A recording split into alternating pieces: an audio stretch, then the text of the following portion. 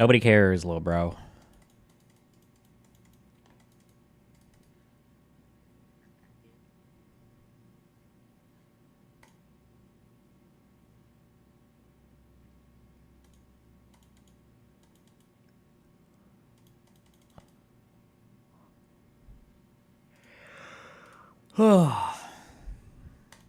What song was that? That was a song that I fuck your mom to every single night. And my God, what is it, Kino? Why? Hold on.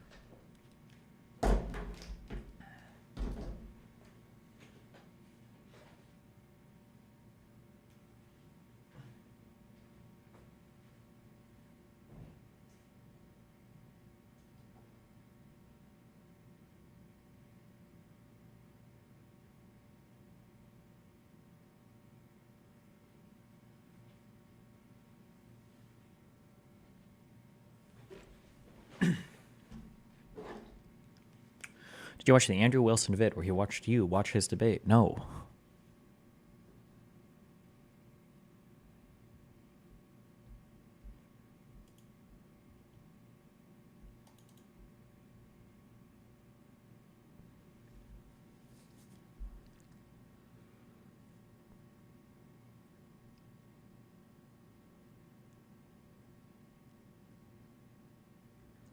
Jesus.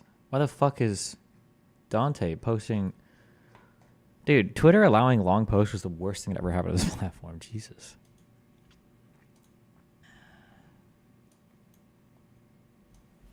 Also, how does my fucking camera keep getting pointed in different fucking directions?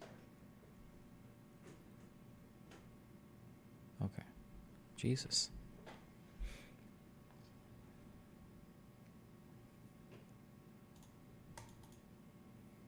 It was just twit longers before anyway? Yeah, but at least you knew when it was a twit longer that you could ignore it. Okay.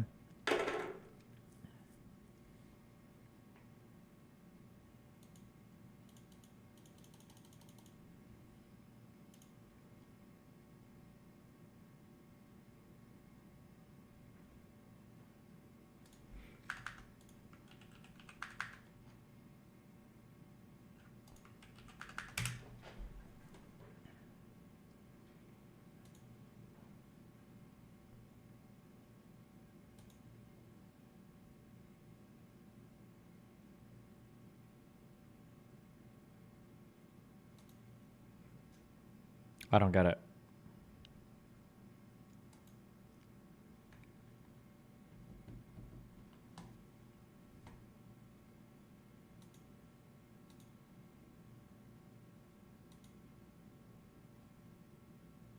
Cringe Drake song, or cringe Drake fan Destiny doesn't make sense.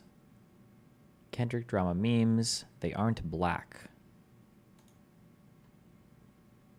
Is that the meme?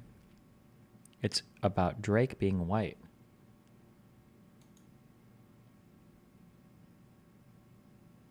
It's not They Not Like Us song, Kendrick calling Drake a pedo. They are dumb and think Kendrick Not Like Us song is about black people and white people when it's about pedos.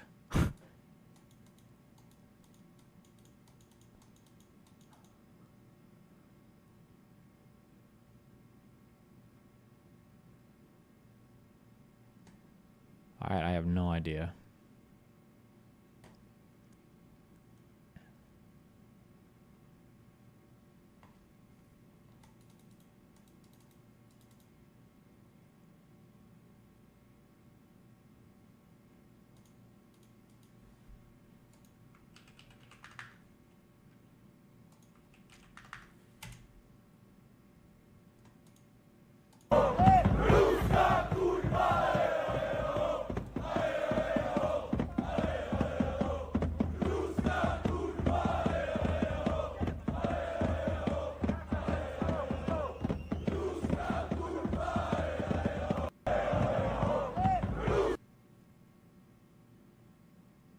Okay.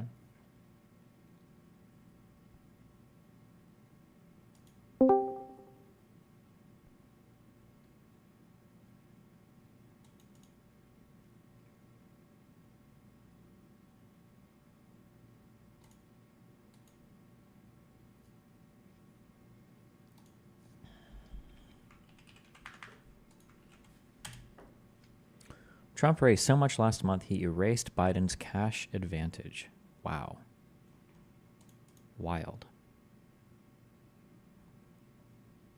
Are we going to get an Elder Rig DLC stream anytime soon? Probably not. I don't know why Kelly is talking to my kid about me. It's kind of fucking weird.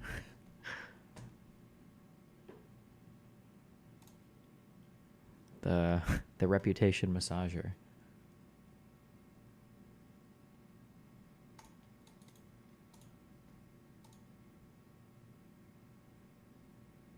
Firecracker arrested for having sex with 15-year-old boy. Who's Firecracker? The truth about fire. I don't even know who these people are.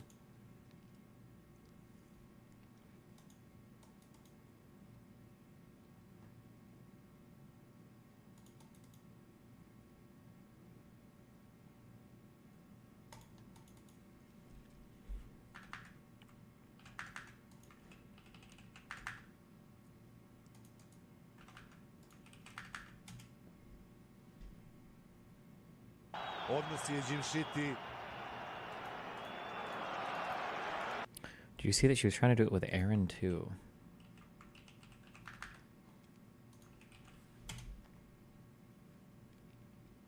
Steven compared me to Mr. Girl, Lav, and Hitler. Nice.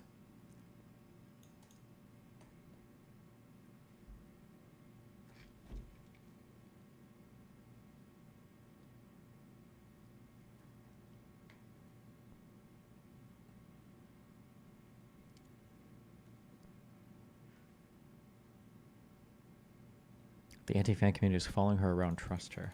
True.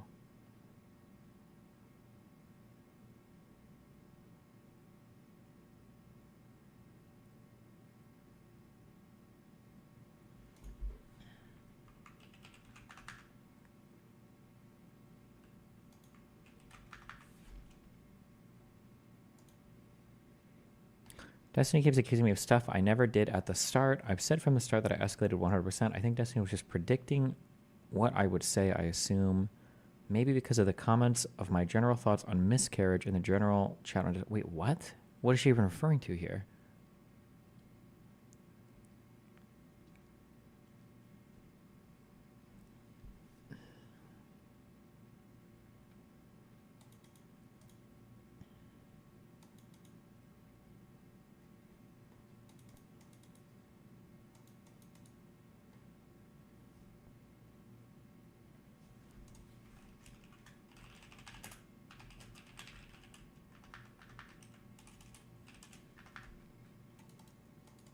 Confrontation at the beginning of the Jizz drama. What did I even accuse her of saying that she didn't actually say? She's doing the second meeting thing you mentioned. Yeah, her and Lav do it all the time. That's like their MO. Is that they feel like they didn't have a good conversation somewhere, then they'll go into like every other server they have access to and then do the... This is the reputation massaging I talked about.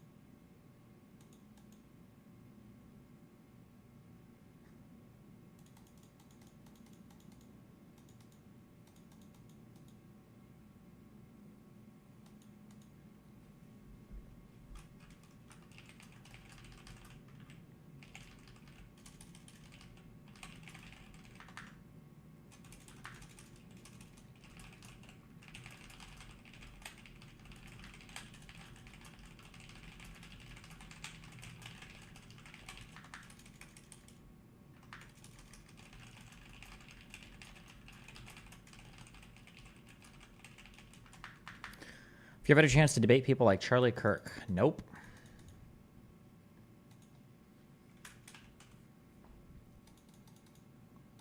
Are you gonna do a response to the Joseph Klein guy? Yeah, I might. Bro, I looked at this guy's Twitter thread. I thought that it was just gonna be like 7 like tweets. I didn't realize it was like 7 fucking novels. I don't know. I might not have as much of a problem. Like if somebody really wants to do a fucking text debate, I can. But the format of how do I even find this guy's shit? I don't even know.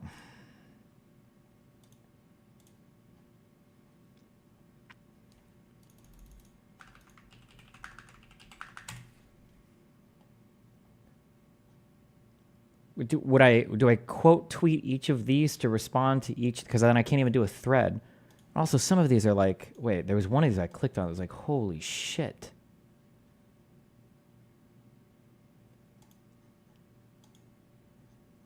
Bro, I don't know if I, like, my God.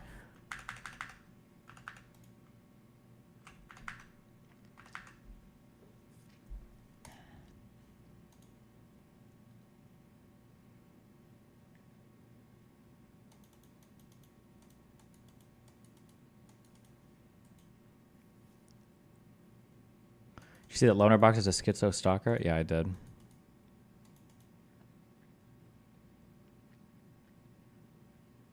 Would you have him on just as a conversation? He seems reasonable, maybe, but scared of a shouting match. Well, I'm... Fuck. I'm on a low mood today. You're auto banned. I have calm conversations with plenty of people. I don't know why the insinuation would be that it's only a screaming match if the other person makes it a screaming match. I never start things off as a screaming match. It doesn't happen. I don't do that. Jesus. It's fucking retarded for you to even ask that question. Yeah, if somebody wants to come on and just have like a discussion or a chat or an argument without it being a screaming match, always been willing to do this with people. No shit.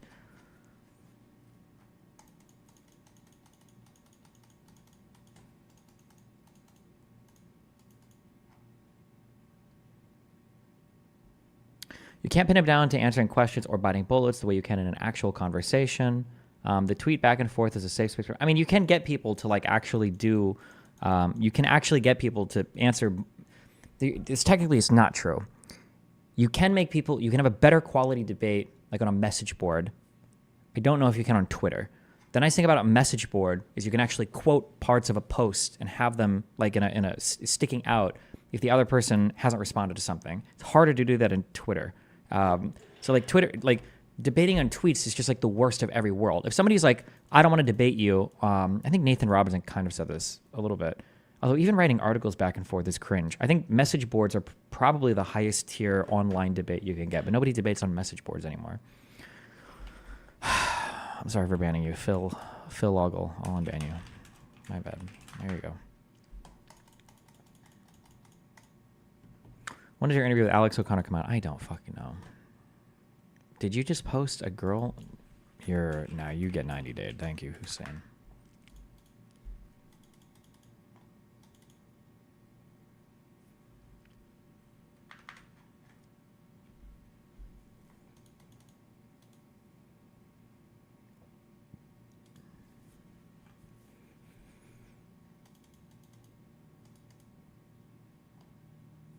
Are you going to go over the thread today? Which thread? The Kelly shit? It seems like the internet is basically just for porn now. Not just actual pornography, but just blazy, consumerist, pass the time, canned laughter to get you through your day. Oh, yeah, maybe. A little bit.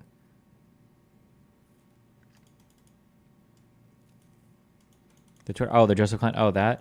Yeah, I might, but I think I'm probably just going to write the response off stream because going through that on stream is going to be insanely fucking boring.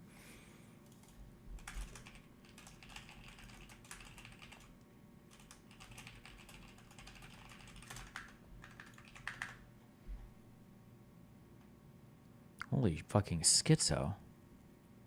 Sorry, Jesus.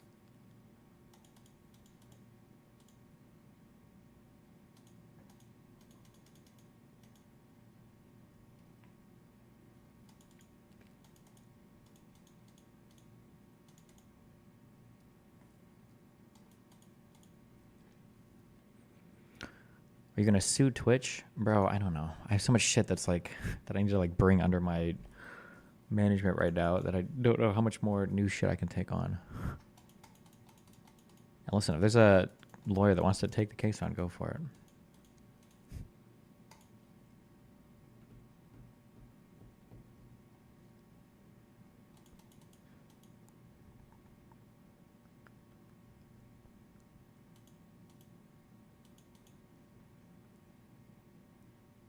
Is the Aaron Matei debate still on? You're going to watch the debate on the Comedy Cellar podcast. I haven't even followed up with him either. I agreed. I go to that college and I talk to the incoming high school kids. And I've done this for 2 years. The last time was when I had the meme with the Dennis Prager thing, but I don't know if I don't think we ever even got the audio of that. And I agreed to do it again this year, and I just realized it's going to eat like 2 days of streaming time. Everything is triggering me right now. I'm so triggered about everything. 1, 2. Because the thing I have to do is going to be on the morning of the 24th, but it's in fucking California. Bro, that is a brutal fucking flight. Atlanta, New York, Toronto are all like manageable, but LA is brutal. It's like 6 hours. What, you're getting paid for it? It's an unpaid event. I don't get paid for that one.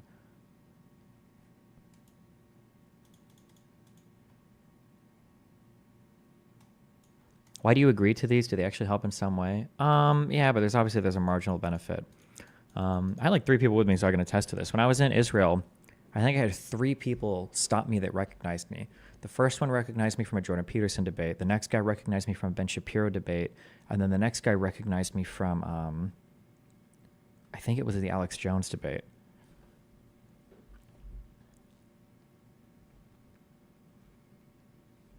So, I mean, like, it helps. It's good recognition. Can you write it off as charitable work? Oh, fuck me.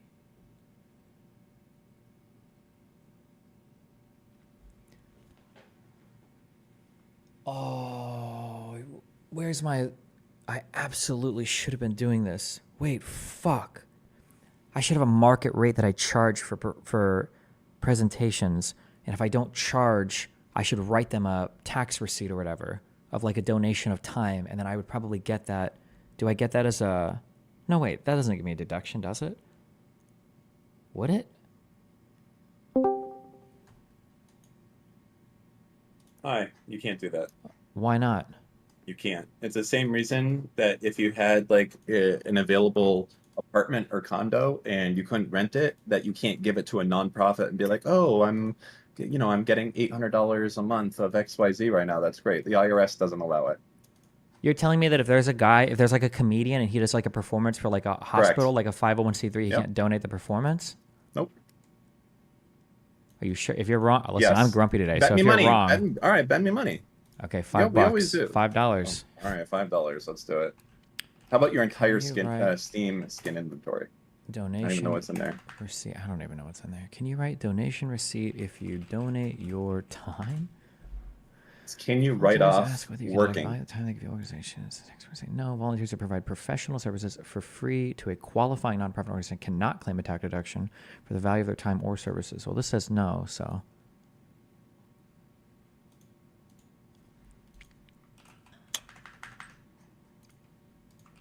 Okay. This means I would have missed out on... Destiny, that seems a bit odd to me. I don't think you would be taxed on a service you donate. Well, no, it would basically be like saying, like, can you write the value of it off as like a thing, and then they would be So receiving it as a to, donation. to be clear, you can write off your costs of going over there and doing things. Yeah, So of the course, plane yeah. But ticket, we're talking etc. about like a theoretical like charge for the service that you're like basically No, donating. for your time, no. The actual costs that you incur in doing it. So like paying the Yeah, producer, obviously, yeah. yeah. These are normal business, yeah.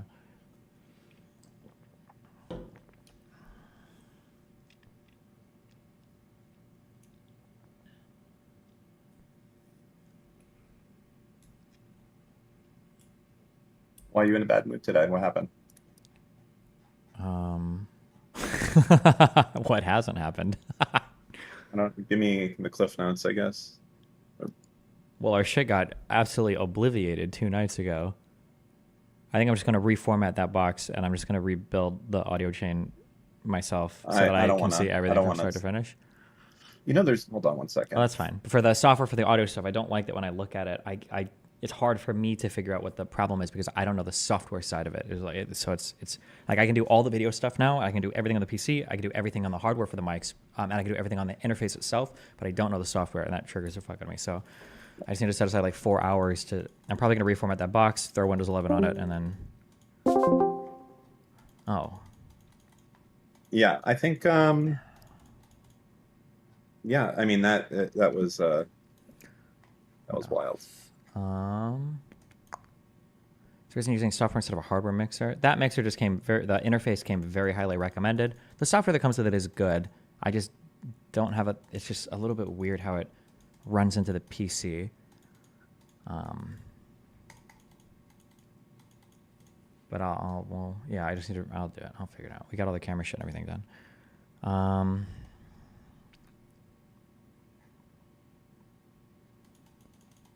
Total Mix. Yeah, the Total Mix software is just not as intuitive as I would like it to be. Like the way that it gets the audio into the PC, unless when the two other guys are set up, unless they set it up incorrectly, like here's an example of something that is a little annoying. Like when it goes into Windows, the way that they have it working on OBS and on some areas is they'll pan one thing completely to the left and they'll pan another thing like completely to the right because I guess Total Mix or the interface itself sends the microphones into the computer via stereo channel where on the left channel it's got all of one mic and on the right channel it's got all of another. Like it just feels like the software that feels a little hacky. There must be, but maybe that's just how it has to work. But I don't know. Like I said, I haven't dived deep into that software, but I can do it. Like that computer is decent. No, the computer's more than decent. It's a good computer. Yeah. I think I told you that it was a 4790K. I thought it was an old Devil's Canyon refresh. Yeah, it's like a 10900 or something. Yeah, fine. It's a good more box than doable. for sure. Absolutely. So is there like a capture card or something that we could be doing better for the audio? So we have the audio sources coming in from multiple microphones. How are those connected to the PC right now? Complicatedly, but Okay. basically the interface itself is a good interface. Has lots of clean gain. You don't even need cloud lifters for SM7B, so that's nice. The interface itself, the mics and everything connect really well. The only issue is the software on the computer to have the stuff coming in is And balancing it and shit. No, not balancing it. Just getting it to the computer so you can see it. Just seems to be kind of complicated. So what device does it go to first? So the microphones go to what currently? They all everything plugs into that interface. What's the name of the interface? It's an REM. I think it's an RME UFX2. RME Fireface UFX2, not 3. Okay, 2. I'm looking at it. Okay, so this is RME Fireface UFX2 USB audio interface. Okay, and this supports, it looks like 4. Yeah, it'll take 4 XLR inputs, so 4 microphones. And then it outputs it. When it outputs it to the computer, does it output it as, like, does the computer see it as 4 audio sources? No, it's not that simple. Oh. That's why I'm saying you have to use their software, and then it's a whole thing. You know what I wonder? This might be interesting. Do you think that they make just a simple, just for one? Like, we don't need one that does it for 4. What's the simplest for one thing that takes one microphone and converts it to USB? Just one. You're talking about just like a basic interface there. But Just we don't a want to have basic we don't want to have 4 interfaces plugged into the. Really? I don't I even. mean, the advantage there is that we could then adjust each interface directly. You can do all of that on this. This is workable. I just learned the software. Also, something is weird. I don't know if you can have like multiple USB input microphones active at the same time on. You can. You absolutely can. Are you sure? Well, you know that on your computer that you can have multiple microphones. Active at the same time? Sure. Without using a second piece of software? Yeah. How? Just, you want to see it right now? Do you have a second microphone on your computer? No. You don't you normally set up a second microphone when someone comes over? Yeah, but those chat? are both running into my mixer, and then that has one USB out to the computer. Well, you can. I mean, if you had maybe if you had a webcam mic or something like that, you could do it. But you can just right click and go listen to this device and do it, and that will work at the same time as your existing one. Right click and you can right click and listen to it. Yeah, but I don't think you can input two microphone issue. That is inputting when you're listening to it to a second microphone, just to check if that makes sense.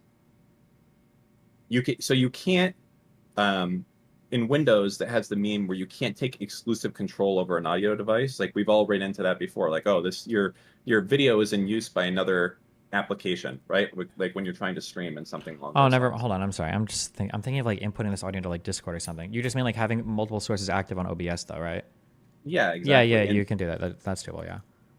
Yeah, you can do that. I might if this is truly too difficult to figure out, then I might just buy just like a more basic mixer. The nice thing about this interface though is that it has like the software has it's a very powerful software. Like it handles all the compression and everything, so the mics all sound like really good without needing like separate like software bullshit to like do compression and filtering, all of that. Like everything sounds good on the interface and it can do all of that with the hardware. It's a really powerful box. I think it's like $2,500 for this interface. It's What's the got name of the interface that the microphones are using?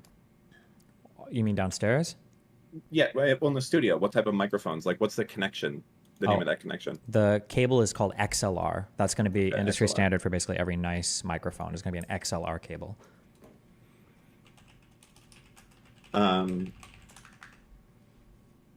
okay, so yeah, man, I don't know. Like, it sounds like strange, but like, there's companies that just make like XLR to USB DACs, and like you could just get four of those. Do the microphones need more outputted power, I or do don't. they run I passively? so XLR means that the signal coming from the microphone is going to be an analog, like a waveform, and USB uh, is going to have a digital. It's going to be Right. zeros and ones. So XLR to USB is going to be you're going to have some kind of active converter there, and I don't know if like Yep. having that is. I think that's like a bad quality thing because it's probably going to be cheap and digital or analog to digital I don't audio. think, I mean, if you think about how bad the quality on this can be, first off, I don't know if that's going to necessarily be the case, that the quality would be that bad. Like, I think it's going to be at least CD quality. Like, what are we expecting this to sound like the radio or something? Well, I mean, Um, it's just like it's. I mean, like there's a balance of things. You're right, and it might not be that noticeable, but I mean, if at like, all. but I Like, mean, the only thing you have, like, the most important part here, arguably, is the sound. Is arguably the most important part. no, I don't disagree that sound is Hmm. important, but I mean, I'm looking here, and there's like 1,000 XLR to USB adapters that are like there's so many of them and none of them are expensive. Like Yeah, I of guess course. there's one from Shure that costs $120, but the rest of them they're like, you know, 20 to $50. And yeah, I guess that would be interesting. Like does that takes a major piece of bullshit outside of our control and puts it into OBS where we know it, where we Well, have no, three audio sources. I Yeah. understand what you're saying. I know what you're saying. I can learn this. I just have to learn it. That's it. But once I learn it, I'll have it. I'm not gonna do like a hacky solution that I don't know if it's gonna give us as good of a result just because I'm too lazy to learn a piece of software. I can learn this. It's just gonna take me like 4 hours to sit down and do it. I'll do it. I did it with all the camera stuff. I can do it with this. But if I can't, then I'll just opt for something easier. But I mean, this does everything we need to do. It's already been doing everything we needed to do. I just need to understand it better. Um, you're going to mix all the I mean, mics into one input device presented to Windows. No, not necessarily. I just need to understand how it's working, and I wait, bet that the thing even can do it. I just haven't. so you think there's a way that this device, when it's connected to Windows, can show four separate audio outputs or inputs to Windows, and Windows can see those four, and Windows themselves can adjust the levels manually in the software? I don't know, but I don't think I would want to do it in Windows. Really? No, because for Windows, I think you're just gonna want everything at 100, and you want to do all the adjustments on your high quality device.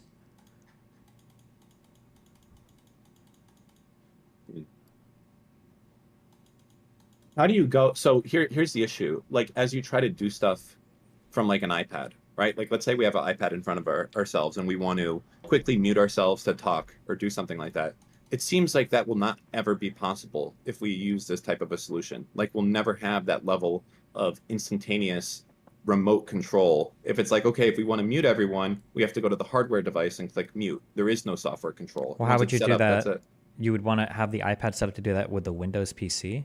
Yeah, you could easily do that because everything would essentially be controlled through OBS. OBS sees 4 audio inputs, and from there, OBS can adjust the audio input levels themselves. It can mute devices, all that type of stuff. Right now, we have an external piece of hardware that does it that we, first off, I don't even think we need. And second off, completely removes any remote access control for us to do Why do we something. want? In what Well, is the use I'm just case for us saying, wanting to mute? um, what's the use case? I don't know. Let's say that we wanted to have a secret meeting. Like, it's just an example of something. Like you want to talk about something real quick and you want to pause the microphone. I don't think that you can do it, um, you know, like that. That might be the case, but I don't know if I want to severely degrade like a lot of the setup just to have the option to do something. Wait,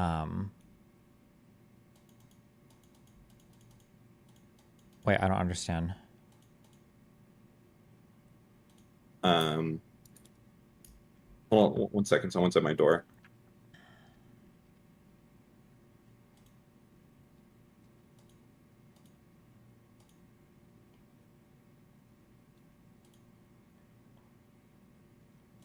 Why do you describe yourself as far left on podcasts with conservatives? I know you've seen that far left. It just depends on who you talk to. Some people consider me far left, some people don't. I don't know.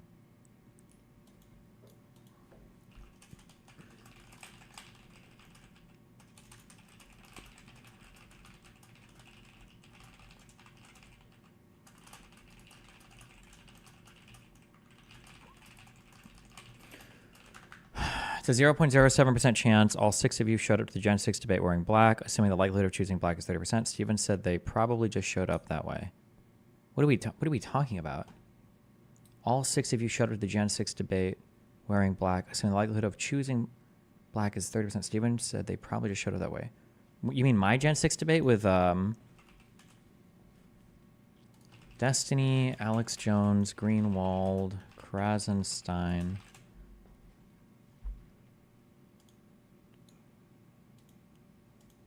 Okay, these two are in black. I'm in like black and blue. We all are in black. That is actually kind of weird.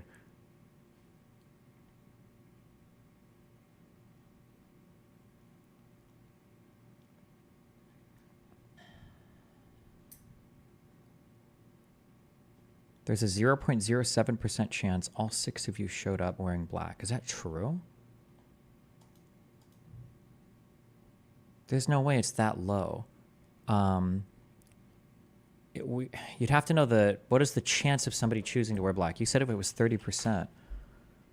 So if it was 30%, the chances of 2 people doing it would be 9%. And then 2.7%, and then 0.9. Oh, I see what you're doing. Could it really be that low?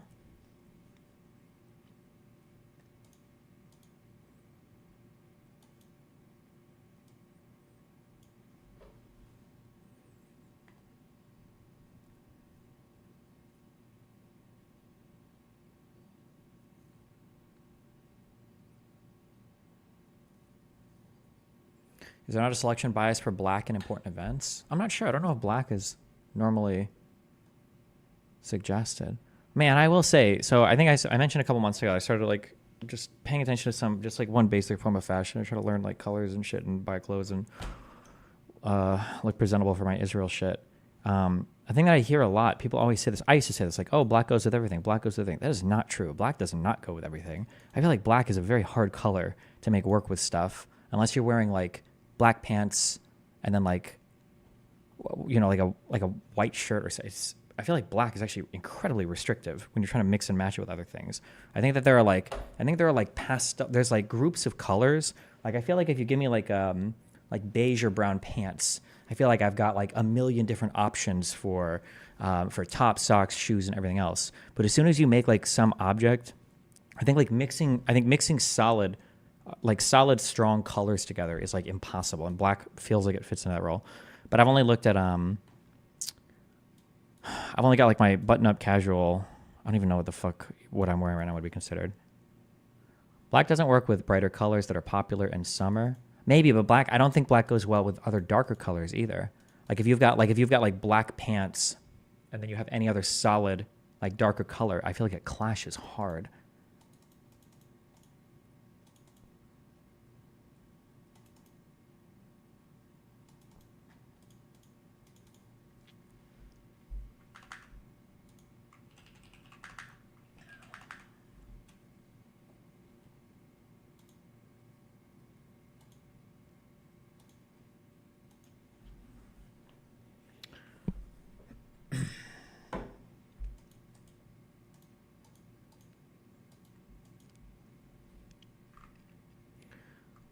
So like the article here is titled "Does Black Go with Everything a Detailed Look?" So notice it looks like for these outfits that the majority of them are black. I agree that black goes with black. Maybe like black with like dark grays. Like this is like black and black, and this is like all black, and then this is like black with a black sash belt or whatever, and then this is black. This has, I can't tell if she's naked underneath this or not. Is that a top, or is she just not wearing anything?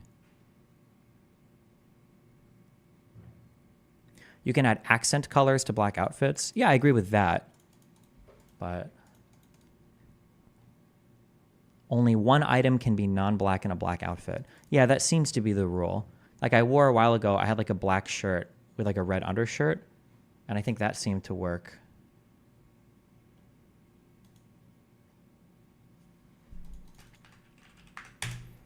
But it seems like you're really heavily restricted. And I don't know if you can wear colorful shoes or not, but maybe you could to match whatever your accent color is. I don't know. We'll see.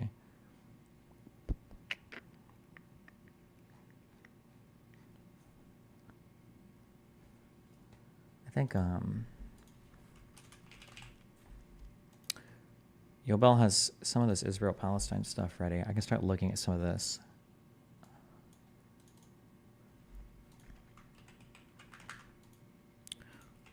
I only have like, I'm like very narrow right now in terms of like what I'm looking at in terms of fashion. So there could be stuff that maybe I'll change my mind as I look at more. I'm not like up to any jewelry yet. Also, I can't layer hardcore because I'm generally in warm climates right now, so I don't have access to a whole bunch of coats and stuff. The most I have access to are basically going to be like button-up shirts because this type of stuff just will never work in Miami. Also, as much as I hate to say it, I think skin tone is really important when it comes to picking colors. I feel like just in wearing different things, as much as I like the color blue, I think that like different types of browns or light greens, I think look way better with my skin tone and hair than blue. I think it clashes hard. So I think if you're white or if you're black or if you're Asian, if you're trying to look at clothes that you think look good on you, the skin tone and the color of your hair, I think is going to be important. So like if you're white and you're looking at things that black people are wearing, I don't think you can always get away with it.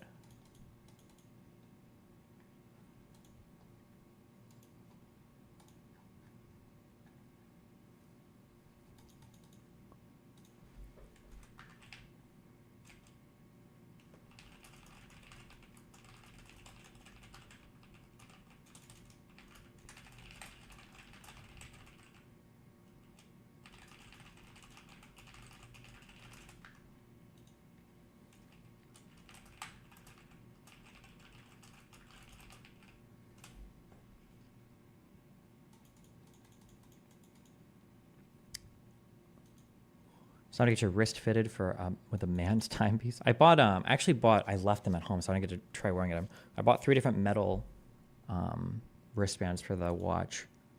But like I said, I haven't even started to approach jewelry at all yet, or watches, so I don't know if I'll do it or not. I'm not sure.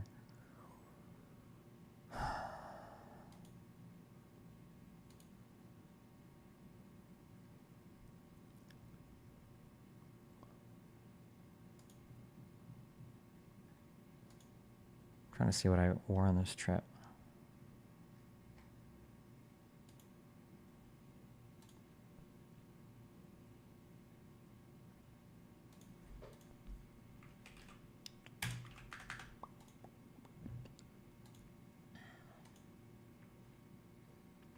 If you link a Dropbox to people, does it fuck everything up?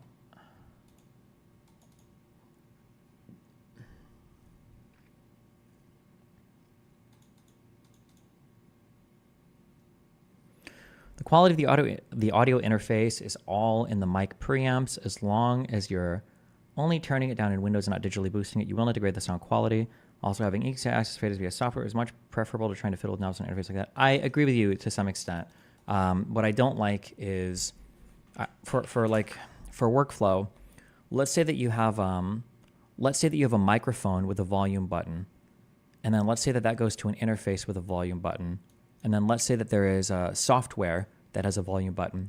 And then let's say you've got Windows with a volume control. And then let's say that you've got OBS with a volume control. What I would want in an ideal workflow is all the volume should be controlled in one area, ideally in like the software for the interface. Like the idea of like people, this is what I got triggered about on the internet now with design, how you can individually mute fucking tabs and you can individually mix like sound on your fucking PC. I feel like all volume should be controlled in essentially one area rather than everybody fucking with all the volume. Like in Discord, the worst feature that was ever fucking added that nobody will ever agree with me on. I don't give a fuck if people agree or not. The worst thing that was ever added was the ability to individually adjust every single user's volume. It's just, it's horrible design philosophy. Because now instead of everybody on the internet working towards some agreed upon like standards for how loud or quiet things should be, now every single individual fucking thing is toggled and mixed. And now when you try to match anything else to anything else, as soon as somebody joins a new Discord, everybody's got to like turn everybody's volume up and down, and this is too loud and too quiet. It's a nightmare. It's horrible philosophy for design, but it's become accepted for the internet now because everything is so dog shit.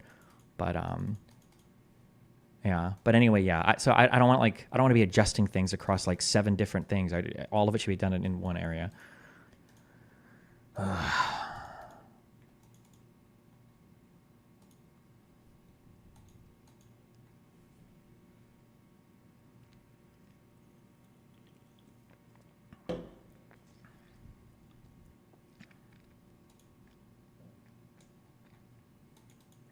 When was the last time you drew a cartoon face? When I fucked your mom and I made her have a cartoon face. Got him.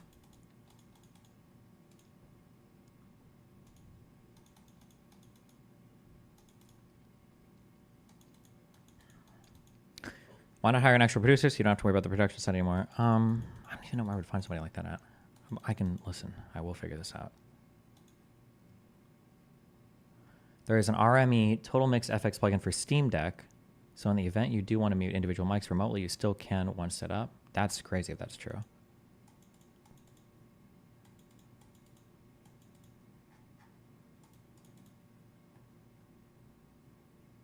What is this?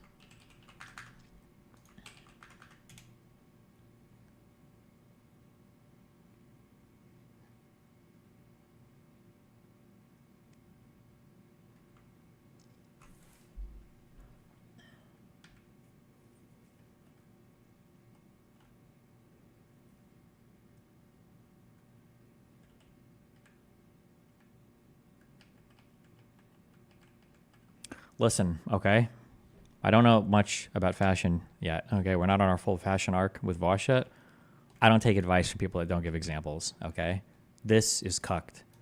The fact that anybody would write this much about fashion and not link you examples is bullshit. Fuck this. I don't know who this person is. Fuck him, okay? Boom. I hope he writes a Twitter thread on me. Don't care.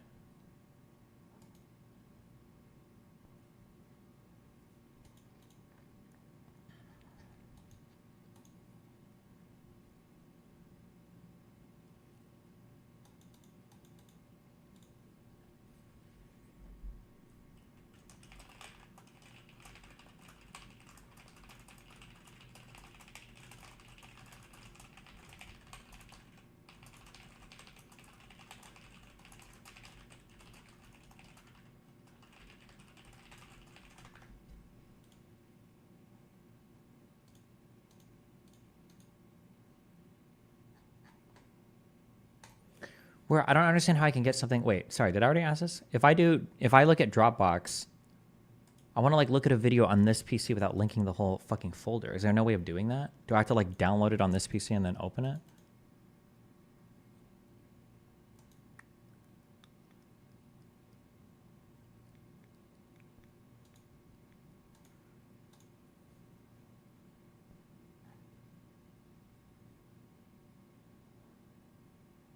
I think I just have to download it. Okay, hold on. How's the car shopping going? Nothing is going anywhere in my life right now, okay? I'm just burning out, okay? That's what I'm doing. So it's not going anywhere, all right? My life is spiraling. Okay. Download. Yes. Download. Yes. Download. Yes. Download. Yes.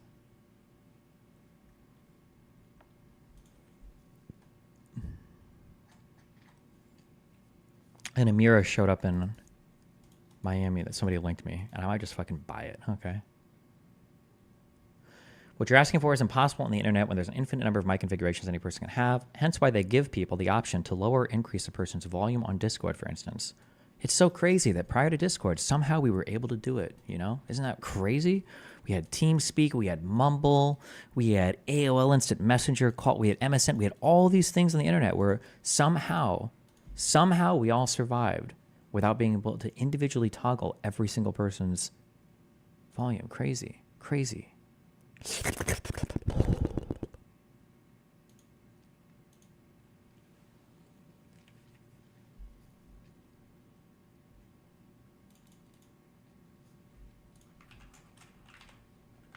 Okay, stop posting about things that Nathan is doing while I'm streaming. It's weird. Please stop. Holy shit. Stop. Stop this. Those days were ass, though? Hell no. Where are my boomers at? Those were the good days.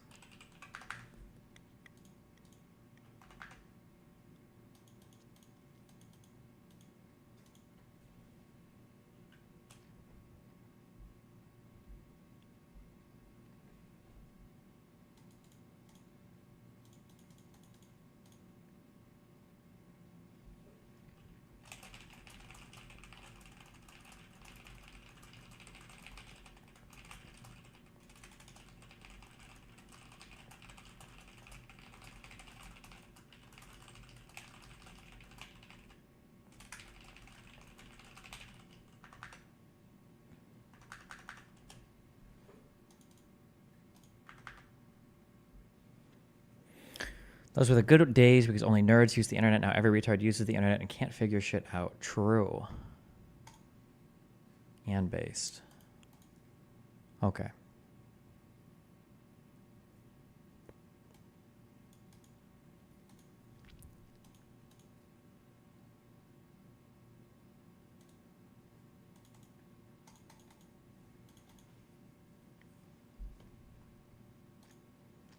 What did you do? Survive Ants, and when did you start to feel it working?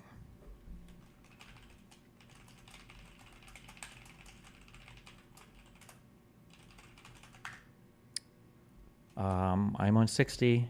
I didn't feel it working until like 60. But that's because I started with 20 milligrams of Adderall XR. This is Omega Autistic, but you in August might benefit from using torrents. The sequential downloading allows you to play back files up until you have them downloaded, which can speed up the initial decision making for the edit. No, don't worry about that. That got fixed. August was just being a baby, okay? What's your weight at? I'm at 145, bleeding it off. How's your gym shit? Non-existent. My arms are pipes, the kind that have no bumps in them. I'm about to move up to 70 milligrams. Have you ever tried that dosage? Nope, because 60 works fine for me.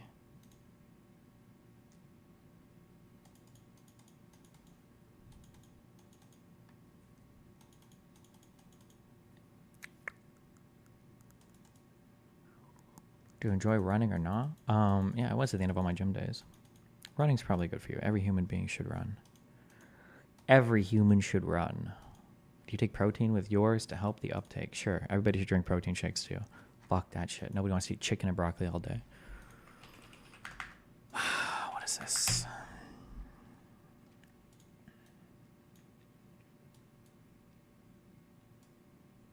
Metal Gear Solid Snake Eater.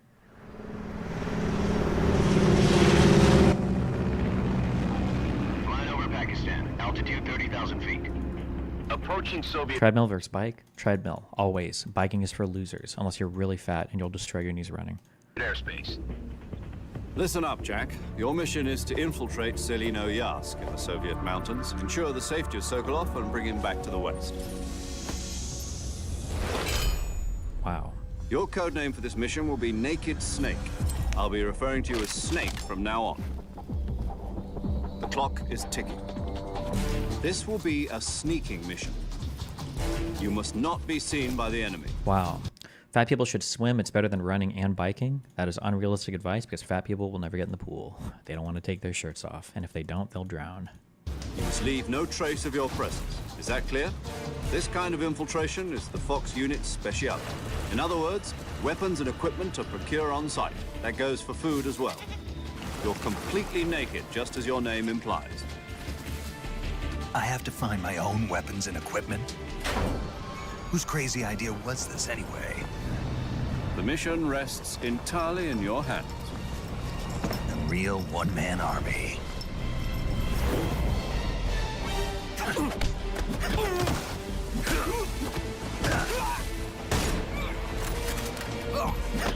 Freeze. Speak.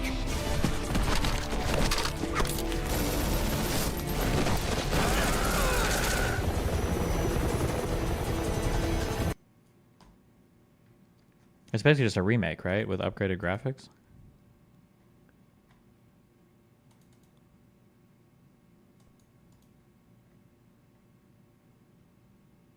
You should get this for exercise.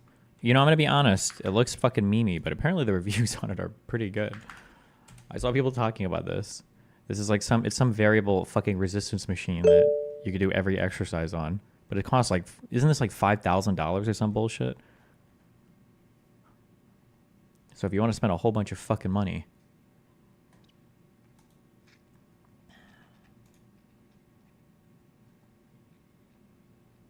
Cone Carnage has it, I think. Oh, and you have to pay the subscription service, I think, to make it work as well. Are you debating O'Connor? No, I chatted with him yesterday in Atlanta.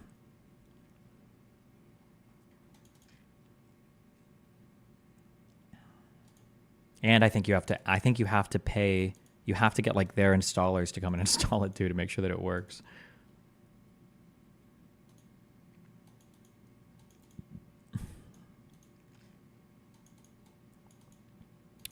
What was the O'Connor conversation about? I don't know. Like random philosophy stuff, basically. God. I keep saying I read this book, but I haven't. I'm like 70% of the way through it. I'm reading this book called Culture and Conflict in the Middle East. And it's just... so much of it is so interesting. It has to do basically with how like tribal societies managed to work for Arabs, basically. Like, how was it that they were able to maintain these like tribal societies across like such vast stretches of land for so long without things falling apart?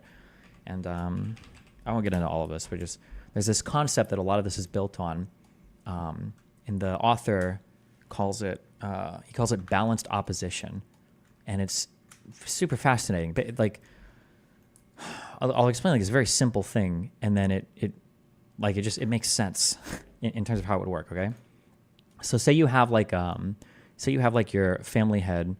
We're never gonna be done with Israel Palestine. This has nothing to do with Israel Palestine. Just leave if you don't like what I'm talking about. Okay, please leave. Oh, I'm pivoting, dude. This year I'm gonna pivot to the fucking we're just gonna read history all day. Okay, I need to bleed all the fucking random retards for my stream.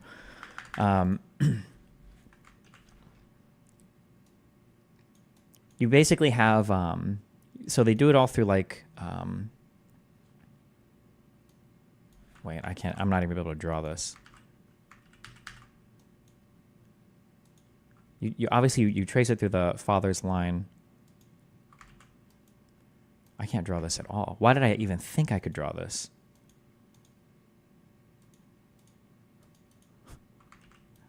Somebody should just link me a fucking tree.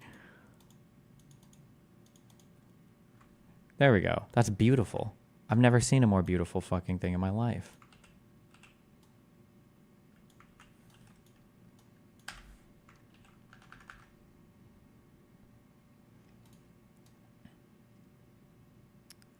Okay, well, that's not going to work.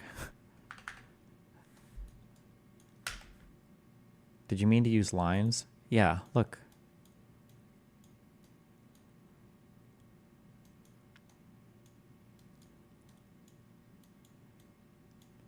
Basically, the way that this works is, in a lot of these, in the Arab tribal societies, everything rested on this concept called balanced opposition. And what that meant was... whoever you were fighting against, the fight would only go as big as the family tree allowed it to go, essentially. So, for instance, let's say that you have like these two families fighting with each other. It would just be these two families fighting with each other. That's it. It would be here and here. So you wouldn't have these like huge wars where it'd be like 5,000 people against like 20 people. It would always be here. But let's say you get into an area where like this guy here wants to fight against like this guy here. and the ancestor you share, it's not common to get to like a great grandfather or something, right? That might pull in everybody that's like part of this tree to be fighting everybody that's part of this tree. And then again, let's say that like you over here get into a conflict with somebody over here, then that might mean that every single person who traces their lineage up to this guy is now fighting every single person that traces their lineage up to this guy. This is like kind of like basic family structure that a lot of or all of like the Arab societies kind of revolved around in, I guess like, would this have been pre all the caliphites? Maybe pre Ottoman Empire caliphate. But the way that this worked was it essentially made it so that you have these societies where you always have like a balance of conflict. There's never one side getting steamrolled by the other. It ends up being entirely decentralized. Like nobody's required to like give a command. Like nobody up here has to order this guy to fight. Nobody up here has to order this guy to fight because everybody just knows the expectation is like, depending on which family members are involved, you know if you're going to have to be involved in this conflict or not. It makes it so that like seeking vengeance, taking retribution, or collecting reparations or payments is very easy, right? So like if this guy over here does something to fuck with you over here, because he's like, they have like this common ancestor. Now, anybody in this group can take vengeance or seek reparations from anybody in this group. It just, the way that this balances itself out, like works, it just works so well to maintain some kind of like order that was totally decentralized, allowed for a whole bunch of different like freedoms and everything for the individuals involved. It's just a super interesting way to balance society. One of the interesting things too that's brought up that I always kind of, I guess I take this for granted, is that you always view, I think in the West, we view the state as being like the evolution of, you could say like from this kind of stuff, from this type of like tribal, nomadic, pastoral, whatever organization. You always think of the state as being the next step, but that's not true. The state for a while ran in parallel to these things. However, the worst versions of states are far inferior to the best versions of those tribal systems. So like early states were essentially just extortion schemes where you would have a bunch of peasants, and peasants are fucked who do farming, because if you do farming, you kind of have to stay in one spot, which leaves you vulnerable to raiding. It means that you're usually have like a high population density. You're susceptible to having your shit fucked. You can't just pack up and move. You're susceptible to other people like extorting you. Like, so states basically form as like these early kind of like thuggish extortion mechanisms. And if you are like part of these more nomadic people, you move and you do this like tribal stuff, your life is actually infinitely better than like the poor peasants that are like in these early, like these pre, constitutional rights, ensuring states or whatever.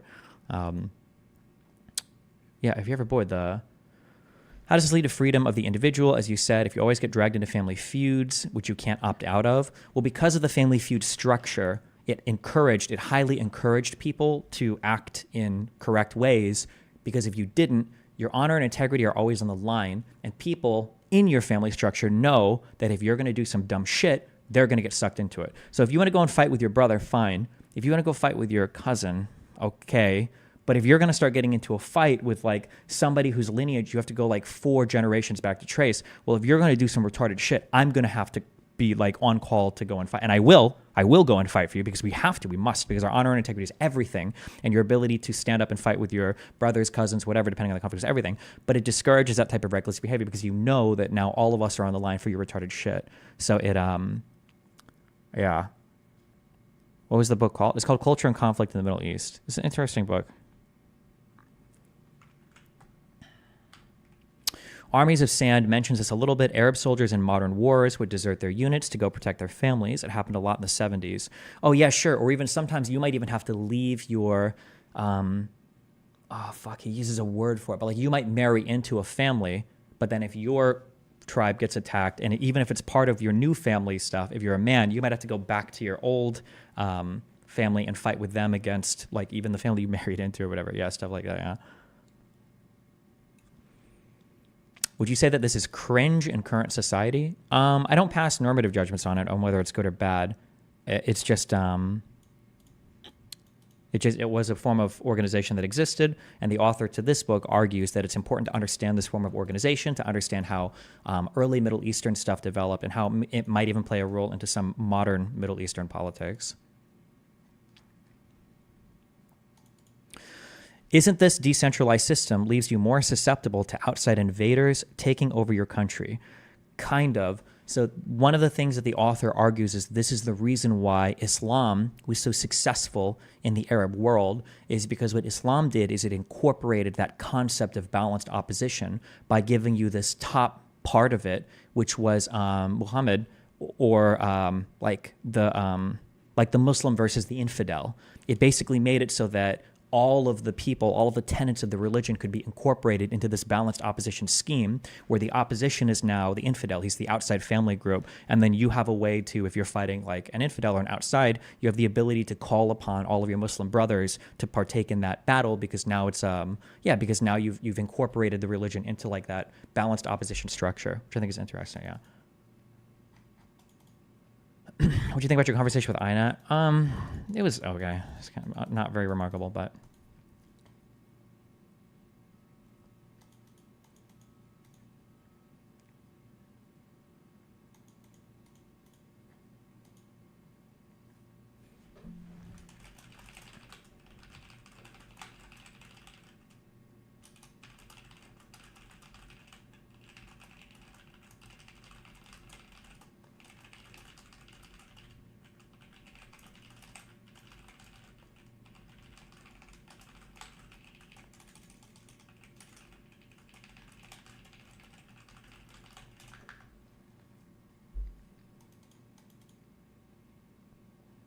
when you describe these honor-based loyalties and honesty, and honestly, it honestly just sounds like toxic masculinity. Was that a sincere comment, or was that a troll, post? I can't tell. Would you ever go on Jesse Lee Peterson's show again for the memes? Maybe, I don't know.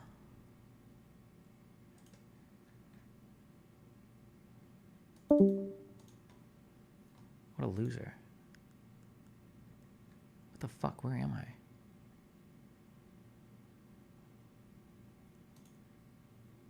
I? Oh.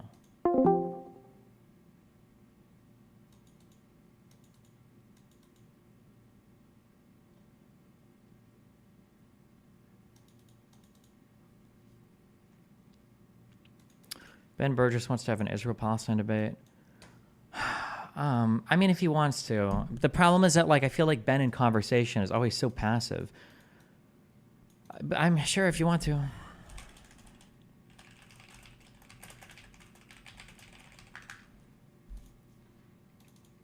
How late does this book go until? I'm assuming pre-20th century, since one of the main criticisms I read of Arab armies in the 20th century is the opposite of what you're describing: over-centralization that limited delegated authority and that discouraged initiative in junior officers. Well, I don't know. I don't know how far the book goes through time, but none of what I've talked about for this balanced opposition stuff, none of this really requires like organized armies.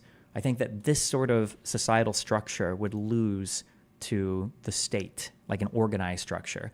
The only thing that really matters for these like kind of tribal structures is that every man is somewhat of a fighter, and you develop that, right, through your life. You're trained from an early age because it's understood that every man is going to be called upon to fight on behalf of his tribe. But you're called upon to fight in like in a numbers sort of way, not like we're going to show up in organized armies and like, you know, participate in like extended warfare on a battlefield. It's just like everybody kind of shows up and, you know, you brawl with each other basically.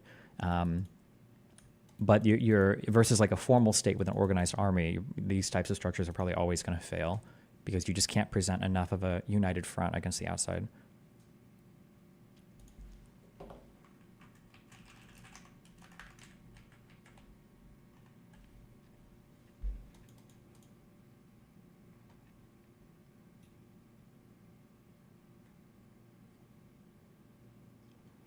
Based on things like this book, do you see these ethnic differences as purely cultural, or do you think there's any room for some quasi-race realism theories with how societies function?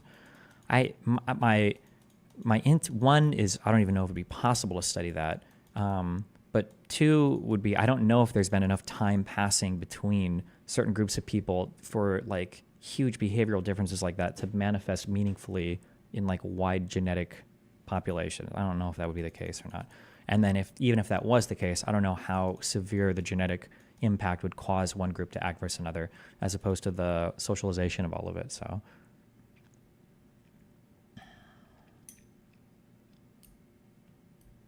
YouTube, the Papua New Guinea tribal war. They only fought until there was a single casualty on either side. Okay. Destiny is describing why honor killings are a thing. I don't know what an honor killing has to do with this. Holy shit.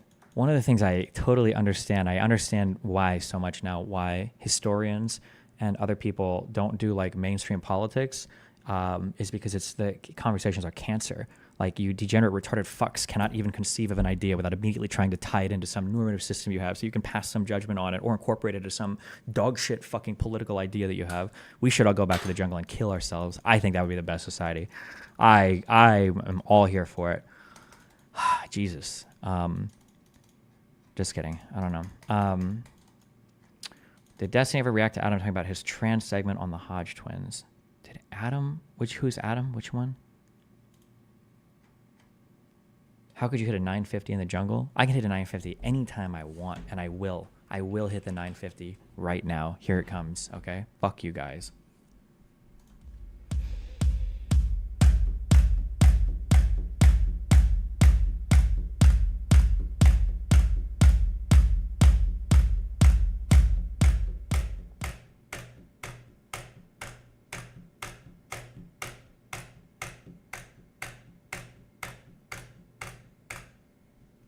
Boom. 952. If you couldn't read that, it's because your monitor resolution was fucked. Israel is using trained dogs to rape Palestinian prisoners. I'm sure. Was this guy in chat memeing? Now I realize why he said that. I didn't even... Okay, unban you.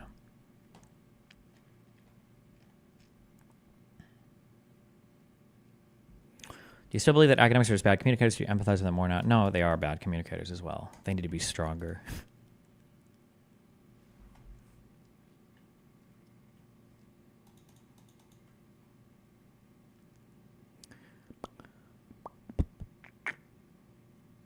What does Stephen have to say about the UN report that Israel is guilty of war crimes? I don't say anything about it. I dodge it because I'm too scared to confront that topic head on. The Adam thing is where Amy defended you. They did a section on your trans comments on the Hodge Twins podcast. Oh boy. Do I even want to watch? Do I even want to see this? It's going to be... I can already guess the whole thing. Yeah, So doesn't at 13 even... years old, Can't even say what a woman is. Obviously. But maybe not. I'm just guessing. What is the name? Isn't the show Valuetainment? Or is it not? Is it a different... Oh, no, it's Sozcast.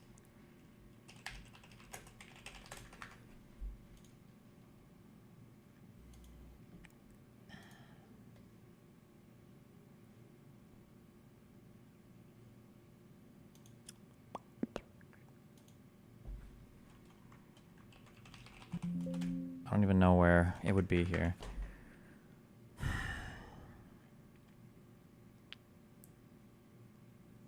You say that genocide is about the special intent, and that's true, but if hypothetically 80% of a population group were killed, surely that's tantamount to genocide. I don't know what tantamount to genocide means. It's a meaningless statement. That's like saying if I punch a girl hard enough, eventually it becomes rape, right? No. Maybe if you punched her in the vagina with your dick. Academics have to conduct research and teach classes. Destiny sits on his ass all day. Why do you assume that doing research and teaching class isn't sitting on your ass too? Also, no. Plenty of people have lots of jobs that don't involve just teaching and research all day. Also, it doesn't matter if you can't communicate it. Communicating is important.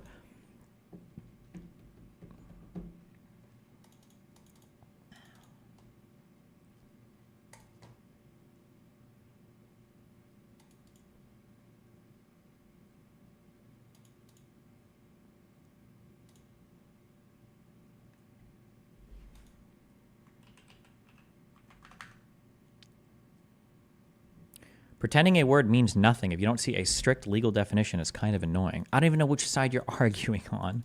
Language is complicated. When you say a word, you're invoking like webs of concepts in your mind. That's how humans use language. The idea that any one particular word has like an absolutist meaning, except for maybe abstract concepts like the number one, is fucking retarded. So somebody like tries to nail you down like, what is a woman? Ask somebody, yes. Reconnect me, yes.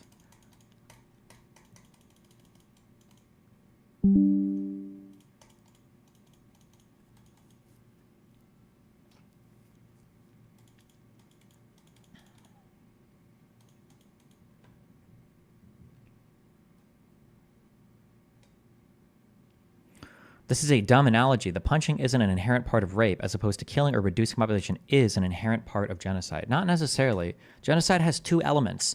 Both need to be met. That's it. If you're missing one, it's not genocide. That's it.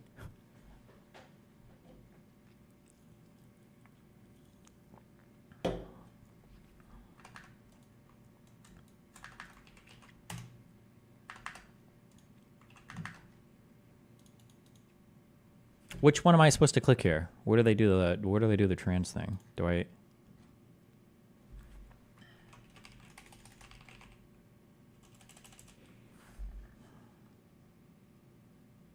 Epic fail. Oh, they even call it epic fail. Thank God. Our old friend Destiny. Destiny. Stephen Bonnell is in the news again. Why is the audio panned to the right? What setting do they have on which device that the audio is panned to the right?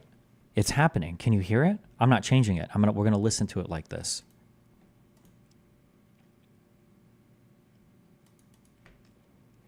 I understand what you were saying, but you also have to acknowledge hearing you say it sounds no different than Jordan Peterson explaining to Alex Connor whether or not the exodus happened. What? No, it's not. It might sound similar if you're retarded, but there is a material fact that can be talked about for an exodus. There are no material facts to be spoken of when it comes to language. This doesn't work the same way. What do you mean? If you eliminate all of mankind, can we have the meanings of words? Our old friend Destiny. Stephen Bonnell is in the news again, but not necessarily for the right reasons, because he was recently on the Hodge Twins podcast, and they asked him a very difficult question that he struggled with, and the question was, Destiny, what is a woman? And he gave a sort of answer. I believe we have the clip. What is a woman to you? What? Fuck, that's a really complicated question. Man, come on, man. That's an insanely fucking complicated question. Yeah. Here, without diving too deep on all this dumb shit, okay? Listen, okay? Jesus Christ, okay?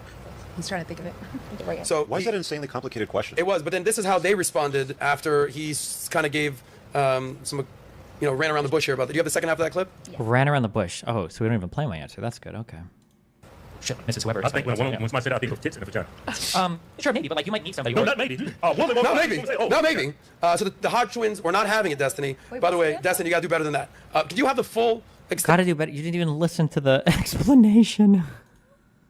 extent of the clip, if you Yes. can? I feel like we So need he to went to do that. basically say all sorts of explanations like, well, you gotta understand what qualia is. It depends on the circumstance, and like there's tables and there's curtains, and is a hot dog a sandwich or not? Vagina. And Destiny's not an idiot. We've done multiple podcast content. Yeah, he's so smart. Destiny, I don't know why he struggled with this one, but this is what he did and attempted to try to define a woman. Go ahead. Is a woman to you?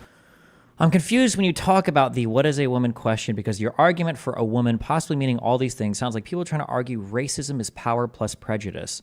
No one uses the word woman like that, just like no one uses the word racist like that. Okay.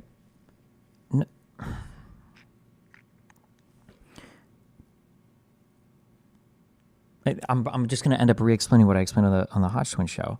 When you're using words, the goal is to invoke something in a person's mind. Okay, that's all we do when we speak language. The goal is to invoke something in a person's mind.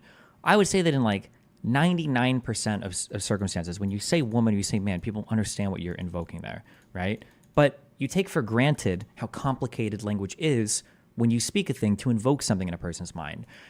Because what you're invoking in a person's mind is very rarely as rigid or as fundamental as people like to think. That's why it's funny to me when people say things like, oh, well, when I say woman, I mean like vagina and tits or whatever. And I was like, okay, that maybe you can say that you mean that, but when you identify people as man or woman in society, when we say that, we're not really evaluating them on those circumstances. You might assume that they have it, but we're using these as like proxies for other traits or characteristics. Or like when somebody says, for instance, even in common policy for like sayings, somebody says like, "Oh, you throw like a woman," or "Why are you acting like a girl?" Are they literally saying that like you're moving your body in a way that makes it seem like you have a vagina or tits, or are they referring to some like other types of like behavioral characteristics? Right? I'm saying when we say words, it's complicated. The question of what is a woman is just a retard's way of trying to get a gotcha because they're either too intellectually lazy to explore, like trans topics, or they're genuinely too retarded to understand how sophisticated or complicated language is. That's it. Like, what is a woman is just a shortcut to being able to say, like, oh, well, I don't think that, like, trans people are a real phenomenon, which, by the way, that's like a defensible position. If you think that trans people aren't real, or if you think that, like, the way that we approach trans issues is not real, or I'm sorry, is not good, then have that argument. You can have that discussion, right? Which is fine. But to try to mask it with like what is a woman? It's like content made by retards for retards to convince retards that they're not retards. Like that's like you think you're getting some like massive own by saying like, well, what is a woman? Like, it's what like any word, any singular word is truly going to be pretty difficult to define when you're talking about the difference between like universal categories of things versus like particular things themselves. Just definitionally, these are incredibly difficult things to pin down. And that can be true if we talk about like, what is a phone? What's the difference between like a phone and a tablet? Or like, I said before, what is a table? What is a chair? What is like any particular type of thing? And I think I give the meme example, like, well, what is a hot dog or a sandwich, right? Like these are like meme examples, but they demonstrate that like language is a very complicated thing. It's arguably one of the most complicated things that humans utilize is language. It's probably one of the things that gives us the biggest advantage over every other species on the planet. Like the idea that we can say something and refer to things at different times or in different places, or refer to things like relationally. We're not even just saying nouns. We're like talking about relationships between two things or describing abstract thoughts. Like, yeah.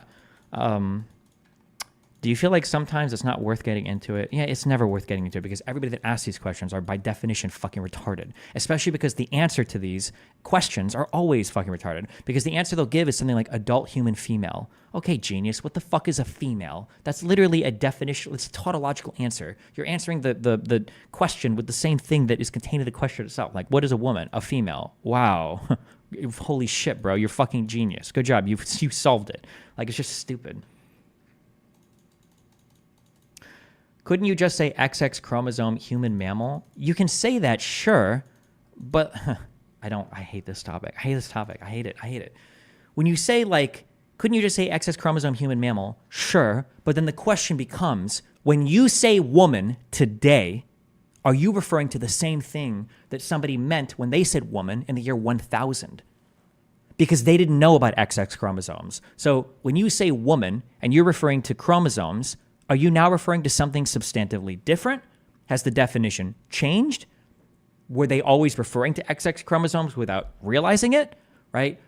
Language is complicated. That's all I'm saying. Don't take it for granted. Or do take it for granted because nobody honestly gives a fuck and everybody just takes it for granted anyway. So who the fuck cares? What the fuck? That's a really complicated question. What? That's an insanely fucking complicated question. Yeah. Okay, here without diving too deep on this shit. Okay, listen, okay? Jesus Christ, okay? If I tell you a thing, okay? In philosophy, there's something like qualia, okay? So like, what is it like to experience something, okay? Behind you is a red curtain. You've never seen color red before. And I say, there's a red curtain. I can never actually express what that qualia is. You're not gonna know unless you experience it, right? There are things we experience, and when we have two brains, okay? I can never send you an idea. I can't do it. It's impossible because our brains are. So what I do is I speak a word. When I say something, I hope you have an experience that maps onto it. So when I say, oh, this blanket is really soft, you might think soft like, oh, like a dog or a cat or a pillow. You've got other experience. I also hate this too. God, fuck, it makes me not want to do any of this fucking cuck shit. It makes me not want to do any of this because I get accused of doing it on the other end where people always say like, oh, Destiny just does rhetoric and he blah, blah, blah, blah, blah. And it's not, I hate rhetoric. I hate rhetoric so much because most of the time that I spend preparing for debates is figuring out how to communicate ideas to retards, okay? So when you say, just say woman is a category, different people have different qualifications or borders of that category. The long diatribe is always going to be a PR nightmare. When you say PR nightmare, what that sounds to me like is like you have to dumb yourself down to have the most retarded fucking conversation in the world because everybody listening to you is a fucking moron. I hate that. I'd rather just have an interesting conversation with an intelligent person rather than sit here and try to think like, okay, well, how do I dumb this down for the retarded knuckle-dragging fucking moron that's going to be listening to this, who's like literally drooling and coming at the same time, trying to smash the right combination of letters on their fucking keyboard to, say whatever bullshit on Twitter. God, it's so fucking annoying. Ugh. Word. When I say something, I hope you have an experience that maps onto it. So when I say, oh, this blanket is really soft, you might think soft like, oh, like a dog or a cat or a pillow. You've got other experience in that one. For all of the language that we use, we say words. There's a whole bunch of associated concepts that like pop up when we say those words. Now, they might not map cleanly onto some universal, Platonistic form of a thing. So for instance, when I say table, when I tell you to define a table, you can never give me a definition that encompasses all tables and excludes all things that aren't tables. Right? They always have 4 legs. One, is something you can I don't even know. I explained all this. I don't even know if it's worth explaining all this. I don't even know if anybody even connects with anything I just said. They're like, oh, actually, no. Actually, words come from Merriam-Webster. What was like a woman? When you say woman, then the concept lights up a whole bunch of concepts. So woman, they tend to dress a certain way, they tend to have certain hair, they tend to exhibit certain characteristics, they tend to have certain body parts, they tend to have certain, right? So a woman, it really kind of depends on the circumstance, right? Like if I'm in let's say that I'm in school, right, and I'm like a grade schooler, and somebody says, oh, a woman just walked by. Well, in that case, you're probably speaking more to age than like gender, right? It's like, oh, shit, like Mrs. Whoever. I think when somebody said, I think of tits in the vagina. Sure, maybe, but like you might mean. Can you explain that counter argument a bit further? They generally identify the X chromosomes based on how females develop and look. Sure. Why is it wrong to say that now that we know? Why is it wrong? It's not about being like right or wrong. It's about looking at the world with a little bit more sophistication than whatever stupid fucking alternative media dipshit you listen to. Okay? I can prove words arise descriptively. Like language, that's not the right word. I'm thinking of description versus prescription. Words arise through use, okay? You use words and that's how they become popular in society. They don't come from a book with strict definitions. The easiest argument in favor of this, like here's the easiest argument completely, is I just have to look at, what was that podcast where, it's the easiest demonstration of the concept that I'm getting at, and it proves it so cleanly. There's an episode on Joe Rogan where Ben Shapiro keeps fucking up over and over again. He's trying so hard to gender somebody with their biological sex or whatever, and he keeps using the pronouns that the person presents as. He keeps fucking it up over and over again. And the reason why, you have to ask yourself in those moments when Ben is fucking up, is Ben Shapiro fucking up because he genuinely thought for a moment that they did have XX chromosomes, that they genuinely had XY chromosomes? No, there's never that confusion in Ben Shapiro's mind. What's actually happening is the way that we use the words male or female or man or woman, it's a complicated web of things that we associate with it. And if enough of those things, flip a switch in one direction, then we tend to think man, we tend to think woman. That's how it works. What I just said there is true. You can be ass mad about it if you want, but it's true for you, no matter how much you're kicking and screaming against the concept. This is how you use language, how everybody uses language. That's just a fact of the world. I'm not even saying anything controversial at this point. But Laverne Cox, is that... I wish I could find... I need to save this clip.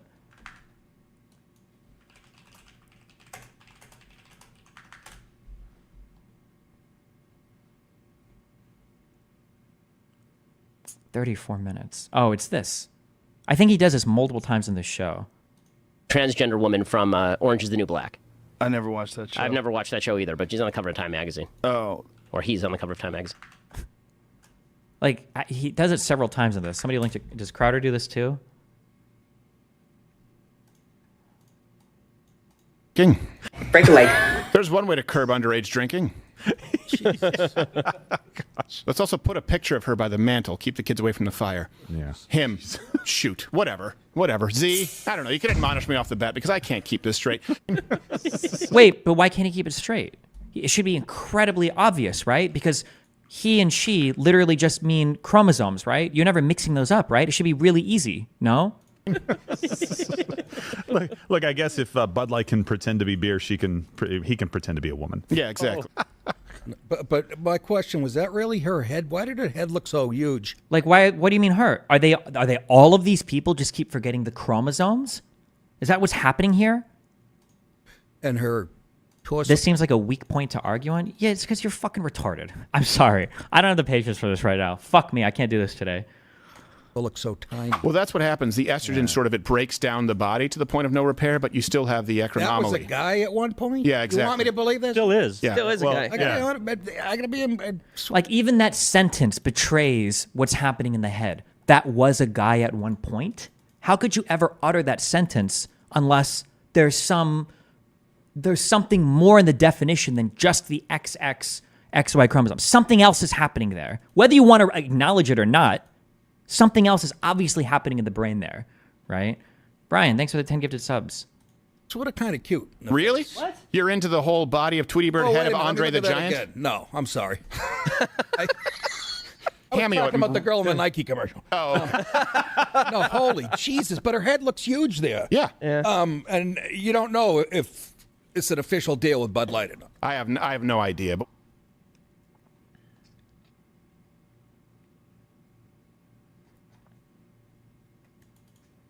You could still say a woman is XX chromosomes and also admit that appearance can deceive someone. You're deceiving yourself if you think that when you say XX or XY, that you're referring to some genetic structure. That's just not true. The reality is, two things can happen at once, okay? Words are complicated. Language is complicated. There's whole theories of language. There's reasons why people write so much on theories of language. So one is that language is complicated. And two, if you don't think that trans people should be a thing, or you don't believe in trans people, whatever, then just argue that. Don't be a little limp dick pussy fuck who can't actually handle the discussion. So you think you're asking some stupid gotcha question that's just revealing that you would be wiped out in a society that doesn't allow 65 IQ people to breathe. Like, just say that. Just like, oh, well, I don't think that trans people exist in a way that they should have access to medication. We shouldn't treat them, blah, blah, blah. Just say that. Just do that instead of trying to do like the weird gotchas that just demonstrate your lack of understanding about anything having to do with humankind.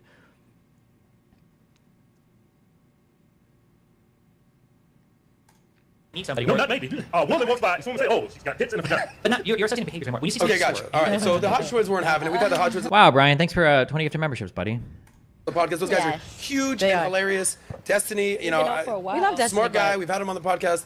I like Destiny. Yeah. But sometimes, bro, just answer the question. So, Rich, You are completely misunderstanding what the purpose of the question is, and I don't know why. The question is to test people's ability to define the categories they're seeking to redefine. No, you're wrong. That's not the purpose of the question. The purpose of the question is to see what team you're on, and then to see if you can like get a cheap gotcha because you don't have the philosophical or medical background to even discuss the question. That's all it means. That's all it is. That's the start and stop of what that question is for. trick question. What is a woman? I mean, really? Yes. Please, help. I mean, I Please just- use the word qualia, curtain, or hot dog. I mean, I just lost a minute of my life listening to this idiot talk about. I don't know why he gets a platform. What is a woman? It's a biological female. This was the cuck that was scared to have a conversation with me, right? Where Amy asked, "Is there one person that you disagree with that you'd have a conversation with?" And I think he like had a short circuit on the fucking stage. Was he one of them? With the ability to birth children. That's it. No, but some might say that's the sex. So there's two sexes, right? Female, I don't care male. what other people say. And A then woman has a gender. uterus, Well, no, has a vagina, listen, has breast I have my tissue. own personal opinion. You know, I And it's such a this is like the health at every size arguments too. Like they act like they're so brave. Like, actually, I think a woman has a vagina. A woman has yeah, you're right. Like in 99.9, or maybe in all circumstances, depending on how you want to go about it. But like, just have the conversation then. Don't look for the easy gotcha question. Okay.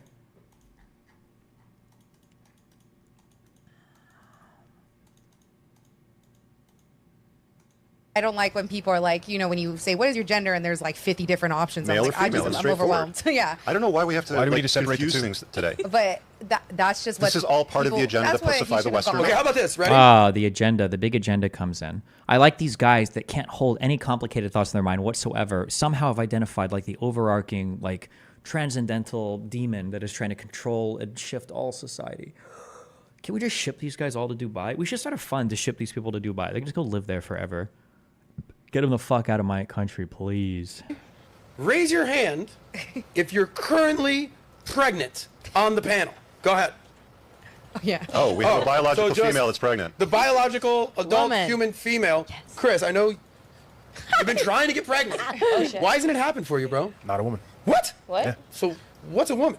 An adult human female. Oh. Like this is like a troll movie, bro. So much of the conservatives have like turned into like actual memes, like where you would never expect it to be so on the nose, like fucking retarded.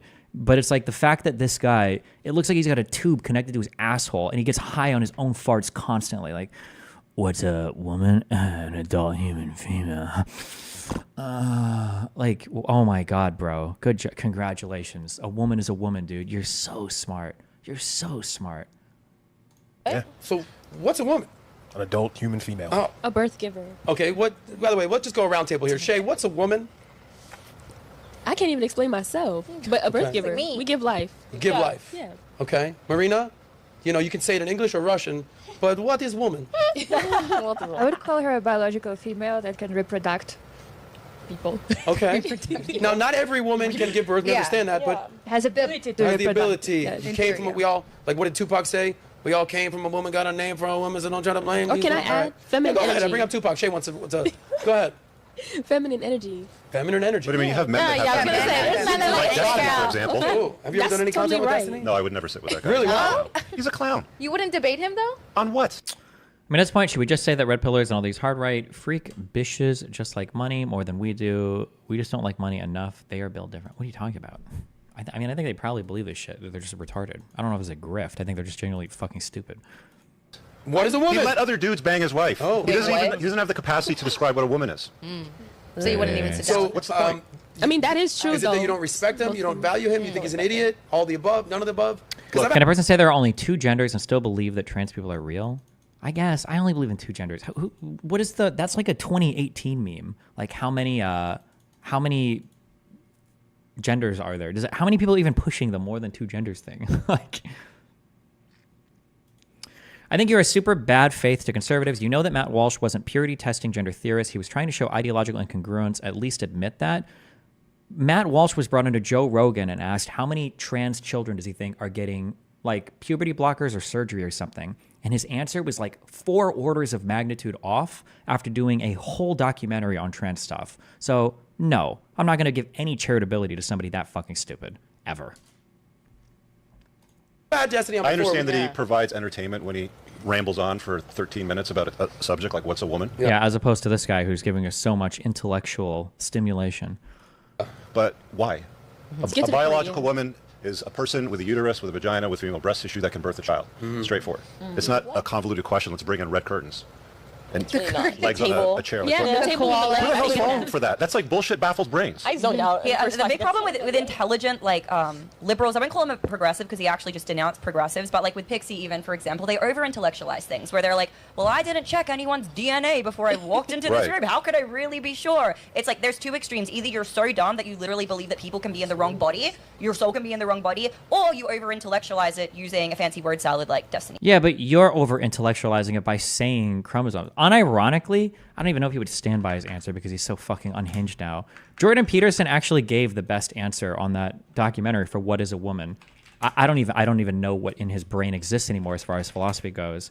But he actually gives, if you're not retarded, it's actually an insightfully correct answer. But I don't even know if Peterson knew how insightful or correct it was. Fuck, I don't know if that segment is on YouTube because I feel like it's just that. Oh no, wait, is this Peterson? So we're going on this. Right.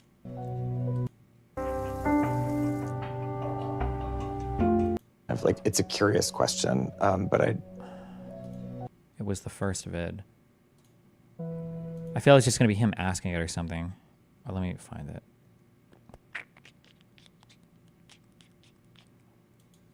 We've been journeying across the country asking people this question, and almost nobody can answer it. What is a woman? What is a woman? Marry one and find out. That's technically the use case is the correct answer. What Peterson's answer is completely correct. Now, I don't know if he was saying that with any level of linguistic insight or any like philosophical understanding of what he's saying there about language, or if it was just like a meme answer because he's trying to whatever. But that is how we discover what words are, what language means, and how things are. It's as you use concepts and become familiar with them, meaning you have some sort of experience with them. This is how we develop language and vocabulary and communicate from person to person. That is what it is. So if you want to know what a particular thing is, truly the only way to know what that thing is to go out and experience it. That's the correct answer. But it's funny, but because Peterson has given us the right here, I guess people just think that's synonymous with adult human female, but... Why do you think the answers in the documentary were so piss poor then? Did it not succeed in showing how these PhDs in gender are incapable of understanding their own definitions? I don't remember when we watched this. I feel like most of the people that he was speaking to were fucking stupid. That's the feeling I got, but I don't know who's to say. But I also don't know like the setup he had for all the questions and everything too, so I don't know. You do not need to marry one though. It makes no sense. No, you don't need to marry one, but you experience it. Experience is how we learn, like... Experience is how we gain the semantic content of language, right? That things that you say, there's semantic content. I think semantic content is what, like the quality of the experience of a thing itself. It's ideal, supposedly, it's what separates humans from computers, although who the fuck knows. But that understanding, I think, can only be gained through experience, right?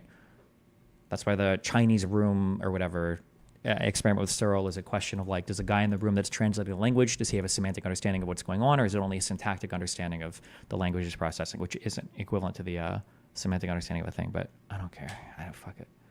A woman is someone who claims that as their identity. Wait, this is not, we were watching the rest of this. Oh boy. He was. Right.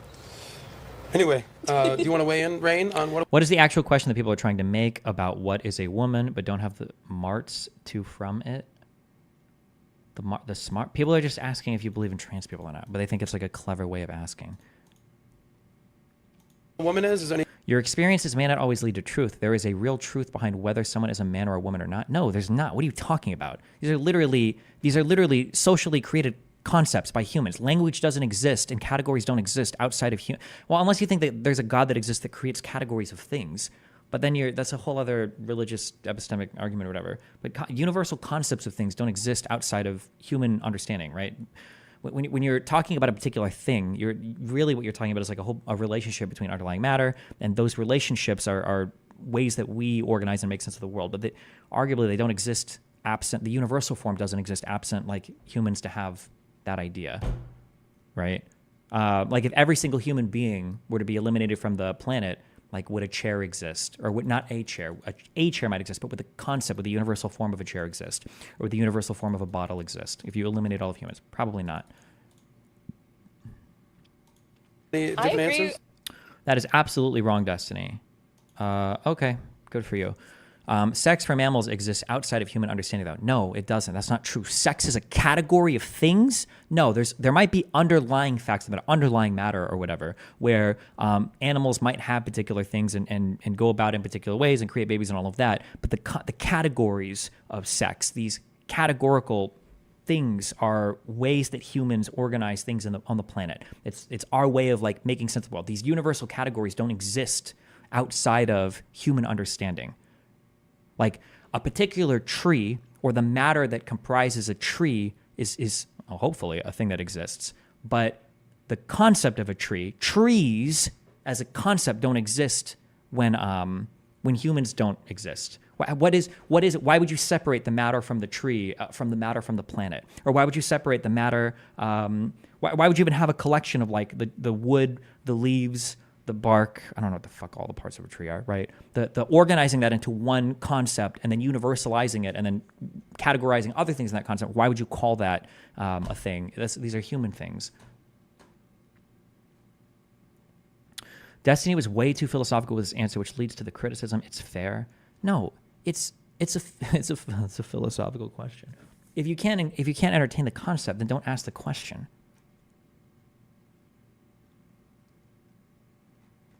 When you're asking questions about language, you're always asking, these are always like very abstract questions. If you want to talk about trans people, then man the fuck up and talk about trans people. Don't do this pussyfooting around on like philosophy of language while being too retarded to understand what you're doing. Just say it. Do you think that the trans people are real? Do you think that people can actually identify as a different sex or identify as a different gender? Just say that. Don't be a cowardly fuck who has to like squirm around like a little fucking worm on the outsides, asking, retarded philosophy questions because you're too retarded to actually engage with the subject, like head on. The words are human made, but the concepts are not. That's the point. No. Okay. Yeah, okay. Concepts exist. Even if all humans are gone, concepts exist. We just discover the concepts. We discover the universal forms. Thank God. Wouldn't nature just categorize itself without humans ever existing? No. What? No. Why? In what part of nature would it? Why would nature create a category? Ever? Things exist and they do as they do, but the category is like is a pattern or universal form. Who's to separate out? Who's to separate out a leaf from a branch, or a branch from a trunk, or a trunk from the ground, or a tree from the planet, or a planet from a solar system? To separate these things out and to recognize distinct entities here. This is a human. It requires like some sort of conscious differentiation to create these concepts. These concepts don't exist. You can't see sex anywhere, right? You can't. There is no way to see sex. In the same way that you can't see a chair, you've got like a collection or organization of matter, and you might be able to describe like its constituent elements, but you can't see that particular thing because that particular thing it's a human organization of the concept.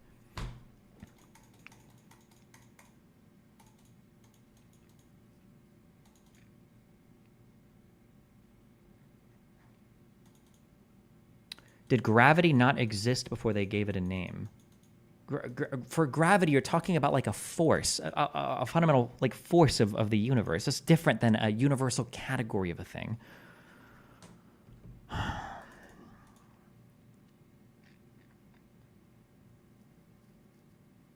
Can't animals do it too? I don't know. We've never had. I don't even know if we could find evidence of animals doing it.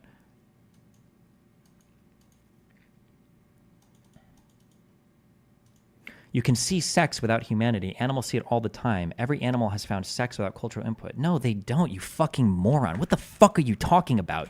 You think that when a dog goes to hump another dog, they have the universal concept of sex in their mind? No, they don't, you fucking retard. Hormones in their brain make them horny because they see something that looks like it's fuckable, and then they go and they shove their dick in it enough until they fucking come, and then they walk away. That's the only thing that's happening in a dog's head. There is no universal organization or recognition of concepts that are greater than or more abstract than the actual particular thing that they're engaging in.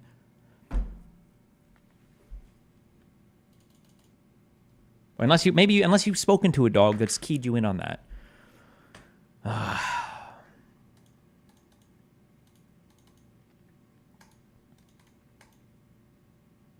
Are you saying that concepts and categories are only human things that can never be a universe thing? Correct. That is my belief, yes. If you're very religious, there might be ways to construct categories as like features of the universe. I personally don't believe that. I think it's a silly belief, but Destiny, doesn't a pattern exist even if there's no one to observe it? The pattern of a tree would exist even if there's no one to call it a tree. No, show me where the pattern of a tree is. That's the question then. Where is that universal concept? Show me. Where do I find it?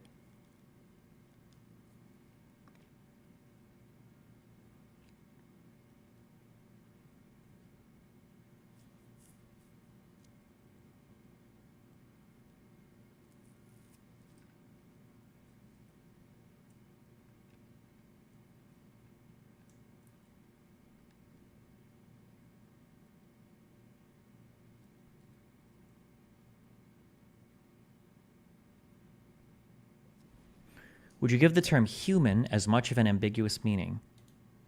No.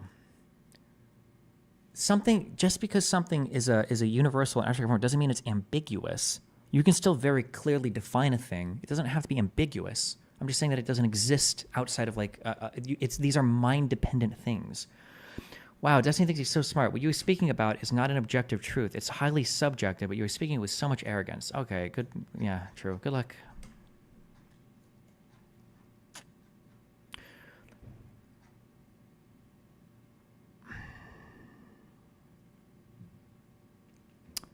At Destiny, I have a question. Whether the word is woman or smasha, the concept overlaps through all human societies, but Red Pill argues the concept is being undermined and redefined.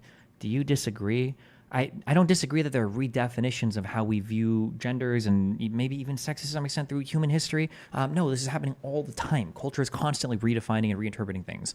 With the trans stuff and with drugs and surgeries, it's definitely a bit different than it has been in the past, maybe even meaningfully different or of a different kind of alteration. And whether or not this is good or bad, I think it's something worth discussing. But you can have the discussion of that without trying to invoke theories of language or universal Platonic forms that are way fucking beyond any hope of you understanding these things, because you can't even entertain the idea without feeling so fucking threatened that you've got to go like crawl in the corner and piss yourself. Just like say that. It's like, oh, I'm uncomfortable with the new ways that we're coming to understand like what woman or more man means, or the idea of like injecting hormones into people to change their like sex or gender. They say that. Those are even, I don't even say those derisively. Those are defensible positions. You can have arguments about that. What you can't have is some argument pretending that there is some universal prescriptive language that everybody must sign on to, and that's like a feature of the universe that we're discovering that is now being encoded into our brains. That's the dumbest fucking way to make that argument. Just argue about the actual concepts themselves, not more abstract things that you're unwilling to engage with.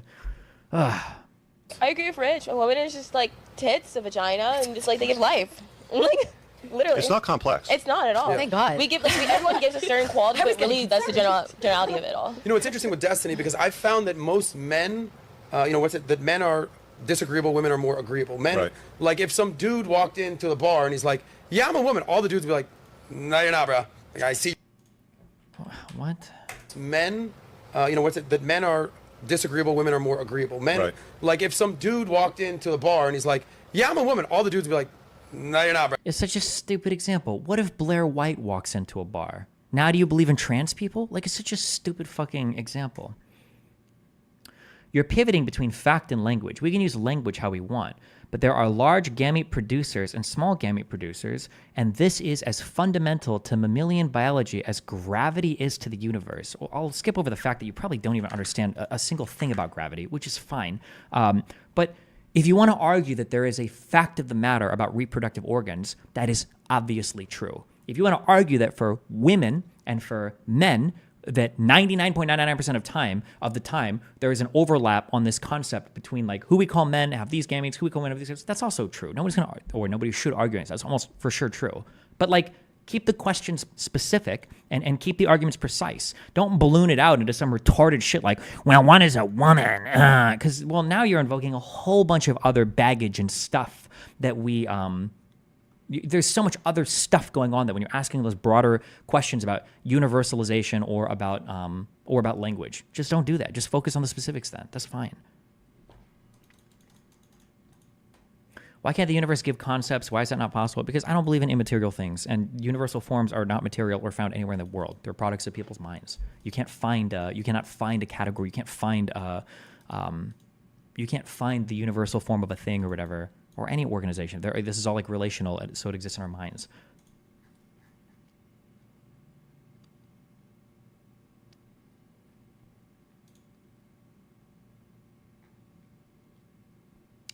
Obviously, there is no perfect definition of man and woman, but isn't it best to use a robust scientific definition? No, what are you talking about? We don't use robust scientific definitions for anything. That's just not how day-to-day life normally works. What are you talking about? Even Europeans brag about using fucking kilograms, and they're using it as measures of weight instead of mass, which is arguably an incorrect way to use grams. So no, we don't use anything like, it's most scientifically fucking hardcore. It's just not how we normally speak. It's not how language works. It's not how humans work. Okay. Bruh, like I see your beard and your bulge and your package and sorry. Whereas women are more inclined to be like, well, she feels that way. It's her truth. I think a lot of This is why I don't think that women, like The View, should ever be allowed to just do a show without a man being like, Then how do you write laws if things can change all the time? Just because something is socially constructed, or just because there's a universal category that's invoked or created by humans, doesn't mean that it can change all the time. Some things are more changeable, some things are less changeable. It depends on the particular thing we're talking about. If we're talking about a thing like what is music, well, that's probably something that has changed quite a bit over time. If you're talking about something like what is a chair or a table, that's probably something that hasn't changed very much throughout all the time. It depends on the word, it depends on the concept, it depends on its use, it depends on how we become familiar with it.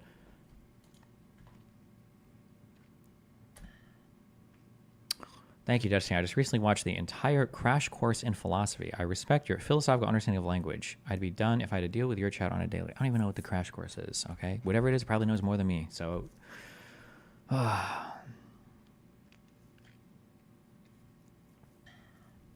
That's a fair point about law. How do you propose we write any laws that are required to be gender specific? I don't know. It depends on what the law is, and then you would just specify. How many laws are even gender specific? Are there a lot of gender specific laws?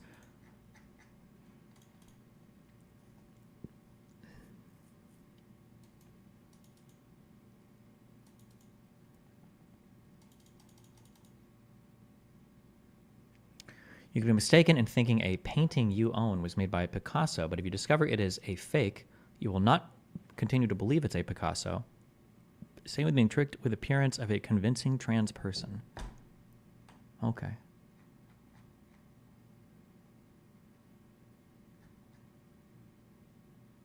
Toplessness laws, but those are unconstitutional anyways and illegal in the Fifth Circuit. Nice.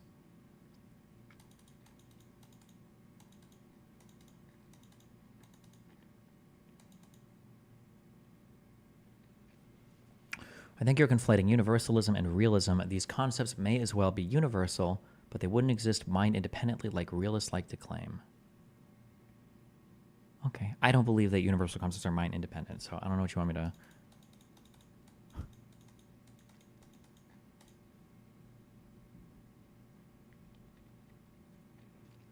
Why does it exist like that in our mind? Why don't most people just mistake where the branch ends and leaves start? Why do animals also perceive it similarly to humans? If you think that animals perceive the world the same way as we do, we're way off in conversation. Please answer this. I'm curious. Can't you say a woman is someone with XX chromosomes but still mistake their gender, just like how you can mistake someone for being someone else, but that doesn't change the fact that the person you thought they were is still the same person? You're mixing up like a particular thing versus a category. The question is the same thing as the Picasso painting. Okay.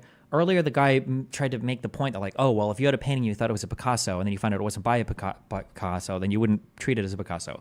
Sure, but that's because you care more about the particular thing itself than like any category. It would still be like a painting, but like you're looking for a very, very, very particular fact of the matter of like who painted it. At that point, you don't even care what the fucking painting looks like. You just care that he was the one that actually painted it, right? The reality, this is such a...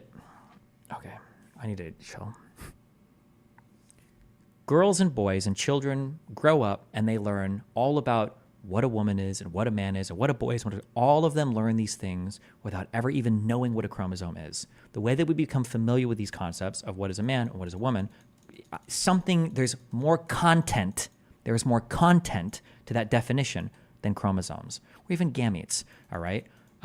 You can argue that it stems from chromosomes, that there are other features or whatever that we identify, as male or female, and they stem from those. You can make that argument if you want to be a little bit more sophisticated about it. But the reality is that we become familiar with these concepts before ever even learning what a chromosome is. So clearly something is happening there that's not just chromosomal identification.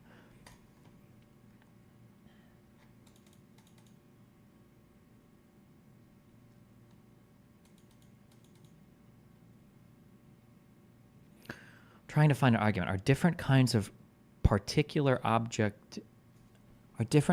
particles objective category? I don't know what even the question means. I don't even know if I can answer that question.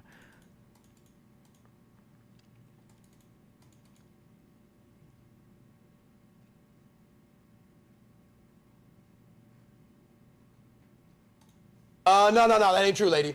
Because guys are a little bit more prone to being like, nah, I don't play that game. It's like whereas The View needs a supervisor? What's that? The View needs a supervisor. You should take care of that. A lot of women like snap and congratulate stupidity. That's the thing. Like they always like come together like, yeah, I love that. I love everything that you're doing. You know, it's like wrong. A woman will never like say wrong about another woman because they are so. Meanwhile, all of these red pill cucks will go and high five each other's dicks over their Islam shit when none of them have opened up a single holy book in their entire fucking lives. And then they'll sit there and they'll clap each other's ass cheeks over whatever crypto scam bullshit they're trying to sell people or approve of. Bro, the idea that like men are above these like weak-minded socialization things where they bow to social pressure and will sit around each other like needlessly and endlessly approving the bullshit that each other is the funniest fucking cope in the universe. So concerned about their status and who they are and stuff. You're like, no, I love her, but then talk behind her back. Right. Well, it's competition. They don't want them to do well. Yeah. They don't want other women to surpass them. So they'll lie to their face and tell them they're doing a great job because it behooves them to keep women low so they can ascend and get higher level men. You talk about, women are best at sabotaging other women. So good. Mean Girls. Literally a whole movie about it. Mean Girls. Like, literally. They just came out Mean Girls, a part 2, 20 years later. Not the same. It's not the same. Okay. Like a musical or something? Not the All same. right, guys. Stop being such Mean Girls here. I just didn't see the second movie. But Destiny, do better, bro. Rich, not a fan of Destiny, but we'll see. Maybe we make some peace there. No, not gonna happen. I like being around men that are men. Right? Yeah. The dude looks like he can't punch his way out of a wet paper bag. Oh shit. Can I ask you, who do you have like an... Why this 60-year-old guy with these gross fucking... What are we... Right? Yeah. The dude looks like he can't punch his way out of a wet paper bag. Oh shit. Can I ask you, who do you Like, have... did this guy fight his way to this position in life? Well, like Mr. Four Eyes over here is like the warrior of his society. Like, have like an adversarial opinion with that you would like to debate? Because like obviously like Jasmine Jafar, she's... oh, and she asked him, that's included at the end of this video, is fucking epic and memey as fuck. I'll ask you, who do you have like an adversarial opinion with that you would like to debate? Because like obviously like Jasmine Jafar, she's someone polar opposite to you. Destiny, someone polar opposite to you. You don't want to share... You said you wouldn't share a stage with either of them. So who is someone who shares what you would call a very adversarial opinion to you, who you would like to get up and debate with? There's intelligent people that have adversarial opinions that you can have a conversation with. There's other people that just try to baffle you with bullshit, right? I just don't have time for that. But could you give? Do you have any? What do you? No offense, but like, what do you do with your time, bro? Like, you're sitting here on this show. Like, what is so important? Like, I would probably be the biggest platform you have access to. What are you talking about? Example of someone who you Throw would- some names at me. I mean, would you? I don't think about other people as much as you think I do. I was like, I don't even know who's out there. Yeah. Wait, but meanwhile, you have all this information about my personal life, supposedly. Like, what? He said, I didn't even know who the hell Chelsea was. Like, You know, Chelsea Handler. He basically, Rich gave you the "ain't nobody got no time for that" Yeah. speech. Whoa! If you like that one, click right here to watch the.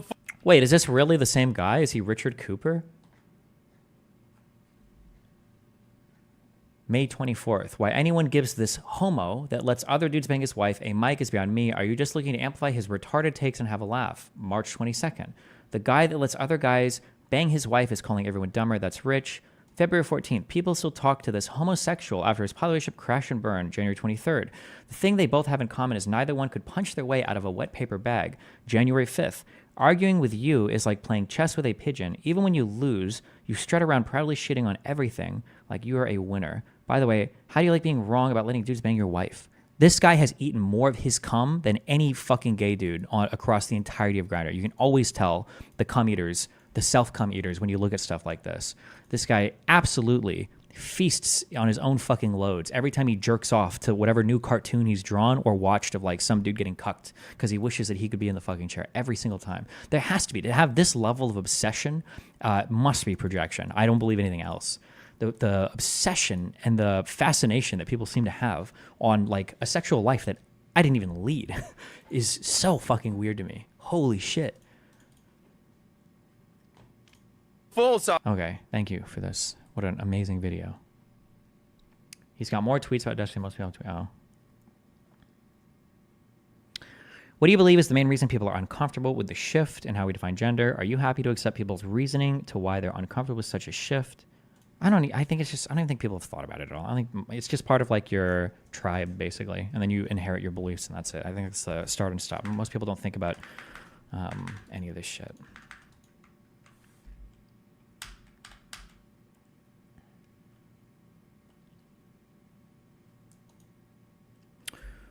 They say natural-born healers with hyperfocus and extreme healing is a mental illness and should take meds and watch natural-born killers.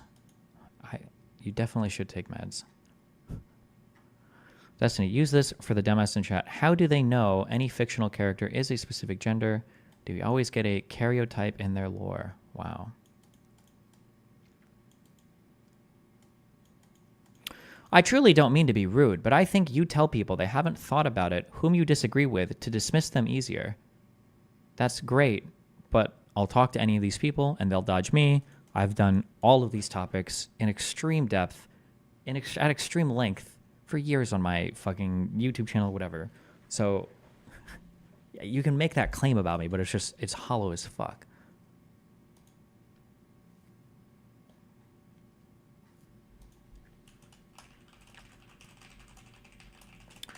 Okay, actual question I can't push past, but why shouldn't trans people legally be identified as their sex from birth and socially identify as trans? I'm pro-trans to this extent, and if I can hear the logic to it, I have zero problem changing my mind.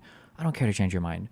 The reality is trans people would sort themselves out anyway, and you would have no problem with it. The people that are hardcore on like, oh, well, you should always be in the sex you identify with, it should always be you're born at, blah, blah, blah. The reality is that if you were in a mall and your wife went to the bathroom with her daughter and you saw Buck Angel walk out of the bathroom, you would lose your fucking shit. And Buck Angel talking to you and saying like, oh, well, actually, it's okay. I'm a trans man, so I have a vagina. That wouldn't be an acceptable answer to you. You wouldn't accept it. You'd say, fuck you, bro. Go to the fuck, or I mean, not bro, I mean girl. Go to the other bathroom. That's what you would say. Because you would do it. You would look at them, you would have a feeling about it, and you would intuitively decide where they should or shouldn't go based on their gender expression. That's how you would think. You don't need an argument for it. You don't need to legislate for it. That would be it. If you were in a bathroom with your little 5-year-old boy and fucking Blair White came walking in, you would look at her and you'd be like, hey, I don't think you belong in here. Like, my son's in here. Like, what the fuck? Like, go to the other. That's what you would say. That's it. Now, whether that means that somebody should be able to participate in sports or, for medical decisions, these are different things, okay? At Destiny, the average trans woman looks like a man. That's the whole point of the discourse. You have no idea what the average trans person looks like. You look at people on Twitter. But also, thank you for admitting that, because then if you admit that, then it really does all come down to gender expression, and it doesn't come down to any sort of like actual like genotypical thing, genotype. Yeah. Like when conservatives say that like XX and XY are the only thing, conservatives want this guy. I mean, sorry, this girl. Conservatives want this girl in the bathroom with their daughters. That's what you're saying, okay? If you're a conservative, you're saying, I want this person to go to the bathroom right next to my daughter. That's what you're saying every time. And listen, if you want to own that, then fine, own it, I guess. I just don't think in the real world, I don't think most people's brains operate this way.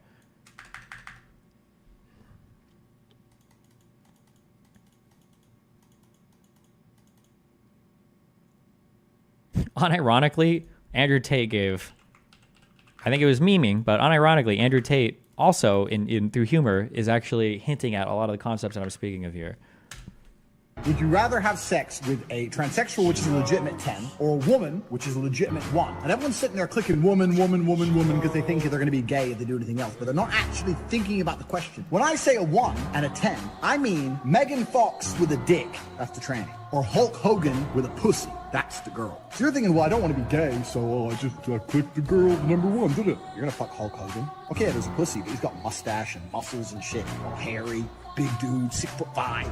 That sounds pretty gay. I don't care if it's pussy. That is gay. Whereas Megan Fox, okay, he's got a dick, but maybe you can like boot it out the way. I'm still Megan Fox. You know what I'm saying? At least she's small and shit. And you can hand around her neck, mess her up. You ain't messing up Hulk Hogan. Hulk Hogan's gonna mess you up. Which one is it?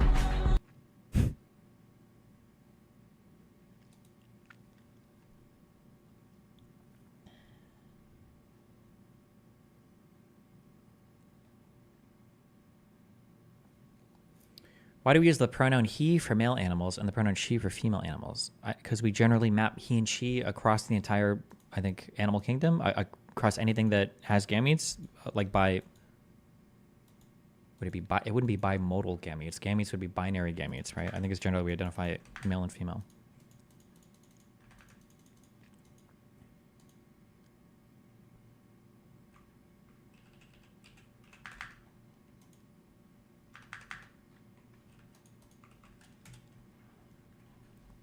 We even call electrical plugs male or female. True. Streamers. Okay. No, this is streamers. I'm ranking them as streamers. Okay. Uh-oh. Nope, I'm ranking them as streamers. That's what we said. Kai, I'll put S. It's easiest to do S tier and C tier at the same time. C tier. She doesn't show up enough. Godlike YouTuber, worst streamer. Wow, Brian, thanks for the 10 gifted subs, buddy. So what about people who identify as non-binary? Is that a category? I don't know. I'm not on the non-binary train. I don't care. Okay, all right. I watch him the most this year. I like Tarek. Boom, lock that in. A tier. Jeez, this is hard, man. Okay, Moist Critical, great. Tyler 1. When he plays chess. Fellow Red Bull athlete. Leaves. Boom. These opinions do not reflect myself, but they are my own. This is streamers. I'm ranking them as streamers. Okay. Nope, I'm ranking Tyler 1. Fellow Red Bull athlete. Leaves. Boom. These opinions do not reflect myself. Uh-oh. How'd your podcast with Alex go? It went okay.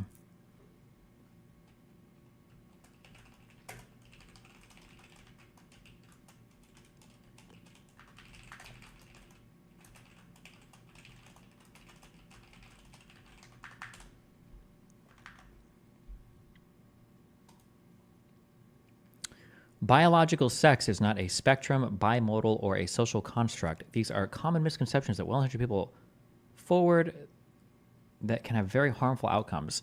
First of all, I'm not convinced that there are harmful outcomes there.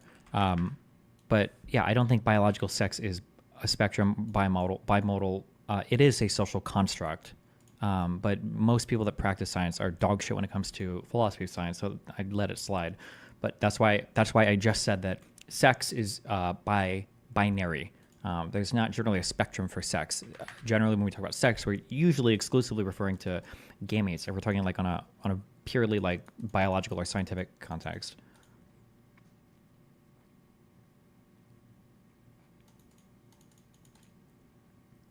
Abortion drama.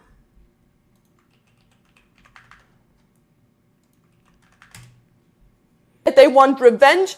I want to feel better about the fact Jesus that Dantas Christ. did shit to them and want him to feel bad. Wait, for is that his That's ex? not my business, and I will not stand here and be like, oh yeah, you here, you that, because I've been the first one to tell him you fucked up and you gotta earn up to it. But for these girls to still go online, talk. If sex is a social construct, then everything is a social construct, and that's just some postmodern claptrap that means nothing. No, it is meaningful. Yes, every category that we have is a constructed category. That is correct. Yes. You can refer, generally, they refer to underlying facts or underlying matter or underlying material facts of the universe. But yes, every pattern, every category, every thing that we talk about, universal concepts, whatever, all of these things are human constructed things. Yes, they don't exist before humans create the relationship and give them name. A particular thing might exist, but not the category or the pattern. Up with Trolley before Brazil. Laura, thank you for being such a good friend. You guys are so perfect. And as soon as something doesn't go the way he wants it to, you're an enemy, and everything you've told that person in private is now something that they can use against us. Why the fuck would I not tell someone that I trust my private matters and saying, oh yeah, it has to be said? No! It has to be said that Dantas fucked up in the past and has to earn up to it. But what doesn't have to be said is my issues that I had privately about my body, about my mental, and taking all this big drama, the nuke he wants to drop, on who did he drop it? Not on him.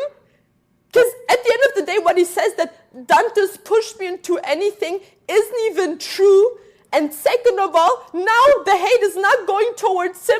I am now the one to be blamed for this. And this is so disgusting to me. Yeah, no, it has to be said. Not from you. You were not the one in the place to talk about this. It would either been me or Dantas, but not this man. And not in combination with him playing girls. Because what the fuck does him in his past playing with girls' feelings has to do with my abortion?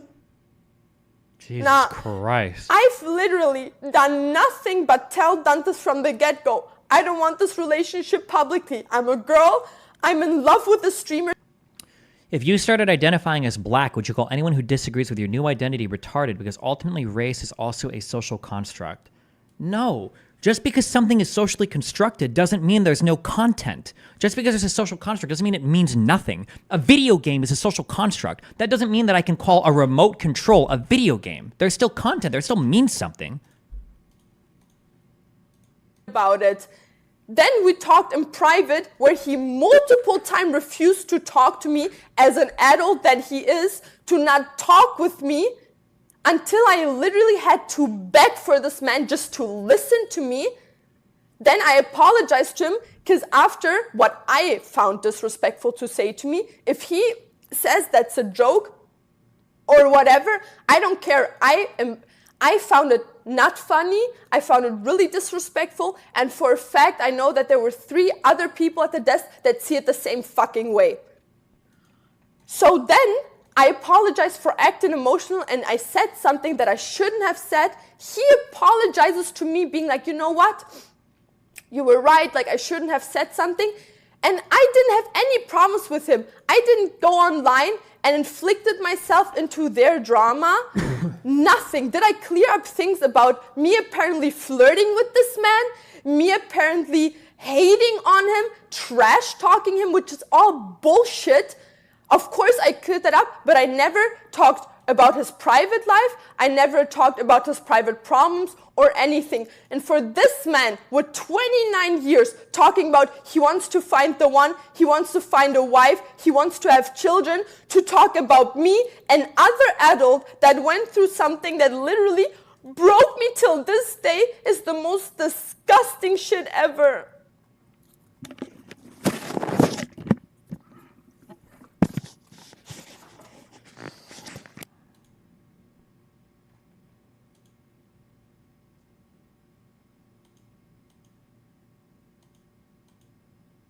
Wait, so why did Tarzan bring up that she had an abortion or whatever? What was the point of that?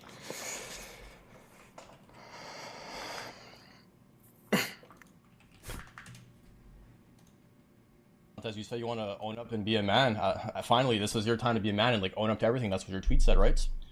1 month into the relationship, Laura was pregnant with Dante's child, and when she's at her most vulnerable, scared, anxious, he let her fly back to Germany to get an abortion while he stayed home in Stream League, basically, is the TLDR. And that is the nuke, basically. Just to show his character as a human being. And again, as you said...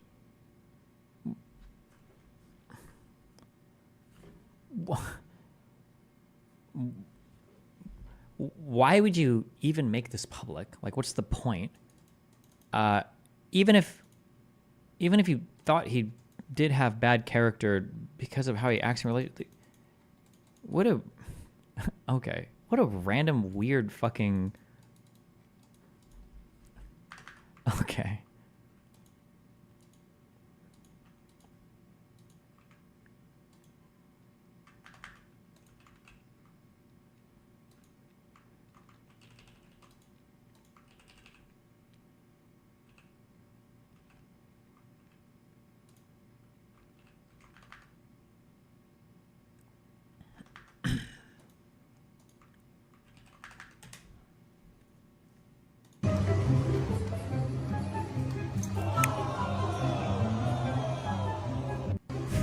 Jesus. In German culture, the supposed father typically performs the abortion with the doctor instructions. Dante's sex, we're not assuming his role. No shot. Is that true? What is your position on non-binary? Does it exist, or is there only male? I don't fuck with non-binary shit at all.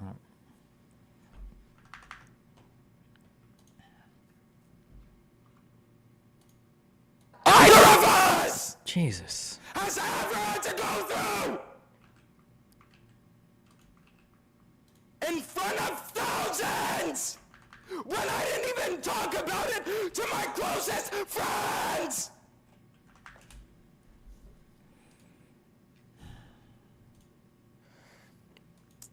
The fact that this disgusting freak of a human being thinks. Because the thing is that it's not even just because I know that people are going to go after me because of it. That's whatever. But you have somebody that literally did. What the fuck does that mean? Why are you being a pussy? Do you believe in them or not? And now there are I don't have any. I just don't have thoughts on it. I don't think about it. If that you take that as I don't believe in, I guess. I don't know. I just haven't even engaged with them. Like, it just seems dumb to me. That they had no right to know about. Jesus Christ. And the fact that he enables it, the fact that he allowed for it, he caused it. He is the most disgusting person I've ever met. The fact that he is so willing to just do something like that is disgusting to me. Let's see. Cinderella, Tailgate, Green Light, Rumpelstiltskin, Ferris Wheel, Bumper to Bumper, David and Goliath, Thumbs Up, Buttermilk, Rags to Riches, Merry-Go-Round, Clearance, For him to sit there on his stream, Underdog, Tilt-A-Whirl, Go Ahead, Roller Coaster. This seems deceptively easy, no? up is because I wanted to hoe around or things like Like that. Ferris When Wheel, the truth Merry-Go-Round, is that Roller since Coaster, me and Tilt-A-Whirl. Laura announced a breakup, we've still kept contact. We've still Okay. sat there, and I've still been trying to navigate it with her because I genuinely just don't know what's going on. It's been months where you have to deal Underdog, with Rags to people Riches, shitting David on and you from the Goliath. outside, with your career also taking a downturn, with events like the abortion that just sit there and make you feel so fucking shit. overwhelmed that you don't even know what's happening, that you needed a bit of space. And the fact that she's been amazing enough to, throughout all this, still be willing to talk to me, still been able to like work things out with me. I even fucking messaged her at like 8 a.m. this morning, telling her that I'd be willing to go to therapy so Okay, that hold I on. can truly sit We've here got and the I can green truly light, the become go ahead, the better. thumbs And up, for this clearance. disgusting, vile human being creature to sit there and to bring up the most private matter Bumper to that bumper? either of us ever had to undergo. The fact that this man thought that it was right and thought that it was justified to lie about a situation, it is nothing short of absolutely disgusting and nothing short of the greatest testament to the truth of his character. I mean, I can probably just guess these and get it because I've The got enough fact that guesses. he's willing Cinderella, to commission Rumpelstiltskin. a fucking Spotify rap song and then in the same hour sit there after playing it and leak the most private thing that people that once considered him friends had chosen to tell him. Oh, wait, are these rags to riches stories? No, fuck me. Or underdog stories? Is Cinderella an underdog story? I don't actually know. Or no, I don't remember. Cinderella and Rumpelstiltskin. Cinderella's not the sleeping one, right? That's Sleeping Beauty. Is Cinderella the one with the glass shoe? What the fuck? David and Goliath. The only thing I ask, truly, is that if you want to sit here and you want to Buttermilk. What's buttermilk besides You want pancakes? to go after the fact that Tailgate in the past pancakes? I sat there and I had multiple talking stages, go for it. You want to talk about the fact that in the past, yes, I did lie about certain situations with girls, go for it. You want to talk about how I had certain half-truths, go for it. But it's funny because in that message string that he decided to leak, there was legitimately a message. Fuck where it, I let's- said, we'll just guess, "I'm I sure that guess. one day when It's gotta I be find one the off, right? one, I'll be able to be different." And the thing is that Oh, okay. Types of come from behind stories. Oh, maybe Cinderella is. Yeah, I don't even remember. I guess she marries the prince in the end, does she? it's just Buttermilk, tailgate, Rumpelstiltskin, bumper to bumper. What the fuck is this? Beginning with synonyms for rear end. Wait, what? Rump, butt, bumper, and tail. Oh my god. Christ.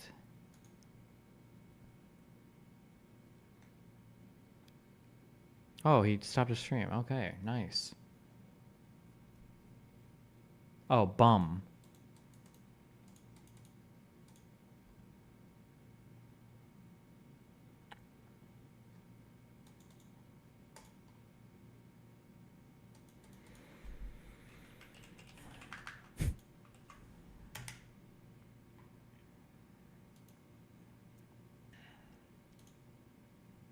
Okay, let's go ahead and get a 40K here, all right? Let's get a 40K.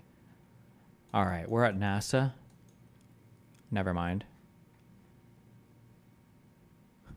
Yes, no, we are. Are we? Hobbs Planet. Oh, yeah, look. I have no idea where this place is. I'm just going to go ahead and assume that when they say Houston, we have a problem, it's because it's located in Houston, okay? That must be the case where the main NASA place is, because they always say that, right? That's my guess. Houston? And then we see Donald Trump here. There must have been a space thing. I'll say 2018, I guess. I don't know. Good luck. My God. My God. Oh, I was even going to put it closer to the shore because I was going to say because it's got to be near water probably. But then I didn't know if, I mean, it's like their command center. I guess they don't have to be near it. Holy shit. Okay. Whew. Okay. Next round. Ooh. All right. All right. One day I'm going to learn when the cars are from. These look like 40s cars, right? Oh, and we're in DuPont. Oh my God.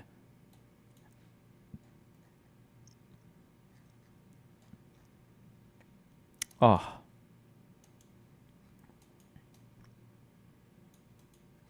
Paris, 1950. Boom, boom, boom. Let's fucking... Oh, 1939, 10 years earlier. We've got a good location, good location, good location. Okay, all right, okay. Okay, these cars are from the 30s. We gotta remember that, okay. 30s, 40s, okay. All right, okay, okay, all right. Oh, Catalana. Is that like a city in Italy? Oh, Catania. No. Catalana. Okay, let's go. Let's go. Let's fucking go. Let's fucking go. Let's go. Hello. Let's go. Let us. Please, just let us go. Please, please, just be a city. Oh.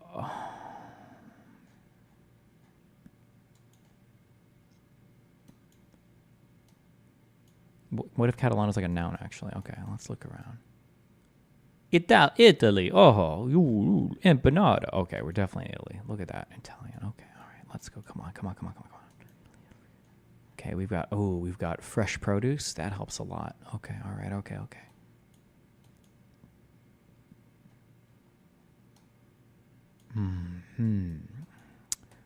Oh, we're in St. Joseph. Oh, this is the big church near Rome. I remember. And this picture was taken in 98, 2000. Let's go. Okay, we were in Spain. Close. Still not bad, though. 8,225. Here we go. A famous food market and tourist attraction in Barcelona. Cringe. Okay. All right. Let's go. What are we going? We're going for 40K, okay? We're going to do it. We're going to do it.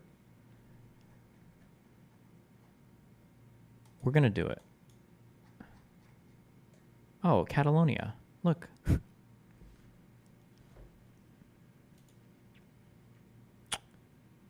Ooh, no. Oh, no. Fuck.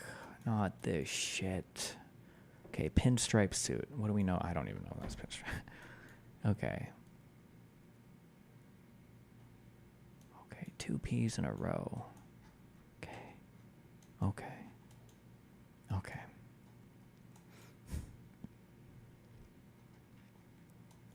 Okay, I know where we are. We're down near Katowice in 45. Let's go. Oh my God, this was my worst one yet. Oh my God, that was so bad.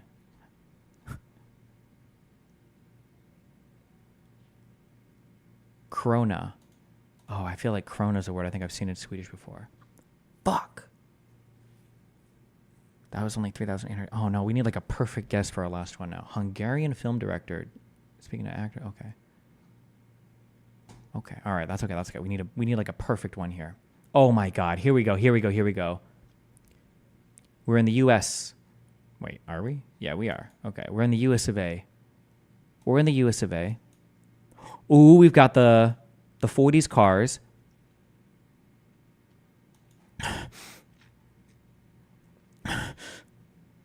Okay, what city are we in? Okay, it's all right. We're going to figure it out. Hold on. Okay, hold on. Okay, we're in the Northeast. Okay, I can tell by the building type. I know that that's about where we are. Okay, let's get up here, okay? Probably means New York, but could be Massachusetts, okay? 45, 44, 45.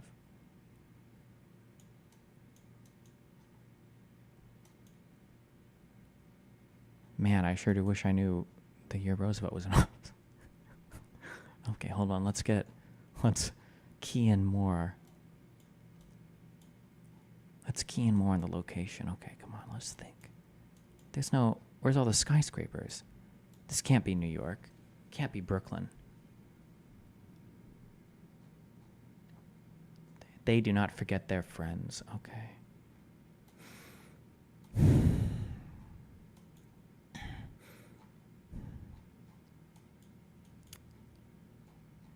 Okay, fruits. Okay, come on. God, I'm feeling Boston vibes. I'm feeling Boston vibes. That's what I'm feeling right now, okay? Let's go. Hold on. 1940. 44 Boston. 45 Boston. 45 Boston. That's what I'm feeling. 45. Wait, what does that say? Something's... Okay, don't care. Come on. We need a 9,000 plus, baby. 9,000. Okay. All right. We're going to send it. We're going to send it. We're going to send it. Wait, what's this?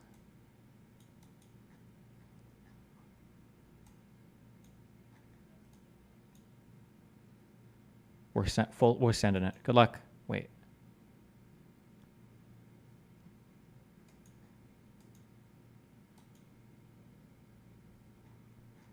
We're sending it. Good luck. Oh, New Hampshire. We were off by 9 years. Fuck. Still not too bad. Well, what did we end up getting?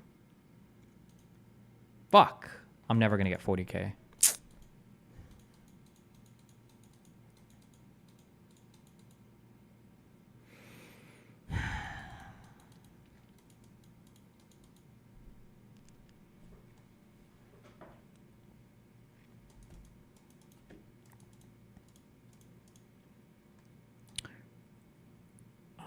Review the SCOTUS gun case about restraining orders. Is it a long read?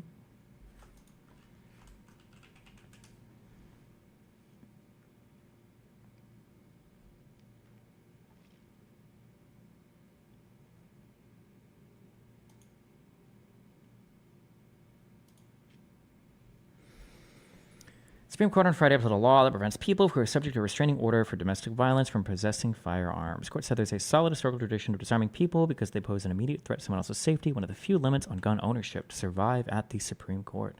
According to court documents, the plaintiff in the case, Zachary Rahimi, assaulted his girlfriend, then threatened to shoot her if she told anyone. Based. A court granted her a restraining order, which meant that Rahimi was prohibited from possessing firearms. He was later suspected of multiple unrelated shootings, and a search of his home turned up 2 guns. The Fifth Circuit Court of Appeals, the most conservative appeals court in the country, initially ruled against Rahimi and upheld the firearms ban. But then the Supreme Court handed down a major Second Amendment decision, striking down New York's gun control laws because the court said there was not a long enough tradition to support them. After that ruling, the Fifth Circuit withdrew its decision in Rahimi's case, ran a new one. Supreme Court ruled 8-1. Since the founding, our nation's firearm laws have included provisions preventing individuals who threaten physical harm to others from misusing firearms. Chief Justice John Roberts wrote in the majority opinion. Clarence Thomas dissented. The government should only be able to disarm people after they've been convicted of a crime, he argued, not on the basis of a restraining order. Damn.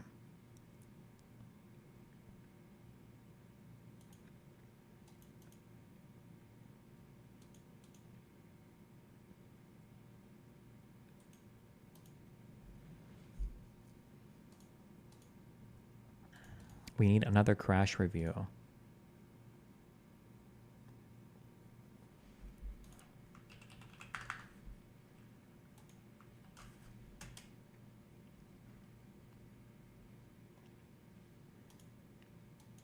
What are the potential risks of making a sudden U-turn? No sound. Ooh.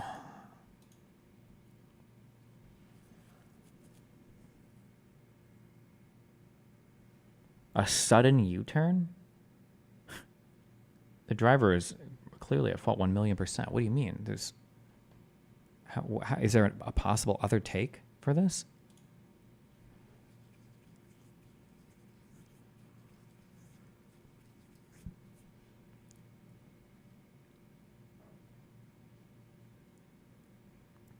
I don't even think the driver... I don't even know if the driver's paying attention. Like, cop turns his lights on and starts to slow down. Obviously, something is up. You just... What is... Why are you just trying to, like, flip by him real quick? Jesus.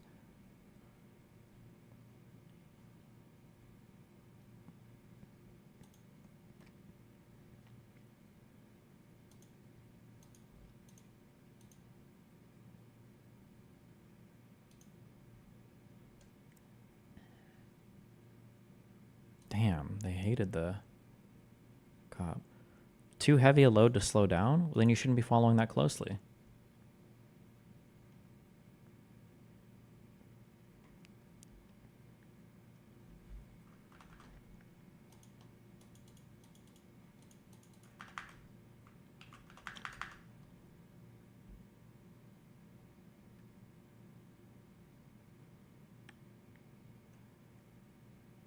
We don't know what the driver has attached to his car. It could be that he too has a boat and you're not stopping that fast if you have one attached. Then you create more distance. Just don't follow as closely then. If you can't stop that quickly. I think that's pretty simple.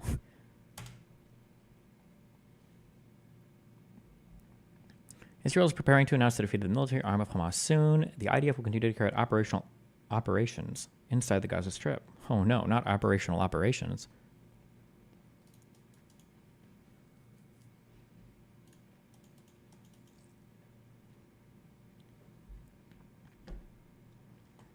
You can't just slam on your brakes just because you're an officer and see a crime in progress. Well, first of all, you can.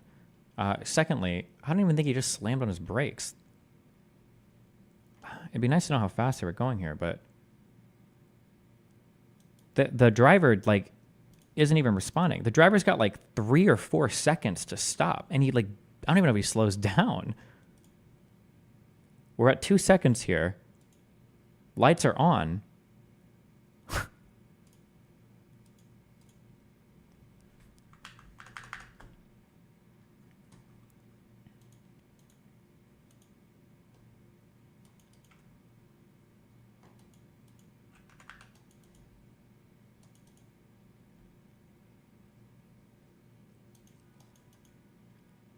He thinks the cop is pulling over? I mean, okay. I guess that's the gamble you can take, I guess, if you want.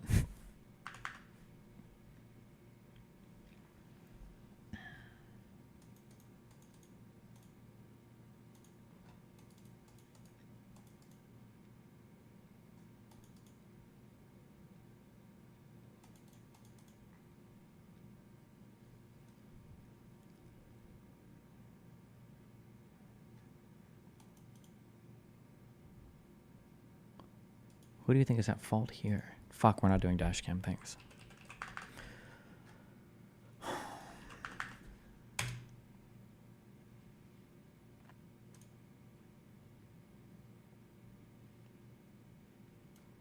No volume.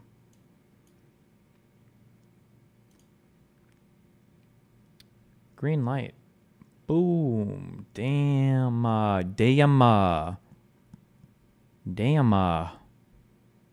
What is the question of who's at fault?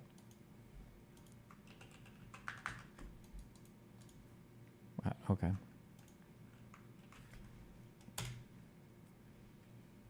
Hey, Rolo, you fucking bitch. I hear you've been ducking me, dude. We're trying to reach out to this clown for a debate, and he is terrified. He's leaving Olivia, who's booking. He leaves her on red twice and doesn't respond. What a alpha? Please, Rolo, answer the DMs. You fat, lazy bitch. Damn. I don't know if you're fat. Sorry, I'm definitely fatter than you, so I apologize about that. But you get the point. Hey, Rolo, you fucking... Want to see something cool? Sure. I got State Farm. And? Like a good neighbor, State Farm is there. Ah! Shit works. Holy shit. What's up? Nothing. I was just showing my friend. Hey.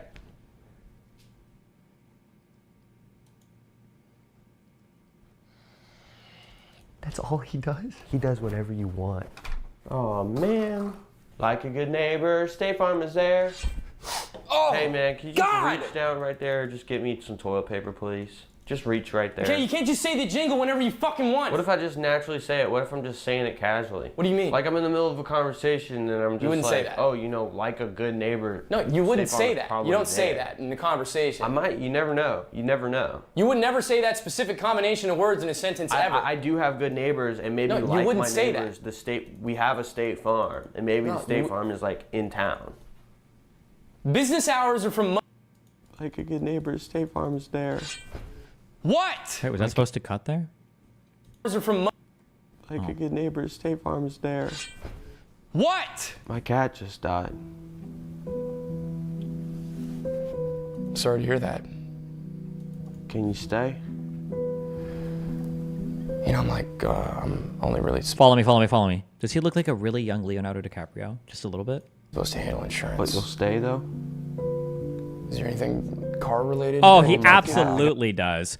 Oh my God, he But you'll stay, absolutely does. Is there anything? Come on, are you guys serious? Are you serious?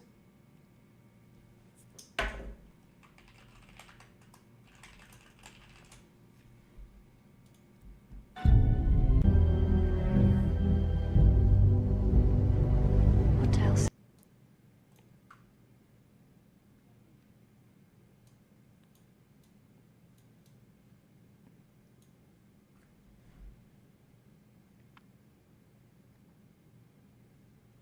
You guys are just anti-fanning now. Absolutely. Absolutely.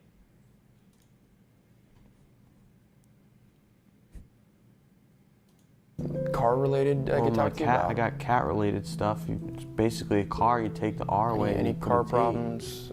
You'll stay and listen? You'll stay and listen to my stories? Okay. Okay, here I go. I killed my cat and I regret it.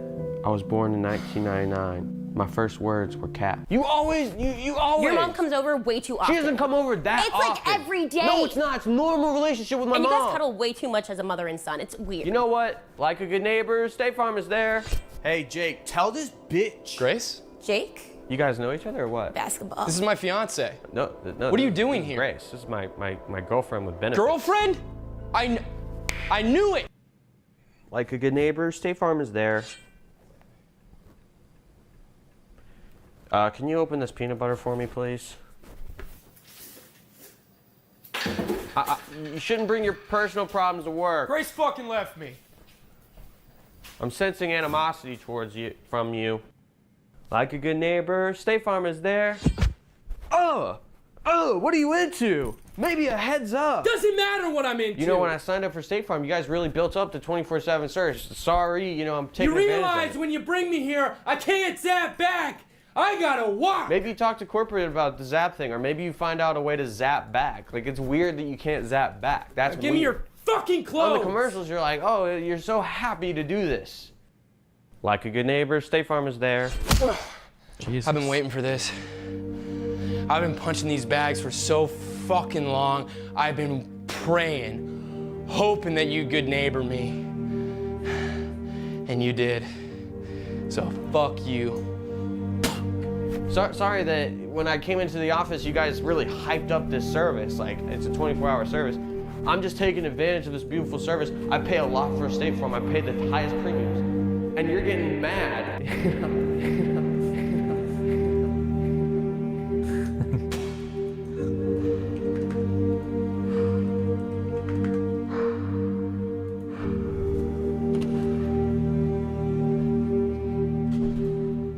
I go to 7.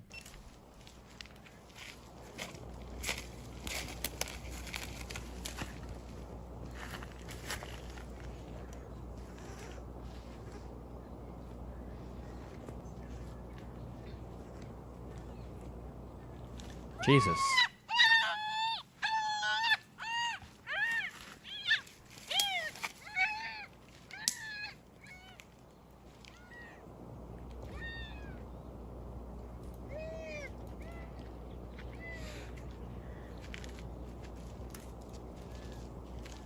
Okay.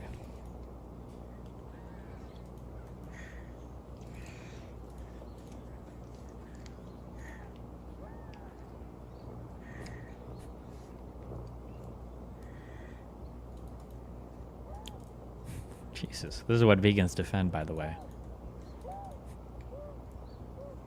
This is the world that Vegan Games wants, okay?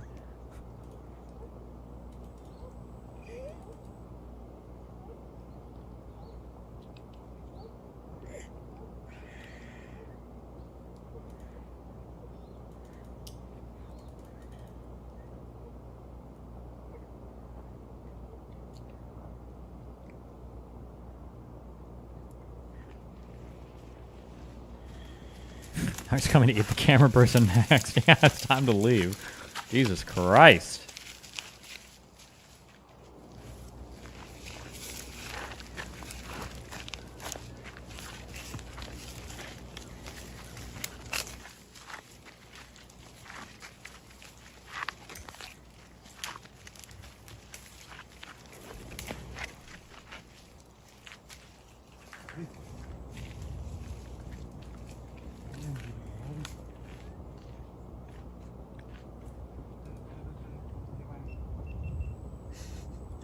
Aren't Komodo dragons supposed to be super ultra poisonous, or is that a meme? Or venomous? Venomous?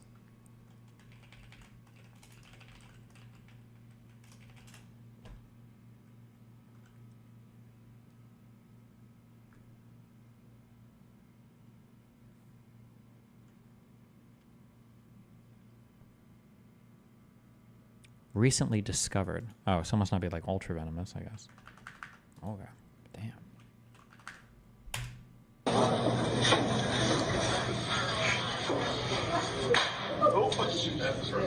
That's the first trick. You doing it? Yeah. What are you doing?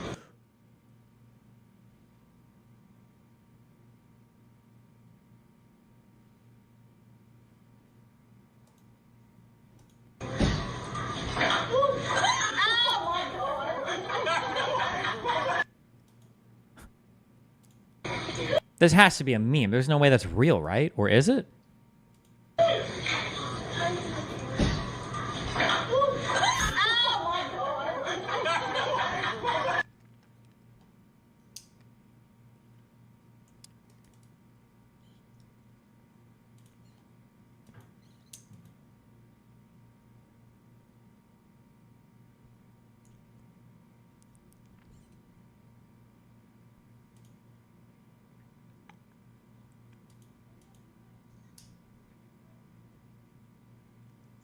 Komodo dragons also have a third eye in the center of their head that detects heat.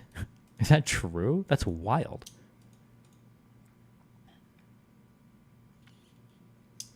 Okay, last video, and then we're going to do productive stuff today, since I need to do that again. Out of the car. What are you doing? Car. Get out of the car. What are you doing? What is this about? Get out of the car. What is this doing? Get out of the car. Ma'am. Ma'am, get away from my car. Can't run me over. Wait, what? Hold on. Ma'am, get away from my car. Can't run me over.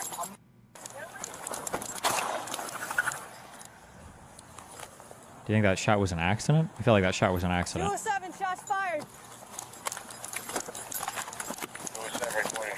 Can't run me over. That must have been an accidental shot. Or do you think she was trying to shoot the... There's no way she's like running and trying to shoot the wheel here. I think it was a misfire. I think she's running with her finger on the trigger.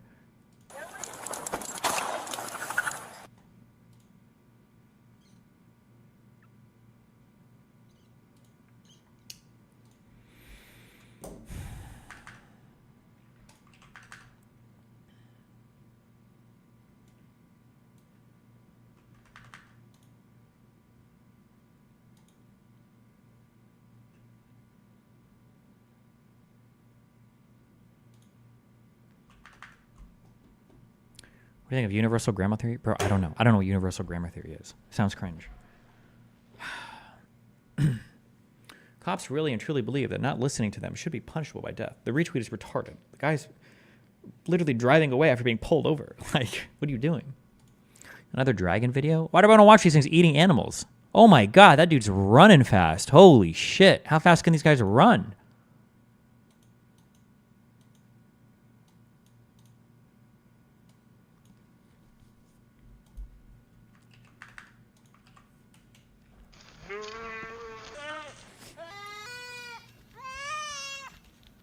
Is a video pitched up or... Jesus.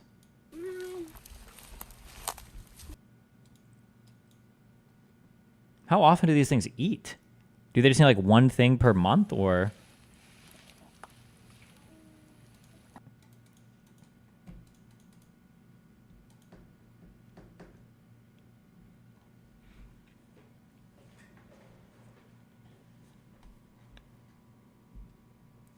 There's reports of them killing entire villages in Indonesia.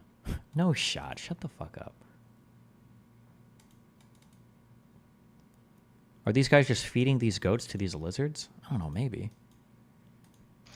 A lot of the goats seem to be injured. Maybe they're like left behind because they got injured or something, or they're just feeding the, I don't know.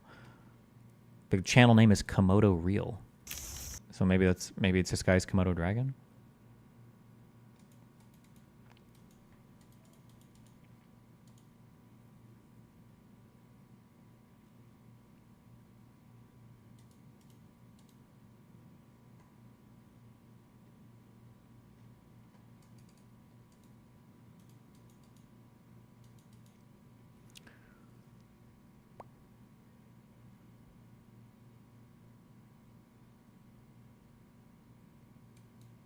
Third world people spam this sort of animal abuse on social media, especially Facebook. It's to get views. They live off of that.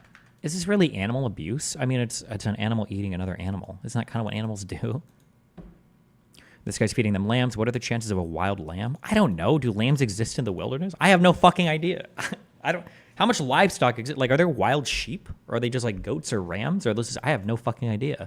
I think some animals are domesticated that don't exist in the wild. Like, I don't know. Like, cows don't exist in the wilderness that aren't like part of a herded like group of animals, right? I think they're not lambs, they're goat kids. Okay, I'm gonna be honest, I don't even know the difference between a lamb and a goat. Goats have horns. Lambs are lambs where we get cotton from? Cotton, I actually don't know. Are they the ones that you shear? If I know this, it's literally only from Minecraft.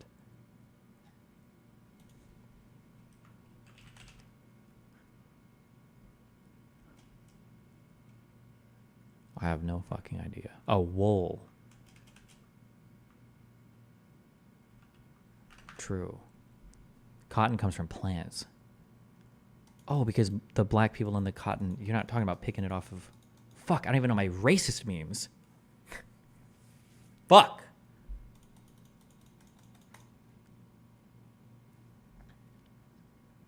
They probably bit the goat, let it run, and the venom made it hemorrhage. Then it uses the scent of the venom to track down its prey and eat it, which it would explain why it looks injured. Okay.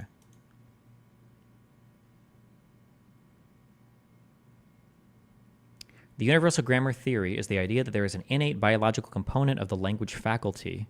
Oh, I mean, I would probably believe that, right? I think that that's pretty built into humans, no? And I think it's pretty uniquely human, too. I'm pretty sure humans... Well, I don't know. It's hard to say. Humans are the only thing that can use language. But I don't know if that's because we have abstract thoughts so we can use language to map onto the abstract thoughts, or if it's because we have abstract thoughts we use language. I don't know which comes first. I have no idea. I'm not sure. No, that chowder's retarded. They literally buy the goat and disable it so that they lizards can eat it. Okay. Orcas seem to have some sort of complex language. Oh, I don't know. I've never read into that before. I've never seen anything else that uses language anywhere remotely approaching the level that humans do.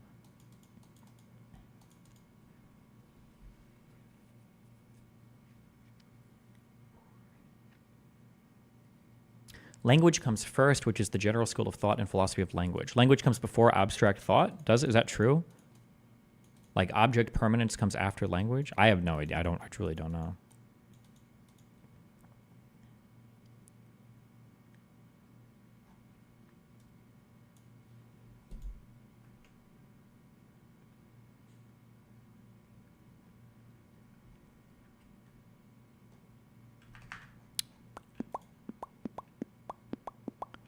Other animals have language, more simple, but still. Whales, chimps, orangutans. Same. I don't think any of them use language in the ways that like humans do. There was a reading that I had on this at one point, but like for instance, the idea like a human being able to communicate something, like the negation of something. So like saying like there's no person in the other room. But I don't know. I'm not sure if that's a faculty of our language or our abstract thought. Like I don't know if any animal ever has been shown to communicate like a negation or something. I'm not sure.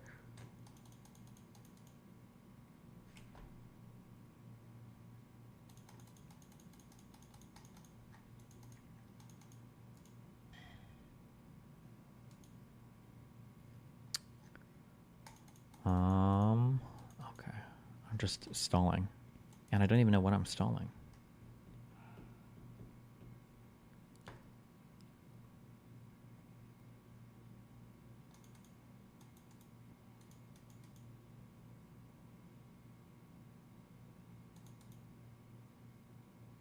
Komodos are apex predators. I think that's true. I don't think anything hunts them or eats them. As opposed to your mom, that I hunt, always.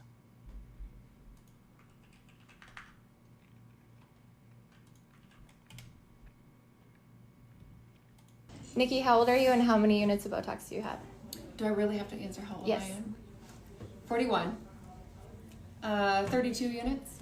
Emma, how old are you? 22. How many units of Botox do you have? 32. Jody, how old are you? What is he? 55. I don't even know what a unit of Botox is. And how many units of Botox do you have? 64. Lauren, how old are you? 24. And how many units of Botox do you have? I have 104. I have 40 in my mouth. Does animal language have to reach a threshold of complexity for it to prove the point that language isn't uniquely human? Yes, because when people say language for humans, they're not just referring to like a simple sound and like a Pavlovian response. I think they're referring to being able to communicate like abstract concepts. That's what language is for humans. Language isn't just saying like food and pointing and there being food. It's being able to communicate more abstract things. I guess like related to grammar. Yeah. Like I don't know if any other animal has like a grammar ever. There's a filter on them, by the way. Okay. I have 40 in my masseters and 64 in my face. Jess, how old are you? I'm 34. And how many units of Botox do you have? I have 34 units. Dr. Coos, how old are you? I'm 44. And how many units of Botox do you have? 76. Jesus. Kyla, how old are you? 34. And how many units of Botox do you have? I have 28 in my face and I have 25 in each of my trapezius muscles to help with migraines. Devaney, how old are you? 23. And how many units Jesus. of Botox do you Did she say 23? No. Help with migraines. have? Devaney, how old are you? 23. And how many units of Botox do you have? 60. Kristen, how old are you? I'm 41. And how many units of Botox do you have? I have 56. Robin, how old are you? 55. And how many units of Botox do you have? 50 units. Courtney, how old are you? 33. And how many units of Botox do you have? 128. Where do you have that? Everywhere. Jesus. I've only got 20 units.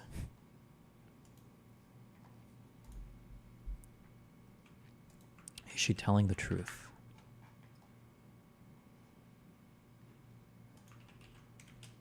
I swear it's not damaged though, because I just thought I was being nice. If you didn't watch the video before, I thought I was being a nice girlfriend and I power washed the front of my boyfriend's car because I thought if I make it extra shiny by the time he gets home, he'd be really happy. So I got the power washer out and I thought if I put it on max, it'll clean it more. So Oh, I've no. done the front, but I think it's just the dirt. Just look. This is a troll. That bit of, because underneath there, that's really clean. So if I just get this layer off, that's This is a come troll. off with the This is power absolutely a washer. troll. Hold on. Look, it's clean. I think you can see my toes in the reflection of that. But yeah, wait, I'll show you. Look. Wait, this is jammed now. Hold on. Oh, my toes are in it. Look, underneath that is so clean because this bit just came off. So, I think you guys are hating. I think it's clean. I swear it's not that.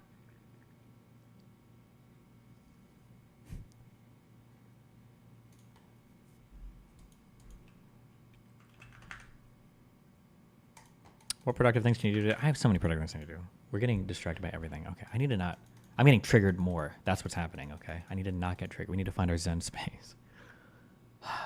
Okay, let me use the restroom. I'll be back. Hold on.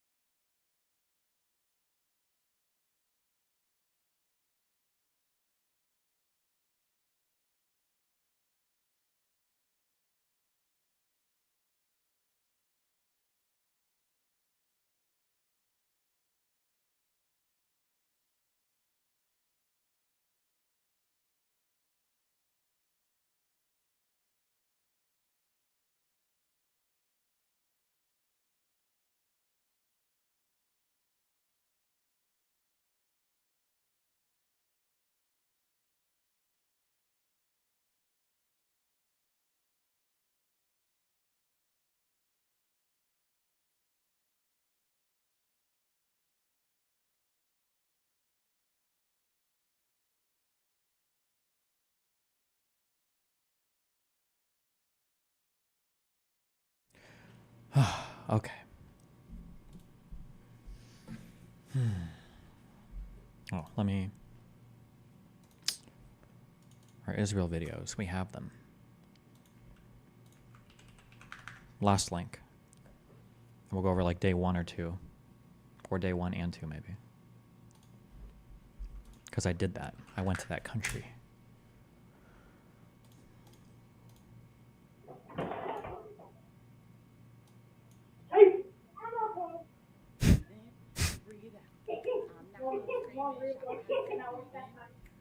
Damn.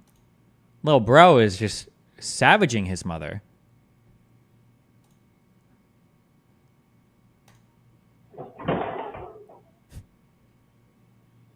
That's a good joke. Mom should have laughed.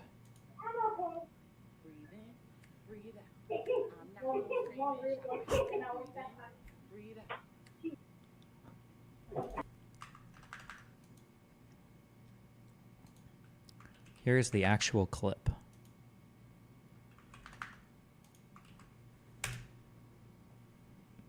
That makes a man go crazy every time. Oh, That you do. gotta give him that huck too and spit on that thing. You get me? Okay. Can you explain why people put cameras inside their house? That's a good question, actually. I don't know. I can understand like cameras that are inside your house that like point outside. So like from the inside to point outside, but in your house completely? Oh, actually, I know the answer to this.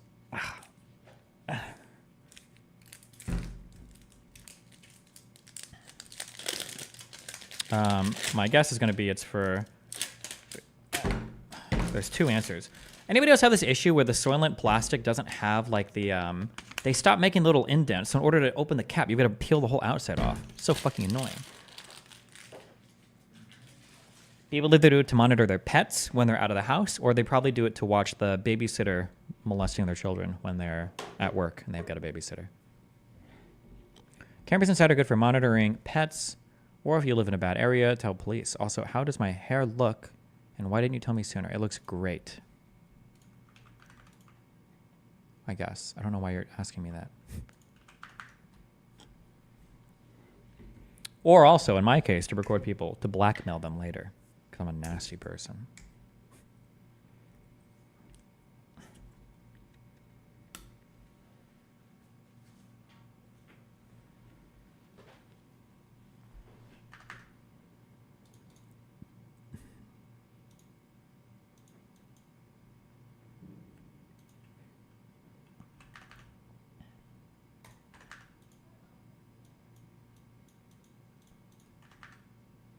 I'm bald. My picture is old. Here, have some gifted subs again. Liar, love you. Thanks. But if you're bald, then I'm sure your hair looks great.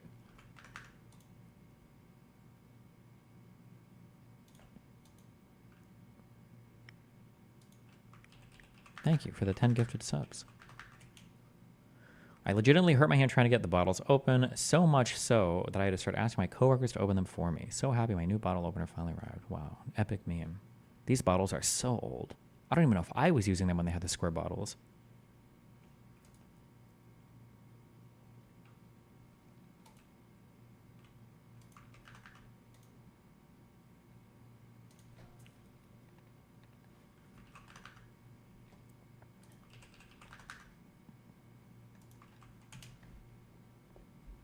Okay, number 2 most difficult language in the world to learn, Piraha. Now, there's only about 300 speakers of Piraha in the world, and they're all concentrated along a small area along the Amazon River in Brazil. Most of the languages we've been talking about so far, they're hard to learn with their sounds and their grammar, and it's very unusual, but... Do you think Biden can win the election? If yes, why don't you bet on it? In the website, I bet there's a 2.9x your money if you bet on it. I think I've got $3,000. I think I put up in different ways on the Predict It website. So I did bet on it, but it was a while ago, so... Cognitively, they're basically the same, right? Everything you can say in English, you can pretty much say in Wenjonese or the Ta language without too much effort, and people in those languages will understand you if you somehow learn to speak them. Piraha is also ridiculously hard to learn so far as its sounds and grammar go. Let me quote you from an article. Unrelated to any other extant tongue, and based on just 8 consonants and 3 vowels. Everything we know about Piraha comes from one retard named Tom Everett, and nobody has been able to replicate what he claims destroys Chomskyan linguistic theory.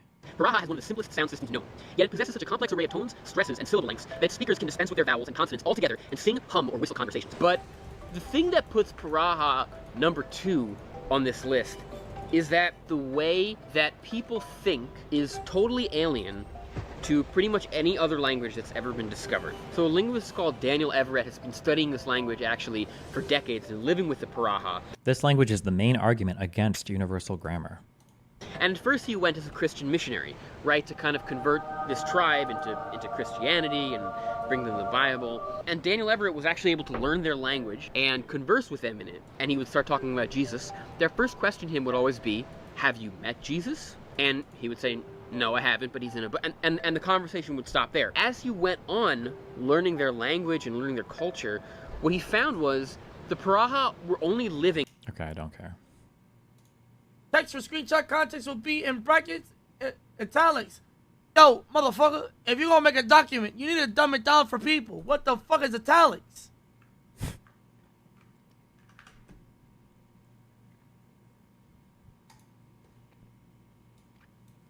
What the fuck is an italic? What is an italic? Okay.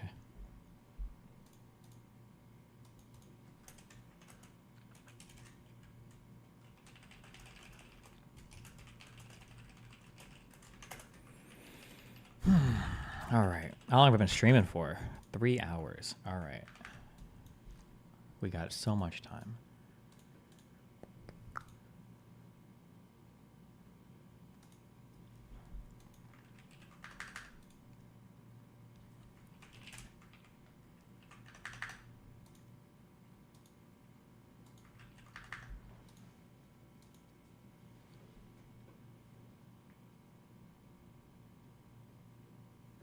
What are your thoughts on Senate Dems pushing to require women to register for the draft? There's an article in The Hill about it. Sure, I guess, yeah. I don't know. If we can use them for military shit. What percentage of the U.S. military is female? What percentage U.S. military female? 17.5%. Yeah, fuck it, why not?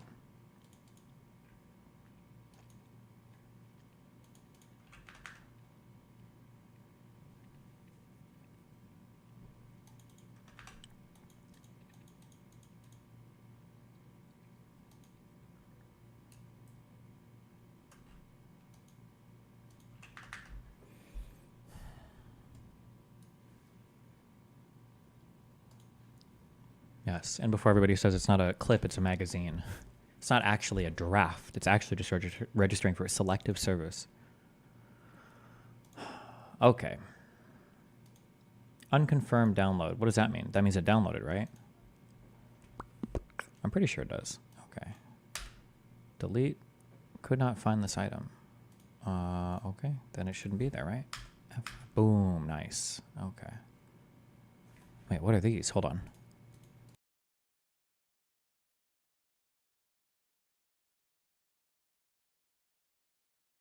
Oh, okay. Just see random videos here. Okay.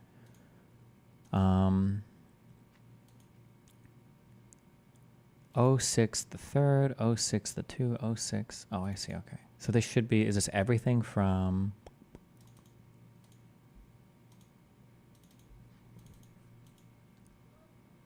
For size is 1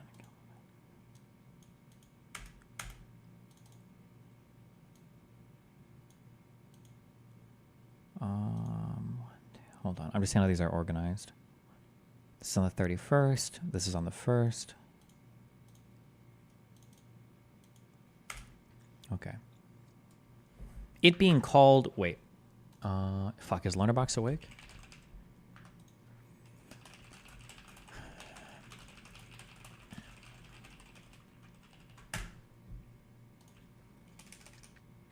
Just making sure there's not anything we're not supposed to show.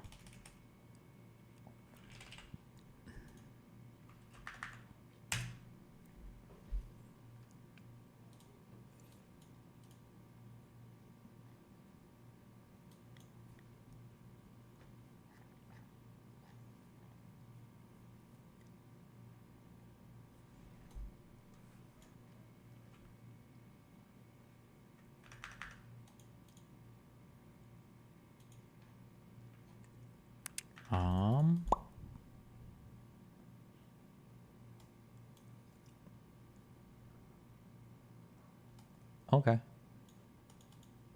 All right. Calm ourselves. Okay. Here's what we're doing. I'm going to spend the next few hours going over my first and second day in Israel. We're going to do this a little bit every day, hopefully, for the next few weeks. If you complain, you are banned, okay? If you link random shit, you are banned, all right? If you type the N-word, you are banned, all right? We're going to take a deep breath. We're going to have 1 minute of Sigma male affirmations so that I don't get triggered by chat.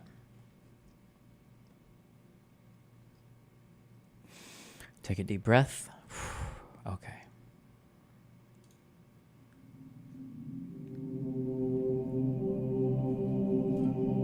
Not sure why you're special? This is Kolas from No Limits Fun. Many yogurt males don't know why they're special. We have a unique set of tastes that's... What is this? What? Yogurt male affirmation. Fuck it. ...set us apart within the social hierarchy. In many ways, we are the most interesting and attractive type of man. Mysterious, intelligent, calcium-rich, independent, sexual, and predatory. Listen to these affirmations to discover your strengths, understand your mysterious diet, and dominate Greek people. Let's begin. I am a lone wolf. I decide which flavors of yogurt are objectively best. It's key lime and peach. I eat nothing but yogurt. Greek, Australian, French. All yogurt is simply mine for the taking. I have no friends, and that gives me strength. More time for yogurt.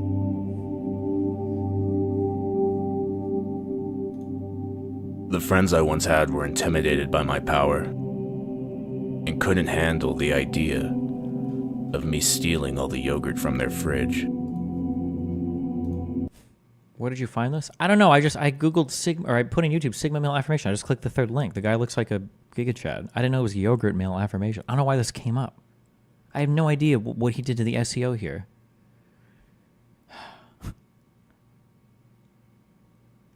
Oh, fan of the stream, Diddley.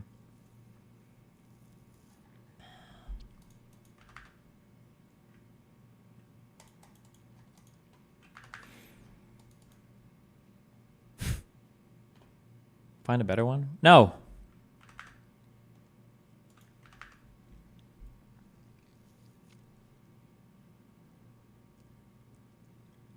Okay. Our very first videos were touchdown in Tel Aviv.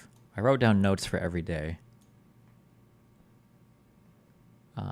For my thoughts and feelings every day. Just so that I have... in case I forget something. Do you think I would write down anything here that I wouldn't read on stream?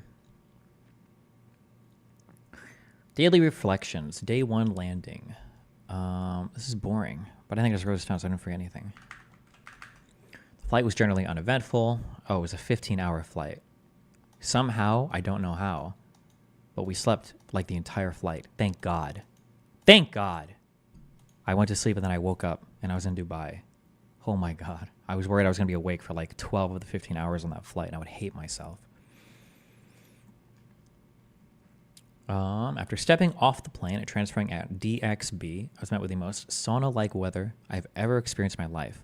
Holy shit. You know, some people are like, oh, it's like a sauna out here. Bro, I spent like 60 seconds outside in Dubai. I think that was probably the most intense feeling I've ever had being outside before. Ever. And that was at night. Oh my God. Though my watch thing said that it feels like 108. And I don't know what the humidity was, but holy fuck. And it was, yeah, it was at night. I can't even imagine it. Dry heat, it was humid. It was incredibly humid. It was actually a sauna. What was it in Celsius? It was like fucking, I think it was, feels like, what is that, 108, like 42? I don't know. Damn, I'm so good. I've got the European brain. I've got the European brain. Okay. But anyway, yeah. My God. Isn't it a desert? How is it humid? Dubai is a desert? Is it?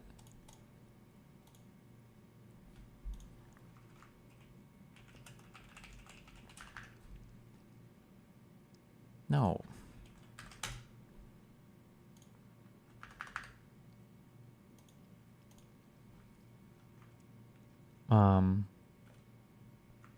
I don't know if this counts as a desert or not. The harsh desert environment. I actually have no idea. I'm not sure if it counts as a desert. Maybe, maybe not.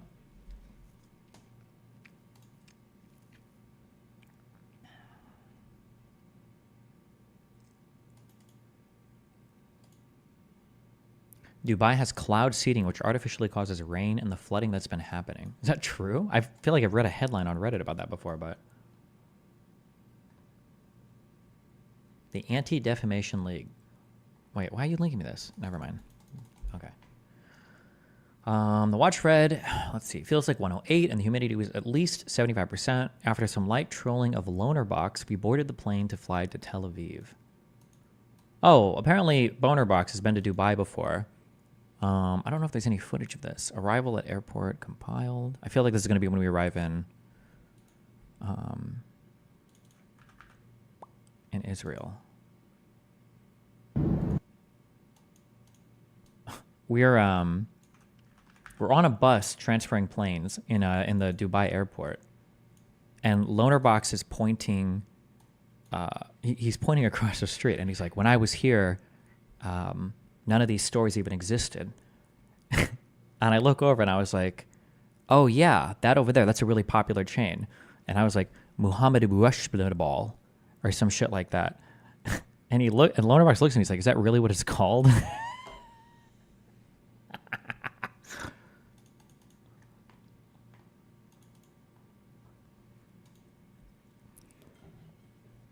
I think this flight is leaving Dubai. I think.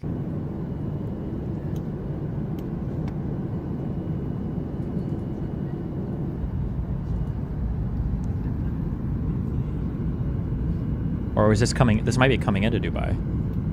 Oh, Yobel was on a different flight than us coming in, so we wouldn't have been here.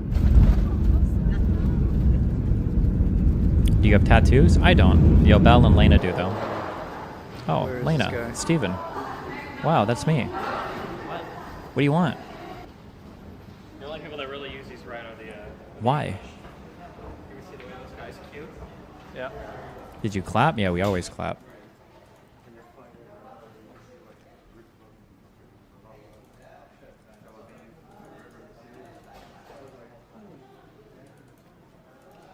Who's the other guy you named? We've got Nassif, is Boner Box. We've got Steven, a.k.a. Destiny. We've got Elena, a.k.a. the owner of Honey. And then we've got the film guy is Yobel.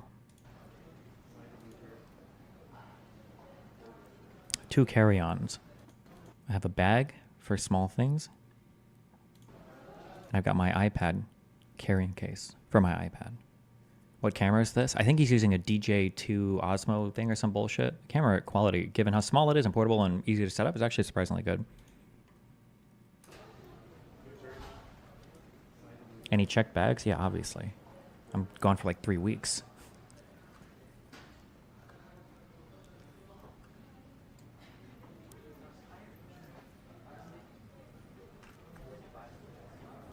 I cannot get over how much Hebrew it looks like the Predator like text. When Predator is like typing on his arm thing, they must have modeled it after that. Arabic looks so much nicer. Just in terms of like the art, I feel like you could write Arabic like it looks really cool and artistic. And Hebrew it looks very autistic. I don't like the way it looks. I don't like it.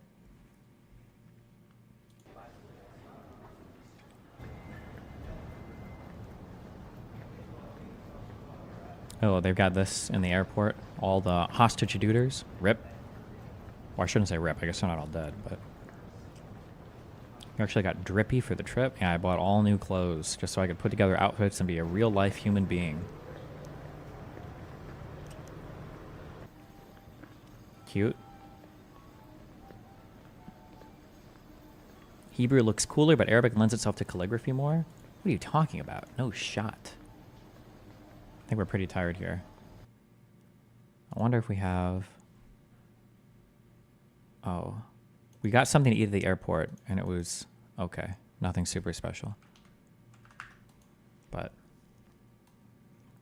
You don't look skinny fat anymore? I'm absolutely skinny fat. The goal with clothing is to hide it. You either show off your body or you hide your body, okay? That's what fashion... It's 80% of fashion. Okay. Oh, we find our first feral cat. We get to a hotel that I thought was the Sadat Hotel, named after Anwar Sadat. But it's actually the Sadat Hotel. I don't know what it's named after, but...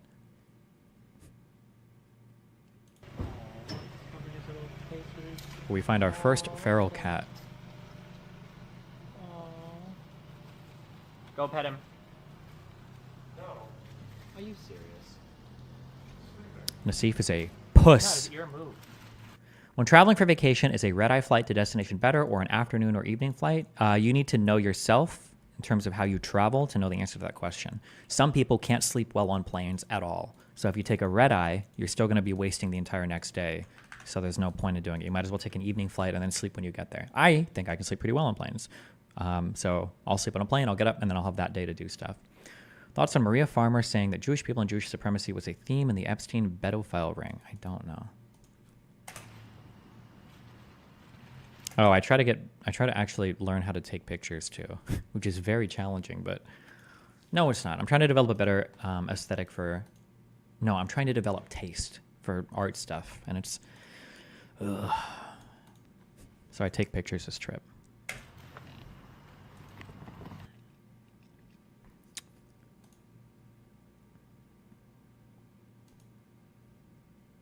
Maybe buy a DSLR. The type of camera that you shoot with is not very consequential unless you're trying to shoot for National Geographic. Some people have very good taste when it comes to shooting pictures, and they can do it well on a phone, on a good camera, whatever, it doesn't matter. Good camera is not going to help you at all. It doesn't even come... If you have 0% photography skills and 100% is like the most tasteful, best pictures ever, a new camera will take you from 0% to 0%. Doesn't help whatsoever. No, it should work a little bit. We get into this stupid fucking hotel. We get into the elevator and we go to the second floor. Then we realize the first floor, by the way, for Europe or Israel. They like to pretend they're Europe. And it doesn't take us to the right floor. And so we're mashing buttons trying to figure out what the fuck is going on. We landed on... Shabbat is Saturday, right? Shabbat's not actually Saturday, too. I learned this. I thought it was like the clock strikes midnight. And then you have like a... Saturday, like, oh, you've got Shabbat. It starts at like Friday when it turns night, and I think it ends on Saturday when it turns night. But anyway, so this is where we learn some cuck bullshit, which is apparently on Shabbat, in some places the elevators don't work. You can't push a button to do anything because you're breaking like the Shabbat rule of starting a fire or doing work. However, or rather, the elevators will work, but there will be a Shabbat elevator. Now, what the Shabbat elevator allows you to do is the elevator automatically goes up and down one floor at a time without you having to push a button. So you're not breaking any rules on Shabbat. But anyway, it took me, I think it took a good like 10 minutes to figure out like what the fuck was actually happening here. So No, it should work a little bit. Yeah, exactly. The elevator felt guilty already. It's asking for this forgiveness. Is not what's happening right now. That's not real. No shot. Well, we just witnessed it. No, we did not. I've never heard of something this. I understand it better now, but at the time, this was exceptionally fucking stupid, and I still half think that it's exceptionally fucking stupid. But And I think 10 minutes with stairs close by. I don't know if there were stairs. These might be stairs. I can't read any of this shit. I don't fucking know. I'm not about to start opening random fucking doors. We've just landed. I'm still not sure if I'm going to get like missile attacked like every 2 hours in this godforsaken country or not. Okay, just vibing out, all right?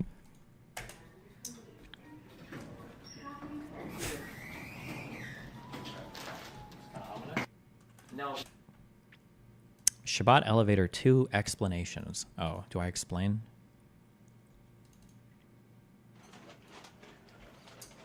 Oh, this must be day 2, right? Because I'm in a different outfit. The Shabbat elevator. Okay, so apparently it would count as work to complete a circuit. Okay. So when you push a button, that's like work that you can't do on Shabbat. But the Shabbat elevator automatically goes floor to floor to floor to floor slowly, so you don't have to push the button so it doesn't break Shabbat. Okay. Cringe. There you go. Interesting. This is nice. Is it? No way. This doesn't look like it. It's crowded, Is it isn't it? Shabbat lights as well? There's like, I don't know if this is like the most Jewish thing I've ever seen in my life or heard of, but there's like... Wait, it's going to fucking back up. It's supposed to be 0, right? Oh shit, because we're in not American land. Oh, and I pushed the wrong button. In the United States, the first floor is the first floor, the second floor is the second floor, third floor is the first floor. In Europe, floor 0 is the first floor. And when you push 1, that actually takes you to the second floor. But Europeans call that the first floor. I don't know why they do this, but yeah, I even fucked the number up. I'm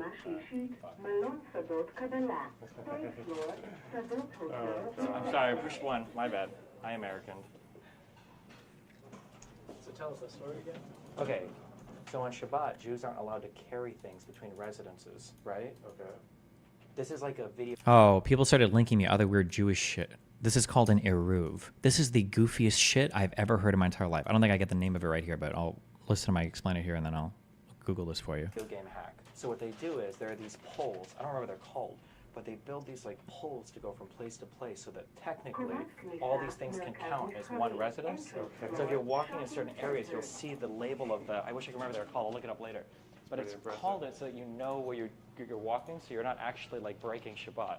So and at the Shabbat elevator, you just don't press buttons. Yeah, you don't push the buttons, it automatically goes up and down. It's just fucking hilarious. Can you turn it up? Nope. This is the volume for these clips. I can't make it any louder. There he is. I think the volume gets more normalized by day 3 or 4.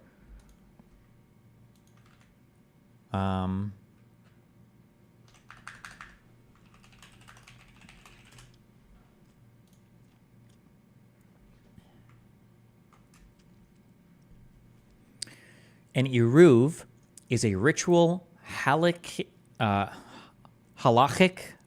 enclosure, I don't know this sounds, made for the purpose of allowing activities which are normally prohibited on Shabbat due to the prohibition of chutzah, mirshut, lereshut. I don't know what the fuck any of that means.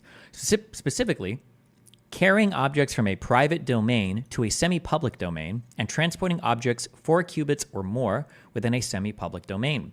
The enclosure is found within some Jewish communities, especially Orthodox ones. So you're not allowed to carry this shit from a private domain to a semi-public domain. You can't do this, okay, when they're, or transport objects 4 cubits or more within a semi-public domain, okay? So what do? You're fucked, right? Now you're fucked on Shabbat. What could you possibly do? Well, hold on. An eruv accomplishes this by symbolically integrating a number of private properties and spaces, such as streets and sidewalks, into one larger private domain by surrounding it with mechitzas, thereby avoiding restrictions of transferring between domains. Often a group constructing an eruv obtains a lease to the required land from a local government. An eruv allows Jews to carry, among other things, house keys, tissues, medication, or babies with them, and to use strollers and canes, all of which are otherwise forbidden from being carried outside one's home during Shabbat in the absence of an eruv. And these things that they construct, they're literally just fucking poles that go around things.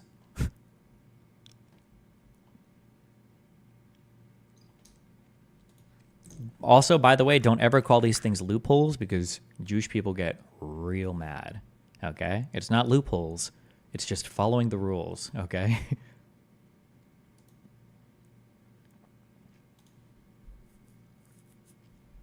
They have wires as well. Yes, that's the point. The poles hold up the wires and the wire makes it a completed domain. It's literally like zoning in a video game.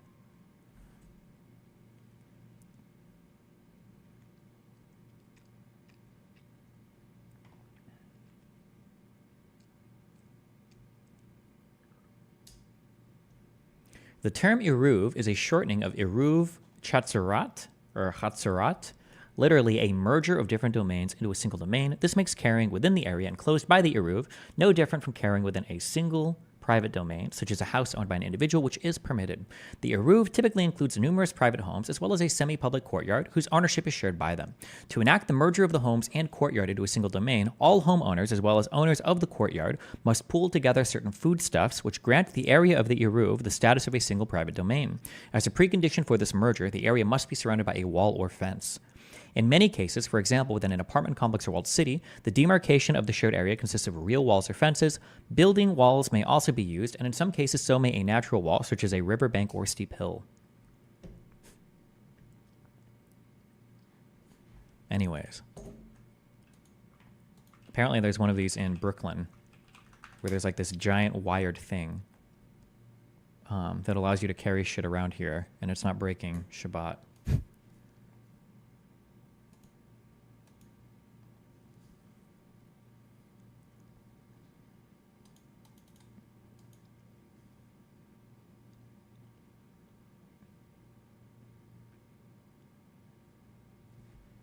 Oh, I think there's a video here that didn't get uploaded. This was when we were transferring planes. As soon as both of these guys stepped outside, their glasses fogged immediately. I don't know if you just don't wear glasses in Dubai, or maybe it's the difference in temperature that causes it to condense, I think. But... Where are your glasses at? Oh, hers did too. It's like chronically hot and humid. Yeah. Like, you know, I'd be like, you take a sauna. It's the first time I've felt this air in 20 years. Actually, like, approaching sauna levels of... Just like, oh, okay. It does feel like a sauna out here, actually.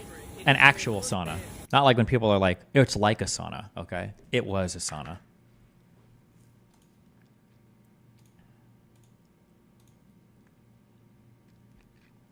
Let's see, that's the 31st. On the 1st, we were with Corey. Did we do an interview today? Oh, we kind of did.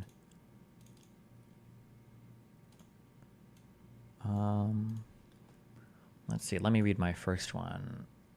Thoughts. We landed at the airport for an hour. Oh, Nassif had, I think about it, we waited like an hour and a half because obviously he has a Lebanese name. So the Israeli TSA asked to ask him questions. But he said that apparently they were Benny Morris fans and they didn't really care that much. I don't think it was that big of a deal. But we had to wait a little bit longer for them to question him, and then we left the airport with no problems, so pretty easy. Worse sauna than Miami? Dubai absolutely was, yeah. Not an American here. Aren't Jews the most progressive minority in America? They overwhelmingly vote Democrat, right? I don't know if they're the most progressive minority, but I think they tend to be progressive, yeah.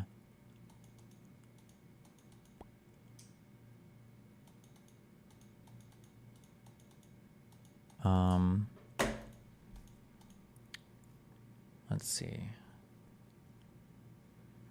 Grabbed something quick to eat in the airport and headed to our hotel after discovering Shabbat elevators and reading about Uruz. Went upstairs and crashed almost immediately. Things I learned today. I tried to write down things I learned every day. Why don't you wear your glasses? My prescription is -1, -0.5. My prescription is very small, so I don't usually wear them. Shabbat loopholes that aren't loopholes. The general unavailability of Israel during Shabbat and Eruv stuff, which is hilarious. Oh yeah, on Shabbat, it's really hard to schedule to do things. It's very fucking annoying in Israel when Shabbat happens. It's hard to schedule things with anybody because everybody's got rules. Settlement gates are closed. There's like a lot of places that are closed. It's just fucking annoying. Jesus.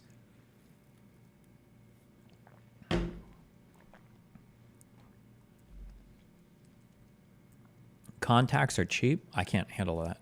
Drives me crazy. Touching my eyeballs. Okay. On day 2, I think on day 2, we were going to meet with Corey Gilst-Schuster. And for whatever reason, we decided, fuck it, why not go to Nablus or Nablus today? I've heard people pronounce it both ways. I'll call it Nablus. Let's see where these clips start. Oh, wait, say what, sir? Basically, get two, like, okay. Palestinians do a selfie with our camera, not with us in it, but just them. And then we could post a picture on our Twitter and just start tweeting a bunch of Arabic. אני עכשיו בברכה. אני עכשיו בברכה. אני נוסע ליצהר, אתה תבוא לשם, נכון?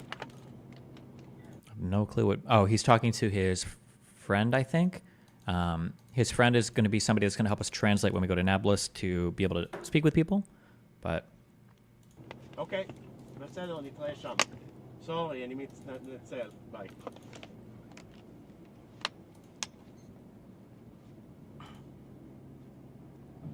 super minor thing, but if you're ever in a debate now with a super pro-Zionist, and he's like, we leave Area A alone completely, you can tell him, actually, I got pulled out of Area A. I got lots of stories about that. Lots of stories. Oh fuck, this is after. Mostly it is. Mostly you will not. Okay, so in Area A, but you do sometimes. our first attempt to get into Annapolis involved us driving through. There was I wonder if I can find these. I'm not gonna be able to find this. Hold on. Google likes to show everybody my address for some reason. Who is that guy? This guy's name is Corey Gilshuster. He does a YouTube channel, I think called The Ask Project, where he just walks around and he asks a ton of questions to different people. Let me see if I can find where Nablus was. Fuck. Hold on, wait. Where is Israel here? Near. Ooh. Okay, got him. Give me the clips, boys. I don't remember where exactly we entered the West Bank. It was through, apparently there are private checkpoints that you can go through, and the private checkpoints are quick as long as you've got, there are two different types of license plates. I think in Israel you've got yellow license plates and white ones. I don't remember which is which, but one means that you're basically Israeli citizenship, so your car gets in and out very easy, and there are private ones you can get in and out of very easy. So we're trying to get into Nablus. I believe that we parked near... Which one of these is a Sumerian city? Does anybody know? We parked inside of a... Or no, not Sumerian. It's Samaritan.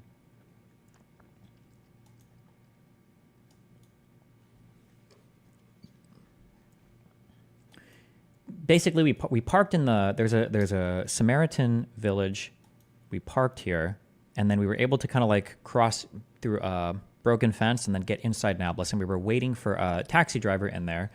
And while we were waiting, the IDF showed up on the other side. They were looking at us. And then they came around the fence and they pulled us out. They said, we're not allowed to go in there. And I'm like, what? What is a Samaritan village? Fuck, don't quiz me on this. There's an old religion. I think it was the same one that the Samus dude's from, right? Like the Samaritans.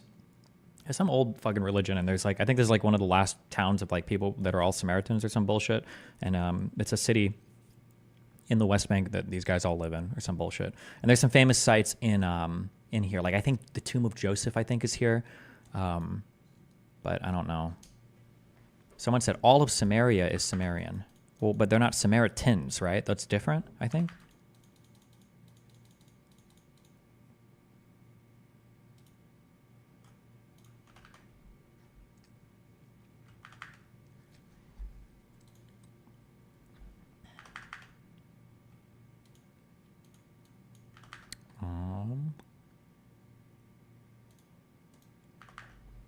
Okay.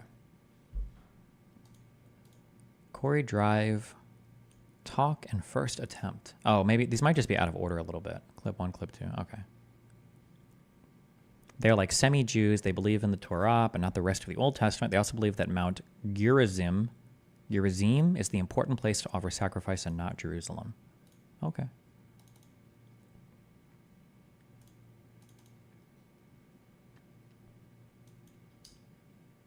If you have an Arab-sounding name. Yeah. If you have an Arab-sounding name. Yeah. From all the places we've been, I don't... If you have an Arab-sounding name. Yeah. Why did that? From all the places we've been, I don't know if I've just had bad luck with people coming to the country. The United States has honestly got like the hardest fucking country to get into. Like even for Europeans, it's ridiculous. Actually, yeah, that guy was less... The U.S. is very difficult to get into. Holy shit, it's fucking annoying. I think Lonerbox got into Israel like easier than he gets into the U.S. sometimes. Getting to the U.S. is very fucking hard. difficult than American people have dealt with the customs, yeah. I'm a Canadian citizen, and once going into Canada, they gave me a hard time. And the guy said, you know, I can ask you for 53 different documents. Don't make me do that. And I'm like, but I'm Canadian, because he was giving me attitude, and I was annoyed. So, yeah, and it really depends on who you fall on. Like, I've heard a lot of them are really chill, but you never know.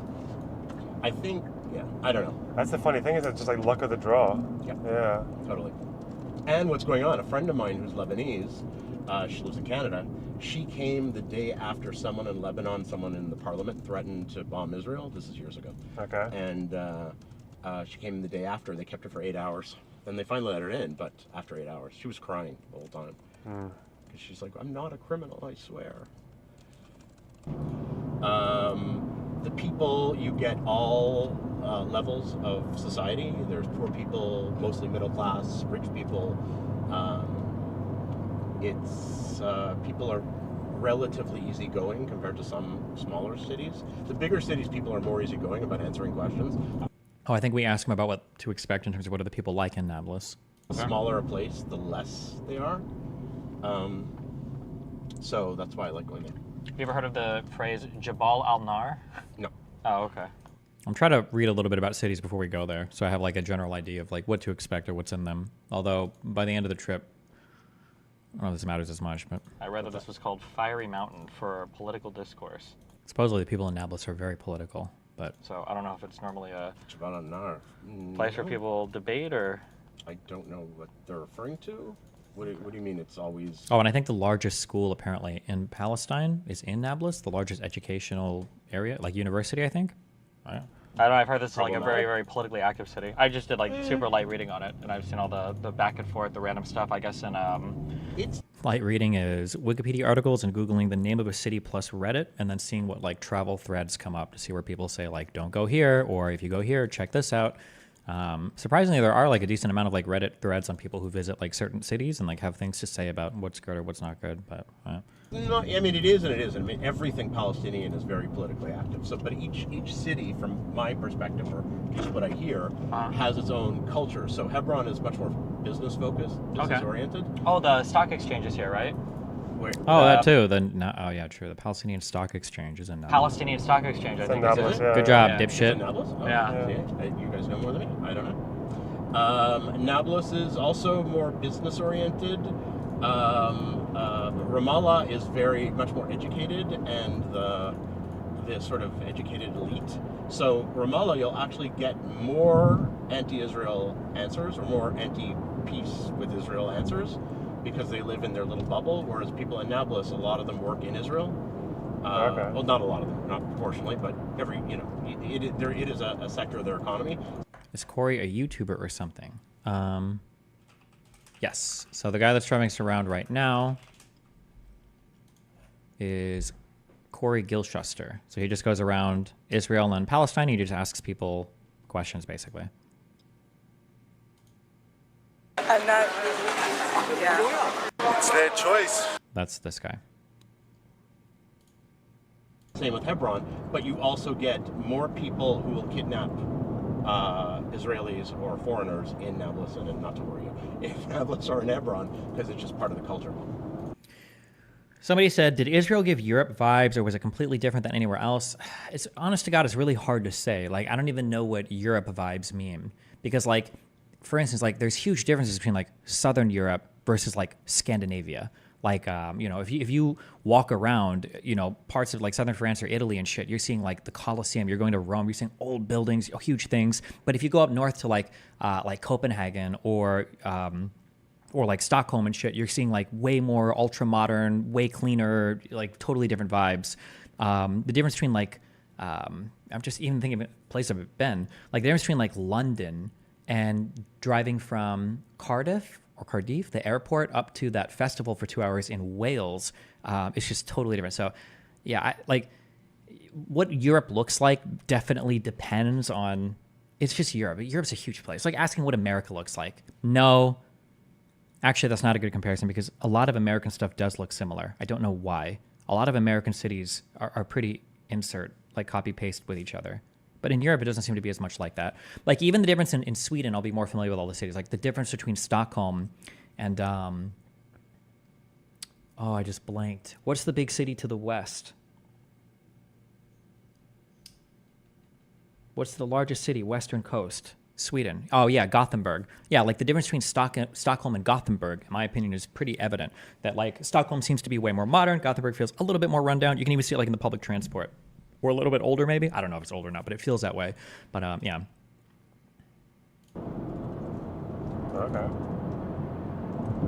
So in Ramallah, you wouldn't get that as much. I was gonna. The Shaheed is not as yeah, I was gonna ask. When I watch your videos, I always feel like maybe it's a coincidence, but I feel like Has Israel still not lifted the freeze on visas for people in the West Bank working in Israel? My understanding is that they have not, and this is a crime. Not good. I mean crime in the metaphorical, moral sense. Yeah, I was going to ask, when I watch your videos, I always feel like, maybe it's a coincidence, but I feel like the men are the ones who are more likely to give less radical answers. Is that because they're more likely to see Israelis who are not IDF? No idea. It's a really good question. I have no idea. Okay. I don't know if it's the women's way of asserting their, sort of feminism. They wouldn't call it that, but saying, I have a strong political opinion, and the men are just more tempered in that. I don't know. I have no idea.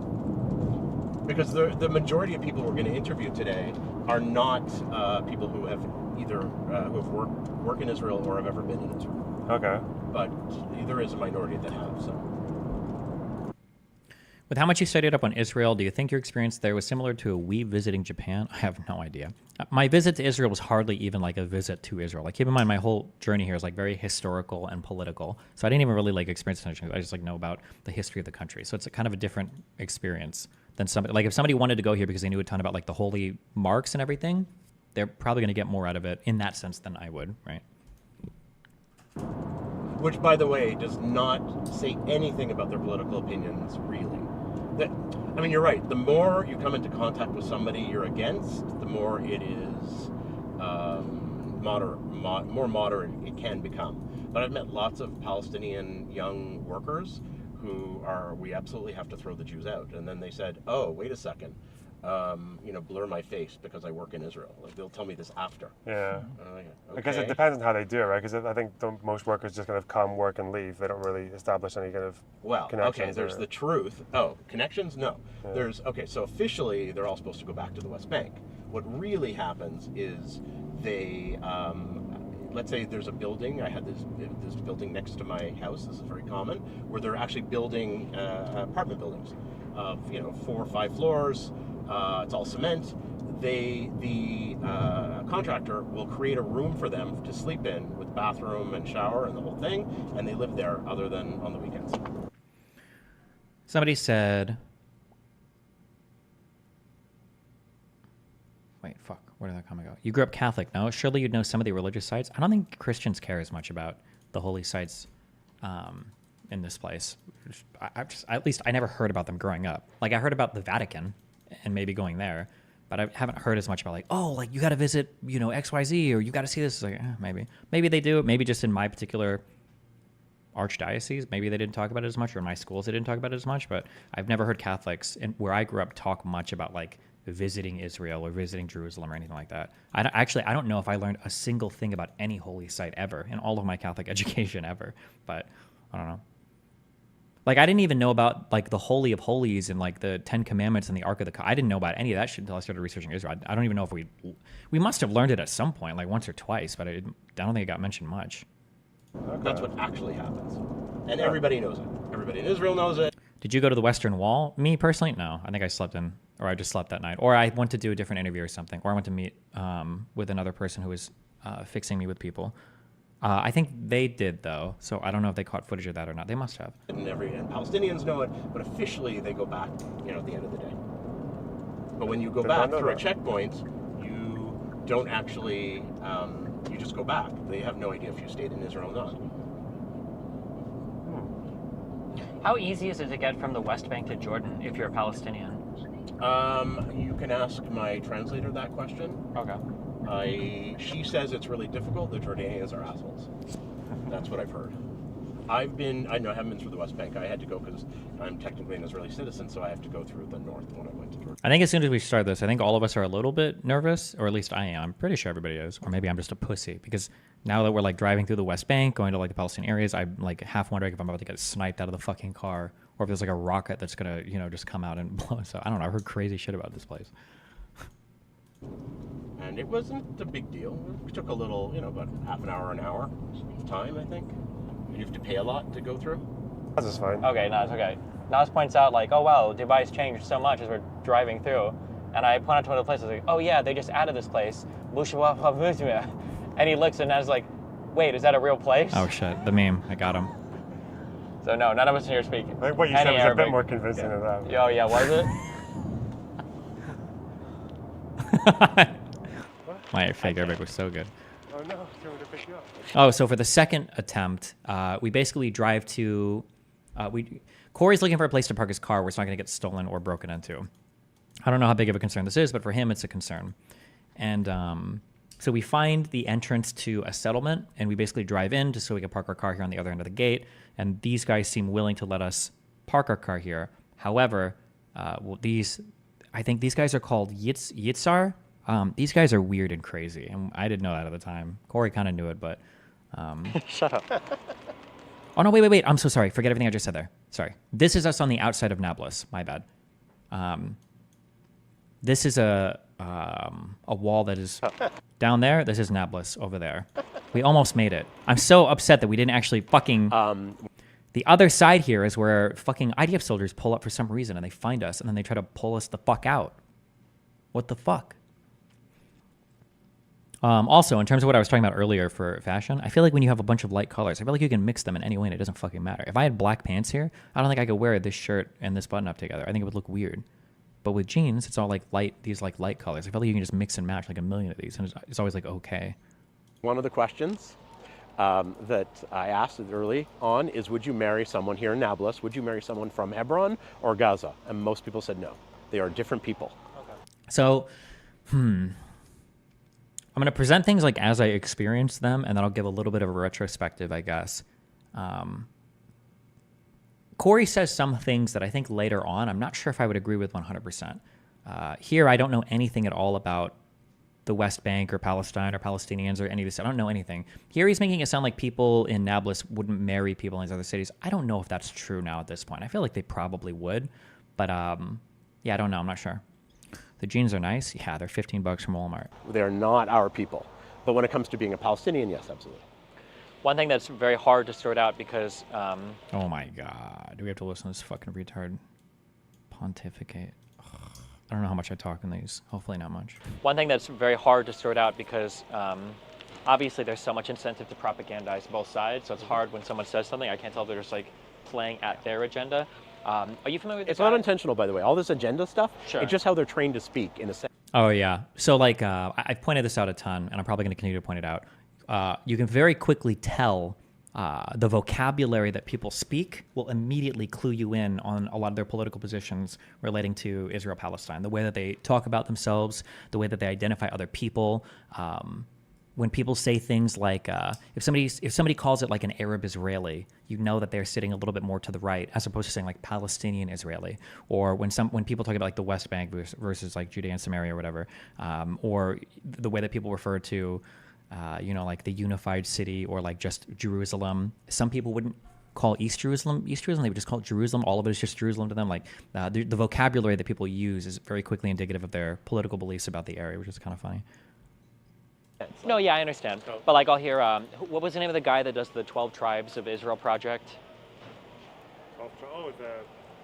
Don't Arab Israelis themselves not identify as Palestinian? I think all of the Arab Israelis that I spoke to, Palestinian Israelis, said that they generally identify as Palestinian first. But that when they're speaking to Israelis or Jewish people, they'll say Arab Israeli, or they'll say Arab. Or no, they'll say Arab Israeli. But generally, from what I heard, I think from 3 different people. So take that for what it's worth. I didn't speak to every fucking Arab or every Palestinian. They generally say the feeling was that they're Palestinians first, and then Israeli citizens second. I can't remember his name, but I know you. Hold on, before do I permaban this guy? I'm not going to permaban you. I just want you to feel stupid. Destiny. So just anecdotes. Yes, this is my personal journey. The entire 2 weeks that I'm here are a giant anecdote. You fucking retard. Correct. Yes. They call themselves 48 Arabs. I've heard that as well, too. 48ers or 48 Arabs, yes. So there are no Arab Israelis that are not Palestinians. I think the vast majority of them are Palestinians. I don't know how many people would have ever immigrated from another Arab country to go to Israel. I don't even know if Israel would allow it. So... Okay, sure.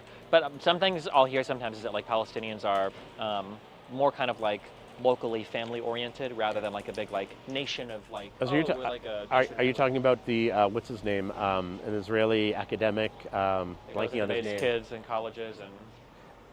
Well, he's Israeli. Crap, what's his name? Everyone always cites him as they. So you base your opinion on what? 3 people told you they are Arab Israelis, cope forever. Oh, you're a Zionoid. See ya.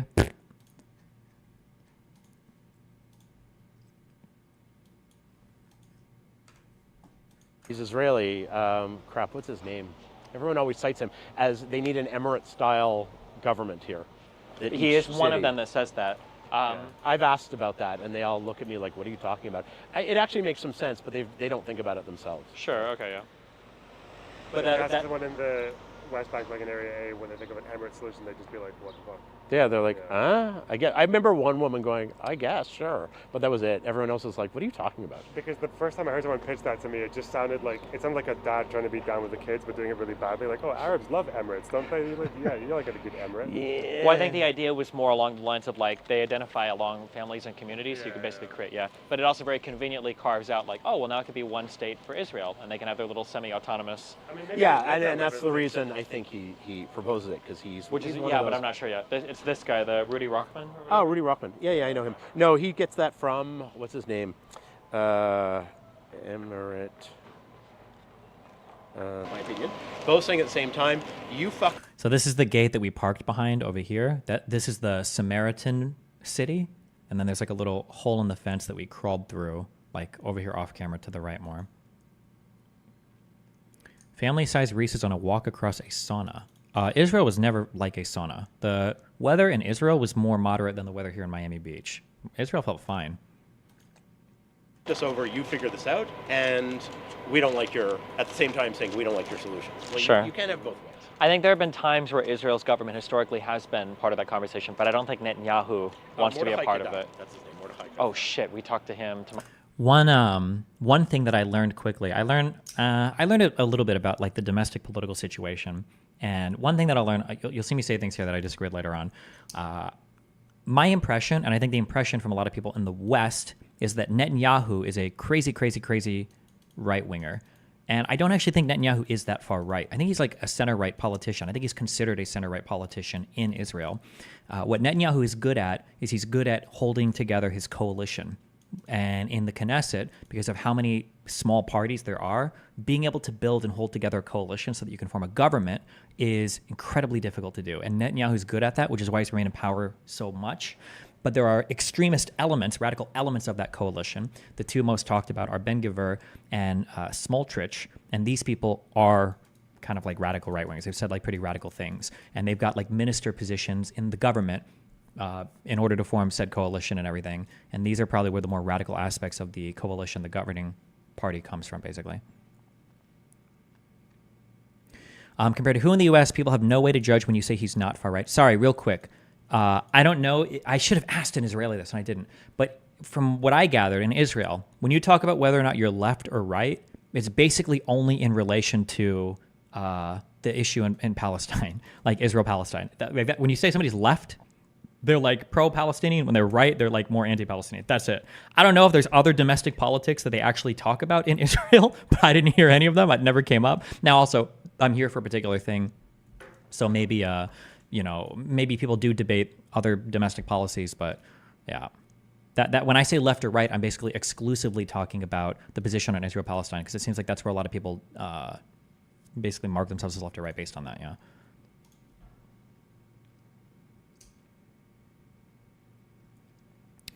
Why do you care more about your appearance in a place that matters less than in America, the place we need you to be the most credible when you're the most sane left debater? Because I'm meeting people that I've never met before here, and I have no credibility, so I want to present myself respectfully. I don't respect people in America. Mara? Yeah, we're seeing Awesome. He's, right wing, again, that fringe, they have ideas. The problem is it doesn't match up. Look, every solution, if you could convince the Palestinians, I'll live with it. I don't care. I just don't see it working, but that's my... I also, my joke about that is I'm Canadian, and the first time I had Tim Hortons, I said, this place is going nowhere. This is ridiculous. And obviously it's like a multi-billion-dollar company, so I know nothing. But all these people with all these ideas, like Rudy Rochman and Mordechai Kedar, they're nice ideas. I don't think that they're going to be accepted. I think the problem is every time I hear someone with one of these bright new way forward and all that, it's like it always seems to be built on this premise that Palestinians are like very passive. Like they'll just passively accept whatever weird very biased thing that we offer them. Yeah. Yes. Do you know who Paul Krugman is? Oh, okay, never mind. Paul who? Krugman. He's a very, very, very famous economist. But your Tim Hortons thing reminded me of I think a bunch of economists were asked in the 90s to make predictions on like future business things, and his prediction was the internet was going to fizzle out and would never be a big thing. So that was Krugman, right? That was a random. I think it was, wasn't it? Or is it Krugman? I always fuck this guy's name up. It might be Krugman. My bad. I think that they asked economists in like the 90s, like, make one bold prediction about the future. And Krugman's prediction was that the internet wasn't going to mean anything. A winner of the Nobel Prize in Economics, Paul Krugman wrote in 1998, the growth of the internet will slow drastically as the flaw in Metcalfe's law, which states that the number of potential connections in a network is proportional to the square of the number of participants, becomes apparent. Most people have nothing to say to each other. By 2005 or so, it will become clear that the internet's impact on the economy has been no greater than the fax machines. Is it Krugman? That's kind of funny.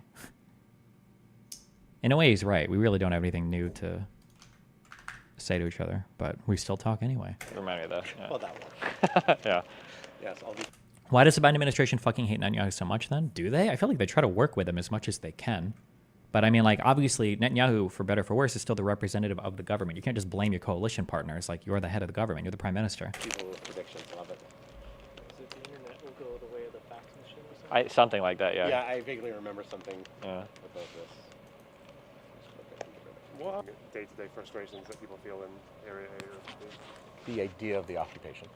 That's all they talk about. The idea of it. Yes. So they, going on the roads, they will say all the checkpoints. Multiple Democrats have literally called on him to resign, or you're living under a rock. I'm sorry, your first statement was, why does the Biden administration fucking hate Netanyahu so much, even Biden on a personal level? Is Biden being corrupted by the pro-Hamas people around him? Then you said multiple Democrats have literally called on him to resign. Is every Democrat considered part of the Biden administration? Are there people in Biden's cabinet that are calling on him to resign? Is Biden called on him to resign? If they've said that, then... Oh, I'm sorry, I meant Chuck Schumer and Nancy Pelosi.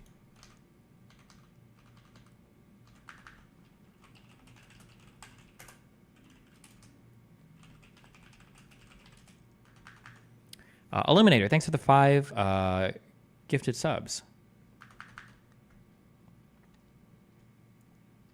I don't know if asking somebody to resign also is necessarily hating them, but yeah, I mean, I'm sure. But to be fair, like a lot of people in Israel want Netanyahu to resign. I don't think his government is supposed to survive the next elections as well, right?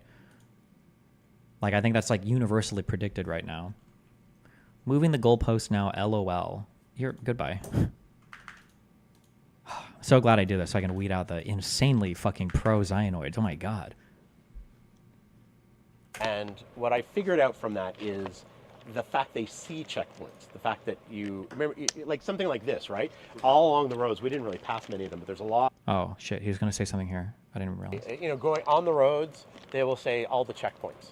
And what I figured out from that is the fact they see checkpoints, the fact that you remember, like something like this, right? All along the roads, we didn't really pass many of them, but there's a lot of things like this. Yeah. They would say that's a checkpoint.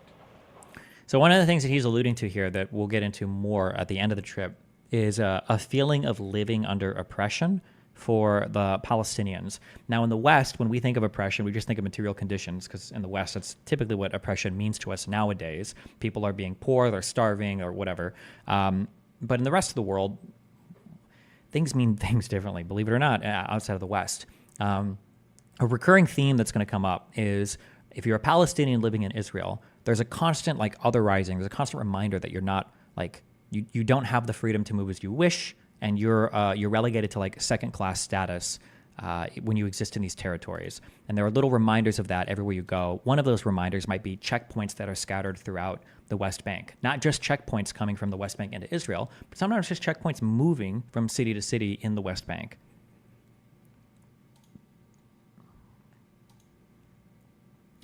It's a democratically elected official of another country. You can't just say he should resign. No other speaker did, as far as I know, for any other country, regardless of my favorite. That's an internal problem.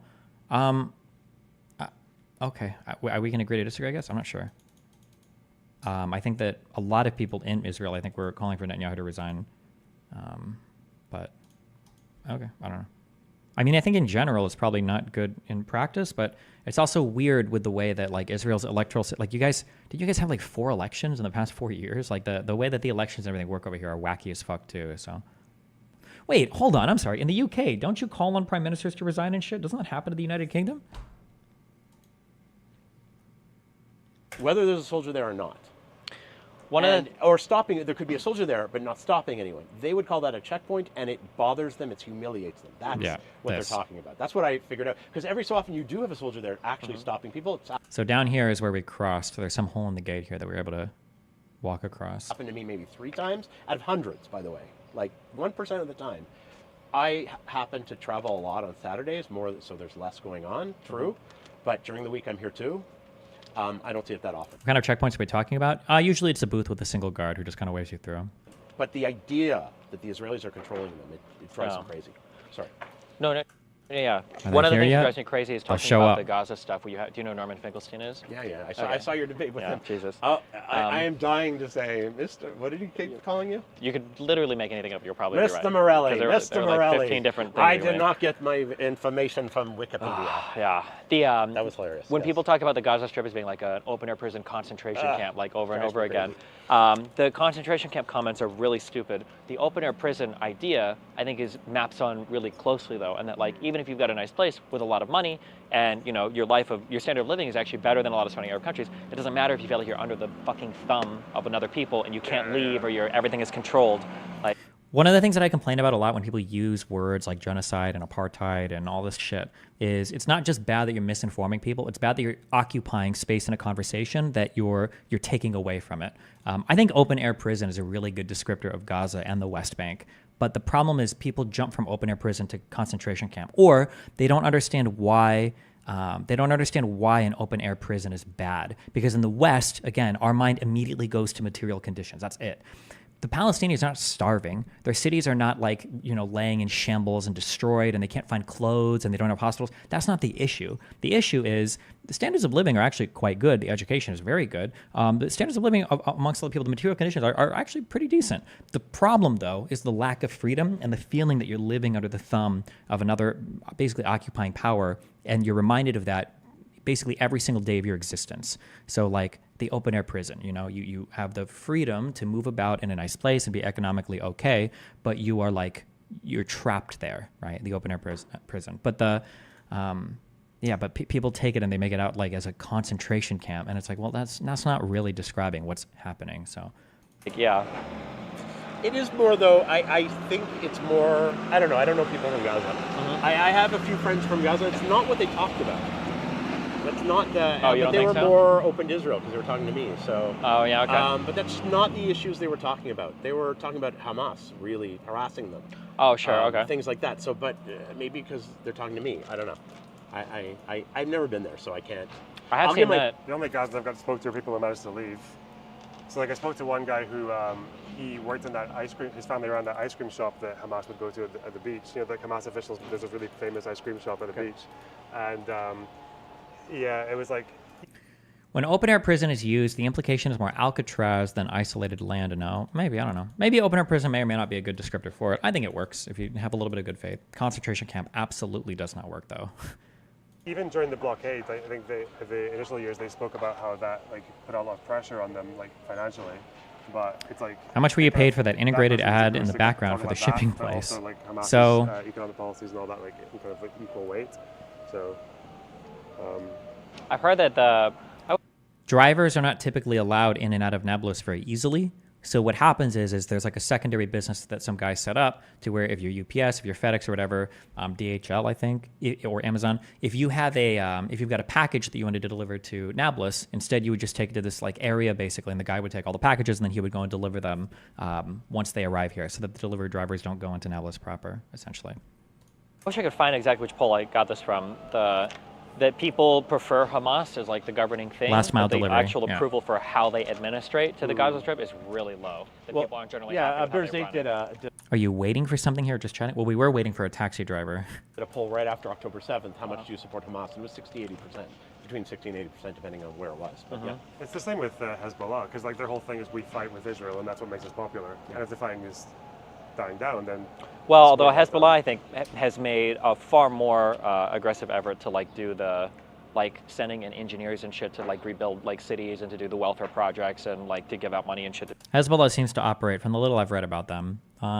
It's a chapter in a book that Loner Box recommended me about conflicts, or about different wars, I think, that have happened in the Middle East. That I don't know if it was just Israel or not, but apparently Hezbollah operates more like a mafia in that they do take a significant interest in the local people. They will invest money into infrastructure projects. They'll, try to help people that have been, hurt by, ongoing war and attacks or whatever. They try to embed themselves more and garner support from the local population instead of just being like Hamas and building tunnels all over the place and stupid shit like that.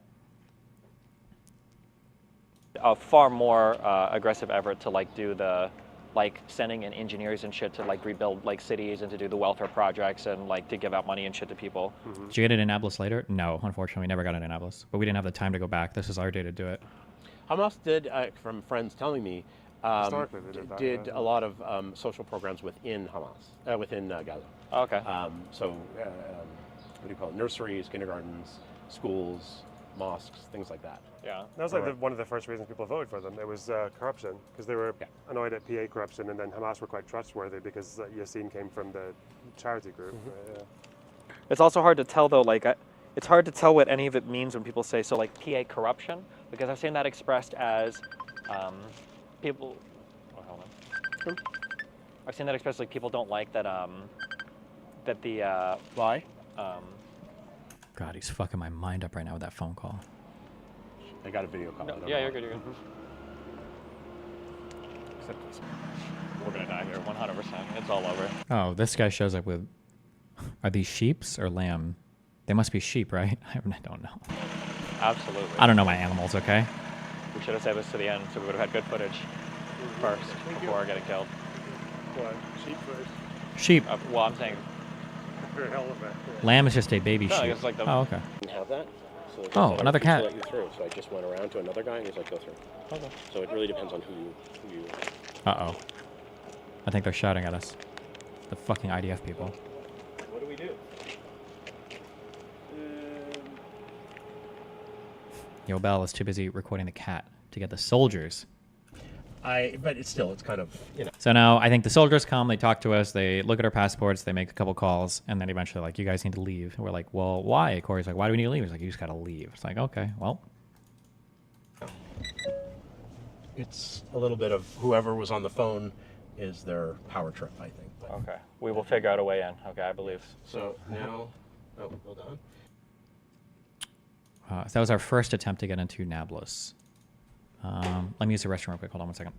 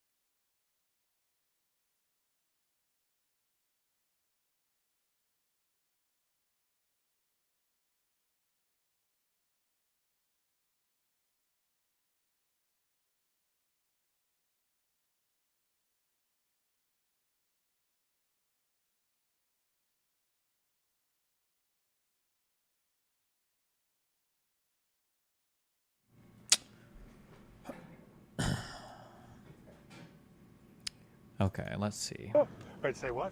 Basically like a 2 for minor. I think this. Okay, we watched this. Quick drive and talk. First attempt. If you have an Arab sentence. This is what we just saw here. We didn't get in. Audio recording, a first IDF encounter. Just audio? Oh, taxi. Yep, we're good. Why weren't you allowed to go in? They didn't really give us a reason. We just got oppressed by the IDF. They just threw us out.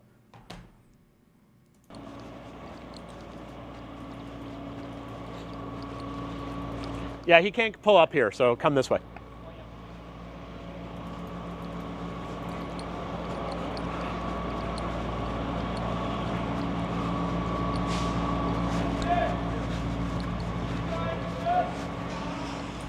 What? What? Hi. English. Good. We're going into Nablus. Okay, where are you from? Canada. Scotland. What are you doing here? What are you doing here? YouTubers. YouTubers? Yeah.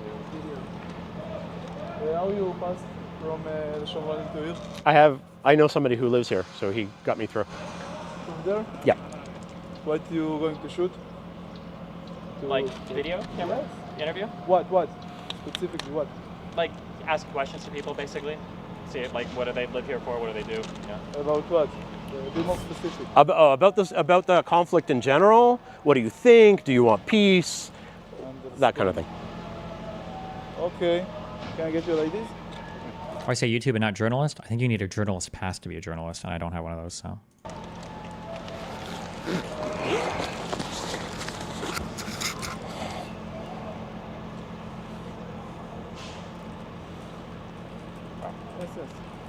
No, not your money. I don't need your money. I just put it in my lap. The first time this has ever happened to me. Thank you.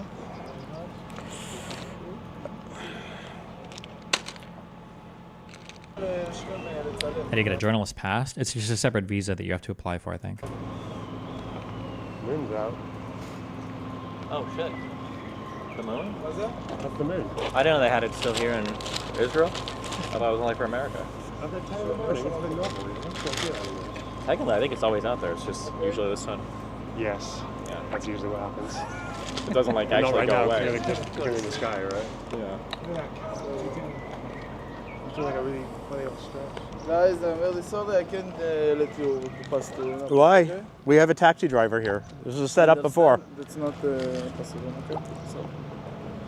So then, you need to understand me, don't give me up life. So then, Yeah, I understand. It's not. People keep saying, why not try bribing them? It's Israel. It's not. We're not like in a third world country. You're not bribing any of these soldiers unless you've got like 100 million fucking shekels or something. Not a. Hold on.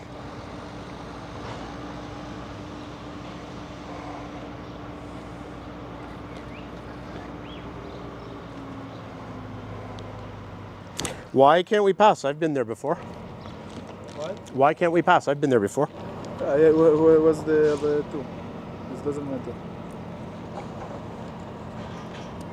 שומע, תקשיב, יש פה את החבר'ה התיירים, באו מכל מיני ארצות. No, it doesn't matter. It's the army thing. Yeah, I should have list. החטיבה, לא יודע מה, שיביאו So לפה if we tell them that, you don't think they'd care? Because we literally came through immigration. I told them we were going to like different cities here. לא, אני לא יכול להעיף אותם, אין את הסמכות. משהו שמשטרה עושה. קיצור, תעשה את זה, זה הרבה תעדכן אותי, בסדר? I don't know. It's weird. It never happened to me. Okay, that's good to hear. אני אדבר איתך. Do you think there's a chance they'd try to confiscate all your footage and stuff? Hopefully not. I've heard people say that that could happen, but I mean... yeah, people are bringing up that there was a ramming attack or something. There was also, apparently there were reports that there was going to be like a settler march in Nablus that night as well, so there might have been security reasons why they didn't want anybody going there, but I don't know.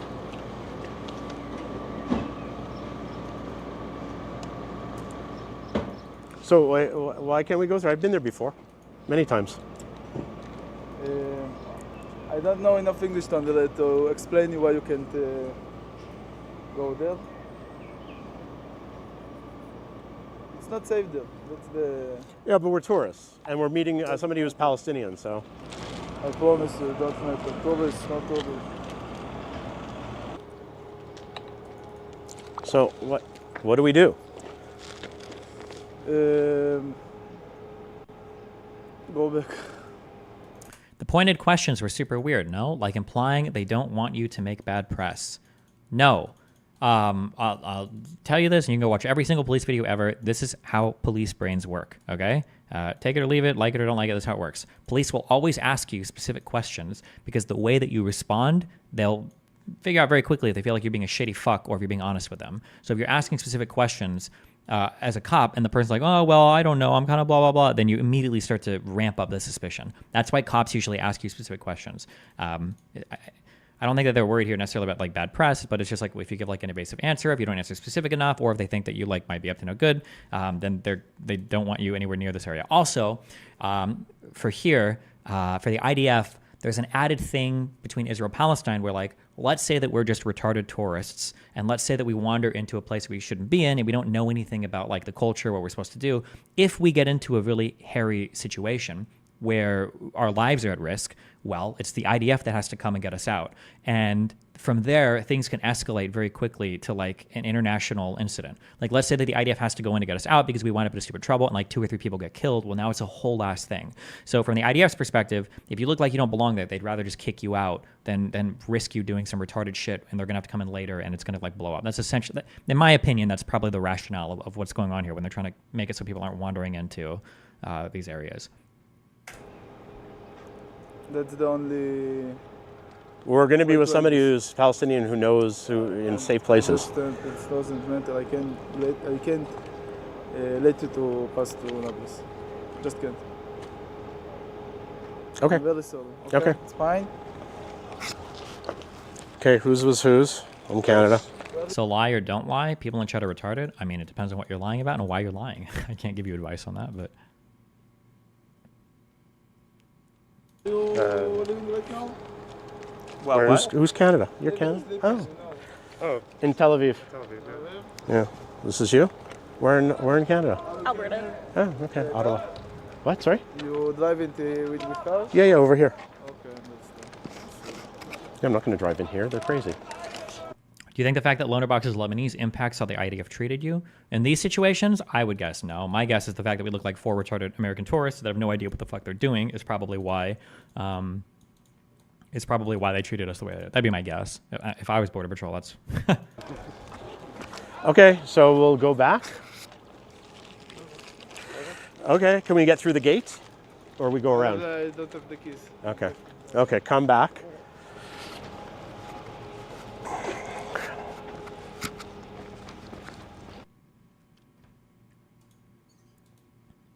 Stephen versus Hebrew Son extended. Oh, fuck. So, since we got rejected here, we have to find a place for the cab driver to pick us up in the West Bank. But Corey doesn't want to leave his car in a random spot. So instead, we end up going to a pretty extremist settlement called, I think, Yitzhar. And we were able to park our car right inside the gate there. Spiders that I need to bear rope? However, I didn't know we were going to be walking out in the fucking sun. Okay, so now I'm triggered because if I walk out in the sun, this is like a UV index 10 day, okay? Meaning I'm going to sunburn in like 1 fucking minute. I didn't bring any of my sunscreen with me. So we have to figure out... Aware of anything here? You're about to see where the... I think there was a goofy picture posted to me on this trip. You're going to see where the goofy picture comes from. Oh. Oh! Okay, well, fuck me. That's how we lost him. No, he didn't get lost. He just blew into me. He just flew into me. No, I mean, that's how we lost you. Oh, yeah. It was a flying spider. Fuck. I should have just flicked him when I had the chance. Fuck me. He's probably feasting on me now. Oh, no, he's back here. Actually, you know what? He's chill. I don't know why I'm trying to evict him from the car when I'm the one getting out. He should be allowed to chill there.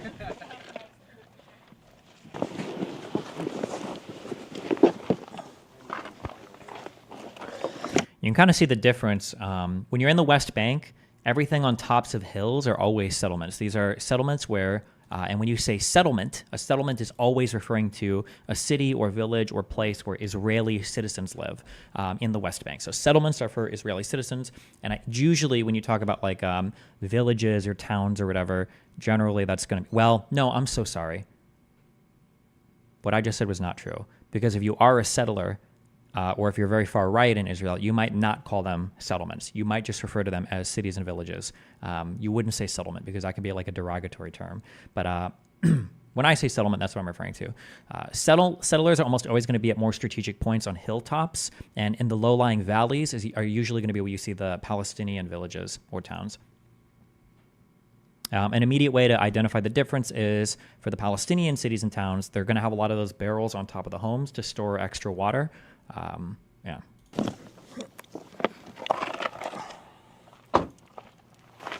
Yeah, fuck me. Oh, shit, hold on. There you go. We found the... Can you show this place on a map for reference? I don't know if I can find it. Let's see. We're trying to get into Nablus. Do we drive up? Are we here? No. There's no way I'm going to be able to find...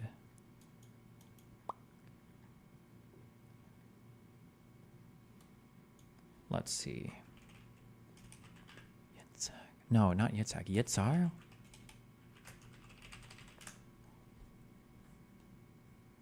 A case study. Settler violence as a view. Nice. Let's see. Yitzhar settlement. It's south of the city of Nablus, along Route 60. Does it say it here, or am I just missing it? I feel like it would be here somewhere, like on this road or something. Here? No. I see it. I don't see it. Right there, underneath Madama.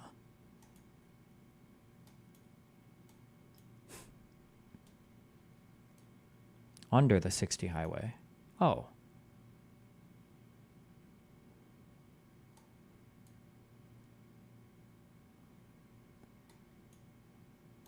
Oh. Oh, so I guess we were going to try to catch a cab here. Okay. I didn't realize how far south we went. So I think we... Oh, never mind. Okay. Because now I remember walking along this stupid fucking road. Okay. So we're parked like right here, basically. And we're looking down over... what are we looking into? We're probably looking into Barine, and we're probably looking into Madama. Both of those. One part of shade for you. Barely. Okay. Use satellite? Yeah, okay.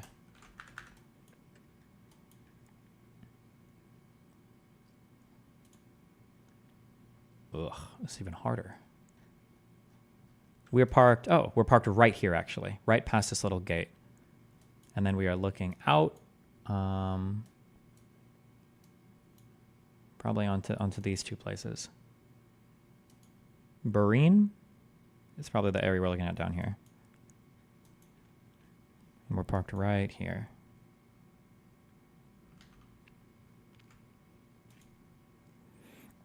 Are the settlers government funded? I thought it was illegal. The status of the settlements, the legality of the settlements in the West Bank haven't really been conclusively ruled on. When people allude to the fact that they're illegal, that is the opinion given by some NGOs, and that is an opinion that was given as part of an advisory opinion in 2004 by the United Nations, but like a dedicated ruling from either the UN, the or the ICJ hasn't really been given yet concerning the actual legal status of the settlements. So I'd say it lives in a legal gray area right now. Insofar as the international community is concerned, and I believe that Israel, the country, considers them legal, so they expand. So that's where that's at right now. By the ICC, no, not the UN. The ICC is the International Criminal Court. The ICC is only concerned with crimes that individuals commit. So the ICC would never be ruling on the legality of settlements. What are we looking at?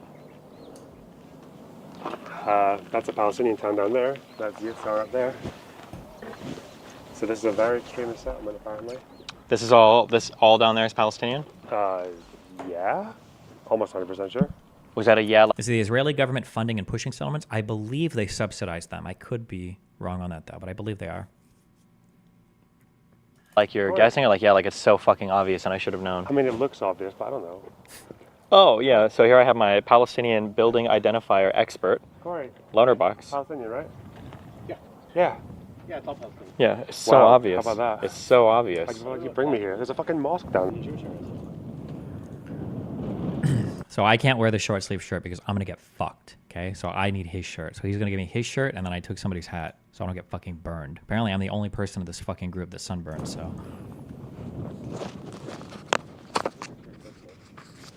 we're witnessing a t-shirt swap right now. Wait, is this part of the content? It'll be part of someone's content. Did you say you haven't OnlyFans yet, or what? Nope. Well, there's the bonus content. Pop collar, covering my neck. Okay. All in the name of saving Steven. Does that say read this? There's an Israel-Palestine debate on Candace's own channel. I see it. We might watch the review after, okay? I know. Dave Smith is finding whoever he can on the internet to debate this topic, besides me. I'm aware of that. We're not watching that right now. His neck. Literally, actually. That's a true bonding. Mics, guys? Okay, so this covers my right ear? Yeah. Okay, good. We're good. Oh, so now we're going to be walking, because the taxi driver doesn't feel comfortable driving all the way up here, because he thinks that these settlers are fucking insane and they're going to blow him up. So he doesn't want to walk up here, so we have to walk all the way down here to Route 60 to go and pick him up. So this is where this bend is, I remember. So I look retarded because I'm trying to like hunch the shirt up to cover my neck and to make sure the hats cover my ears so they don't get a sunburn.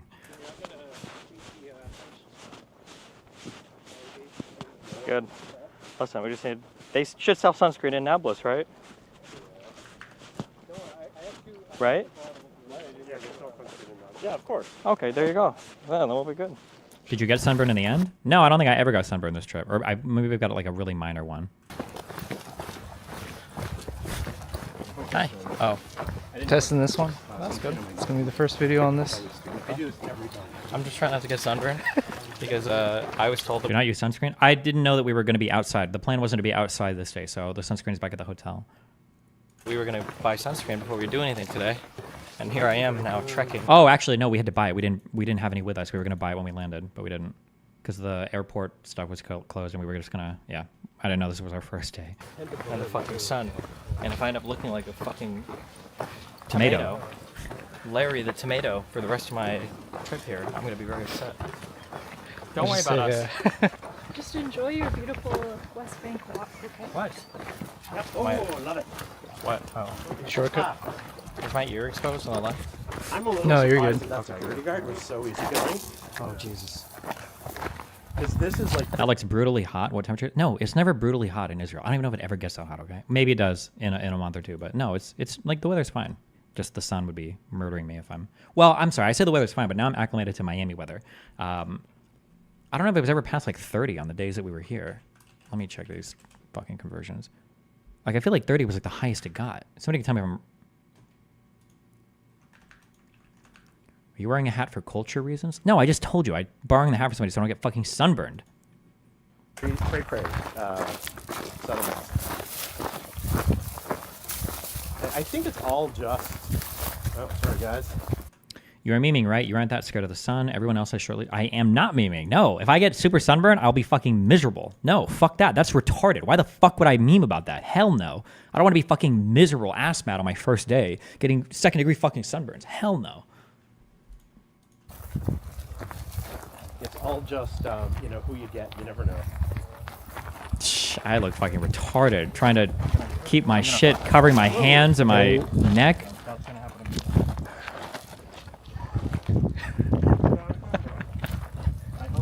I hope so. I did, yeah. Trying to make it down this stupid fucking... Well, the crazy sellers have to... This is steeper than it looks, okay? Trust me, you'll see in a minute. So...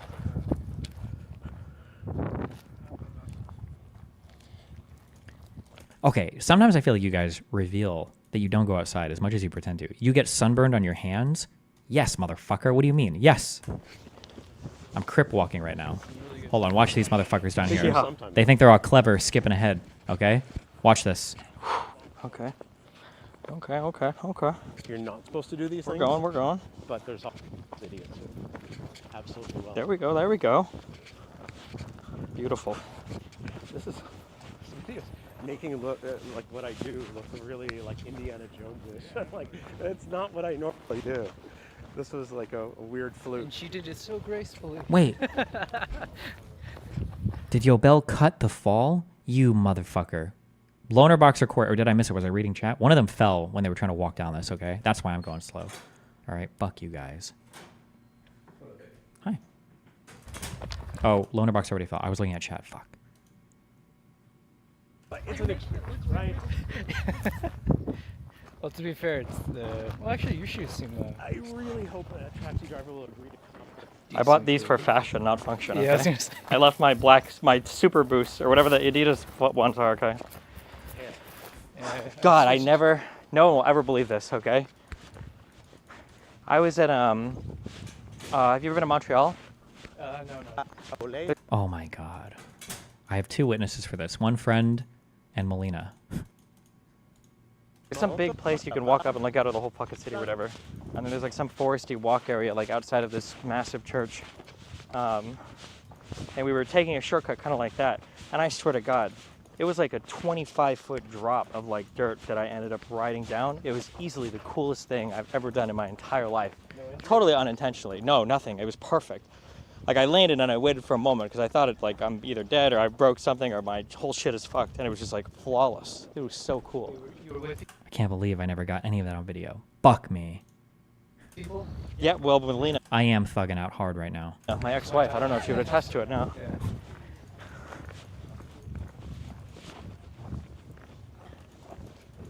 This is some bullshit. What is this?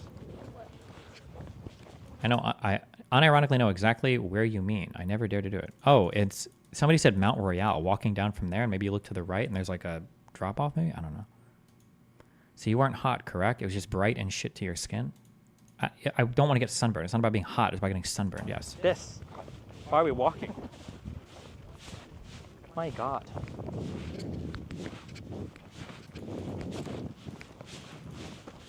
Love from Scotland. Love you too, buddy.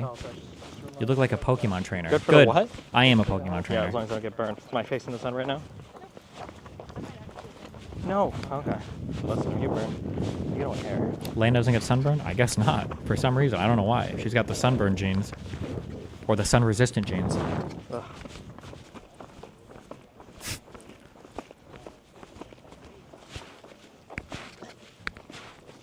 This is some bullshit. We got thrown out by IDF super soldiers, okay, who are not supposed to be in Area 8, but they came in and they plucked us out. They said, you guys are not allowed here because you're fucking tourists. They didn't know who we were. They didn't know our YouTube channel. They didn't know anything. Unbelievable. So now we're walking for 4 Absolutely hours. cinema. How long would you say we've been walking? It's been like 10 minutes. But we're going to say a 4-hour trek in the punishing Hebrew sun, Arabic sun. I don't know where the sun is. Oh, it's up there. Yeah. And man, what a journey. What a journey this has been so Arabic is always referring to the language, okay? far. This is what I put up with, and it's only day 1. True. Well, day 2, technically.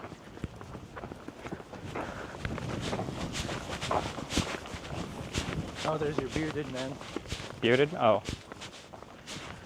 Dude, it's real. Like, people really look like that, for real, outside of memes. It's like listening to British people speak to each other. Now I'm seeing the Jewish stuff happening. Just imagine you're not going to be able to start cracking up because you're going to meet someone who looks Who just actually like that. looks like that. He's going to be talking about. Oh yeah, the guy that was walking by us, yeah.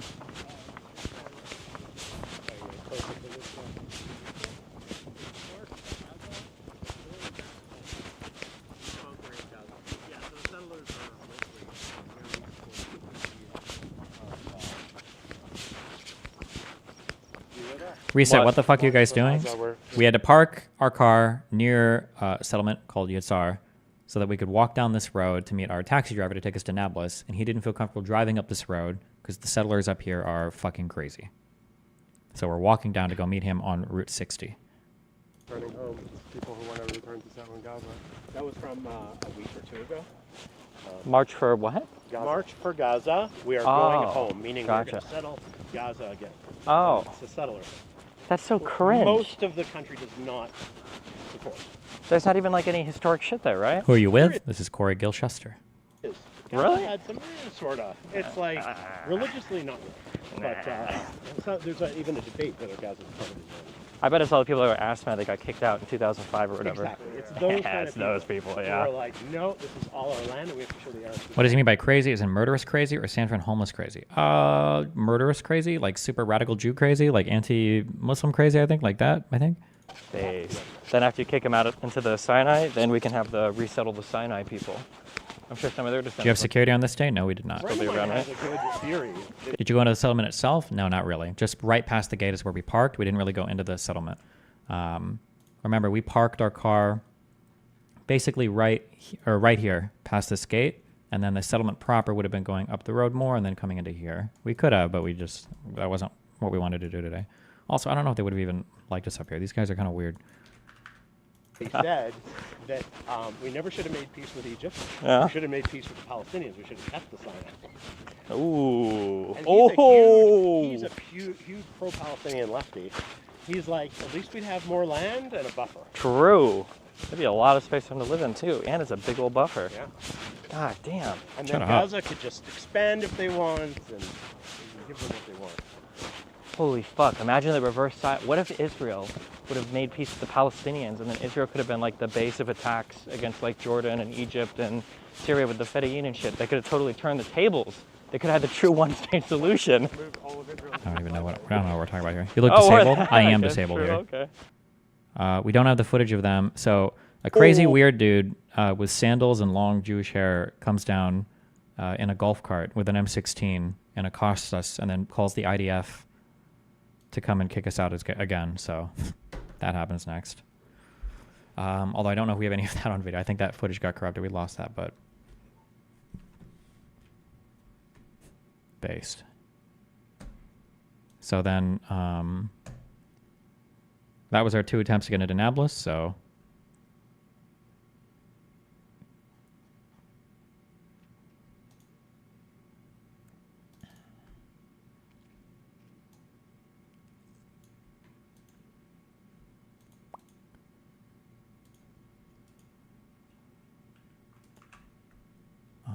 let's see. Second IDF encounter. Oh, wait, wait, maybe this isn't lost. I don't know why I just said that.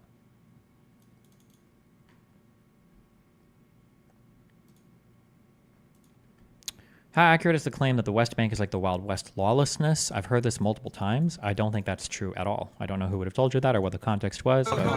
There's only one lawless area that we encountered, and that was towards the end of our trip. I might talk about that after. Or when we get there, but that's weeks into the future, or like a week or two into the future. We're meeting friends over here. Oh, fuck, okay. Well, now you see that I lied. Okay, it wasn't a golf cart. It's whatever the fuck this thing is, okay? So it's not quite a golf cart, but... At the bottom. No, not in Burim. They're coming from over here. From Ramallah. Calling a side-by-side a golf cart? Okay. What is a side-by-side? I don't know what the fuck this is. No, it's okay. He's one of the crazy ones. Do you feel gun owners in Israel are more responsible than gun owners here, or are they also branded? I don't know. I didn't spend much time doing domestic politics with them. I don't know how many accidents they have for gun shit or whatever. I have no fucking idea. We are meeting a friend. From where? From Ramallah. Yes, because Why you meeting friend from Ramallah? Because you. Now, I'm not here to criticize how Corey answers questions, and I understand that he has his reasons for answering the way he does, but I feel like Corey sometimes gives the most sus answers in the fucking universe, and knowing these guys are like fucking crazy, saying that we're meeting a friend from Ramallah is probably not a good idea. Are you talking about this place? Yes. Yitzhar is an Israeli settlement located in the West Bank, south of the city of Nablus, just off Route 60. In 2008, the New York Times described Yitzhar as an extremist bastion on the hilltops commanding the Palestinian city of Nablus, where a local war is being waged. The inhabitants of Yitzhar have a reputation as being among the most extreme Israeli settlers and regularly clash with members of the Israeli security forces and local Palestinian civilians. The settlement is at the forefront of the settlers' movement's so-called price tag policy, which calls for attacks against Palestinians in retaliation for actions of the Israeli government against West Bank settlements. In May of 2014, Shin Bet, this is like the Israeli CIA, I think you'd say, said that the price tag, no, the Israeli NSA, they're like the inside security, I think.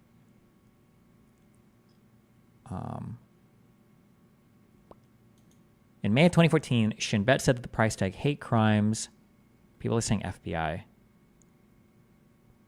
maybe FBI, but I feel like they do a lot of intelligence stuff too. But the FBI might as well. I'm not sure. I don't know. So the price tag hate crimes were mainly attributable to about 100 extremist youth, mostly from Yitzhar, acting on ideas associated with Rabbi Yitzchak Ginsburg at the community's Ad Yosef Chai Yeshiva. NSA does outside too, no? I thought NSA is mainly internal and CIA is mainly external. Am I wrong on that?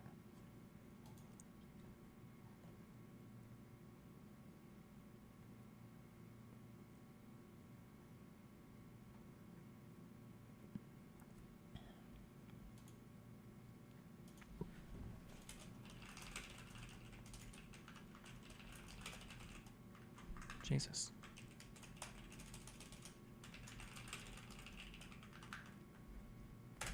Both internal and external. Oh, I don't know.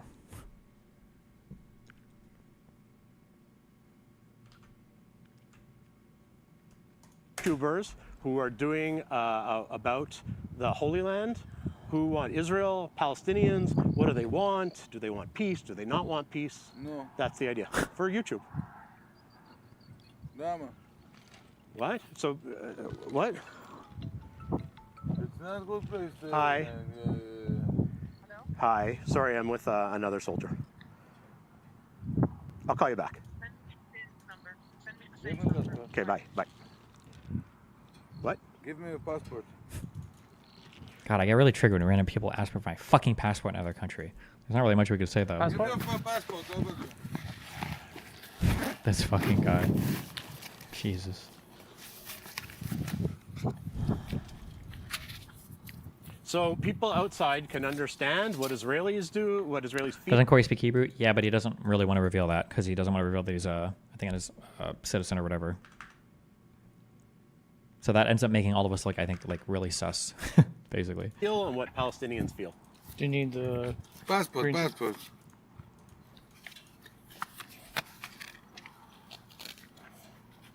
I don't need this. Take this. How do you know he was IDF? I don't know if this guy is IDF. I think he might just be like a guard from the settlement. I don't think he's actually IDF, but I'm not 100% sure. Maybe you guys will hear in the conversation if he is or isn't, but I don't think he is. Oh, people are saying he 100% isn't.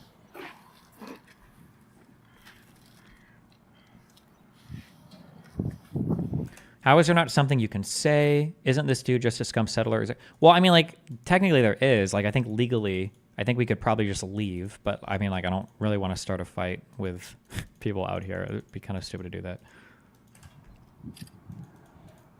So, the last photo of us. Oh, no.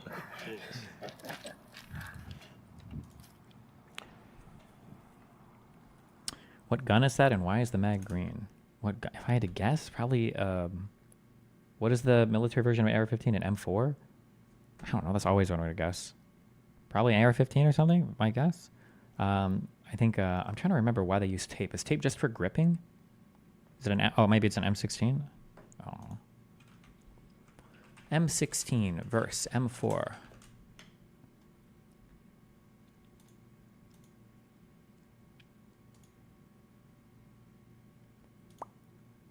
M16, M4. What is, hold on.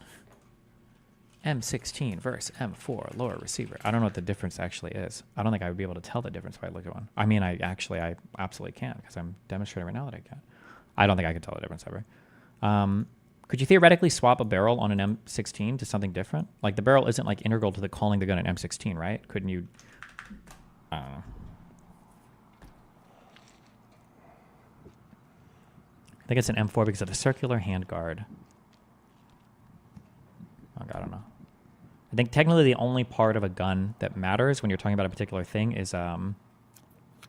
Oh, wait, they are the same gun, an AR-15. M4 is the short-barreled M16. Okay, so an AR-15... I'm pretty sure an AR-15 and an M4 are the same lower receiver, and an M16 might be the same lower receiver, too. So M16 is just like a variation, I guess. I don't know. Fucking configuration. Gotcha. Okay.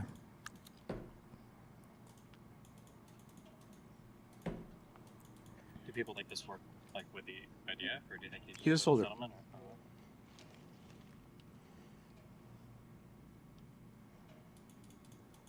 I'm assuming he lives here. Were you shitting yourself at this moment? I mean, I figure, what are the chances somebody's going to show up and kill us? Okay, I feel like Corey's got shit handled.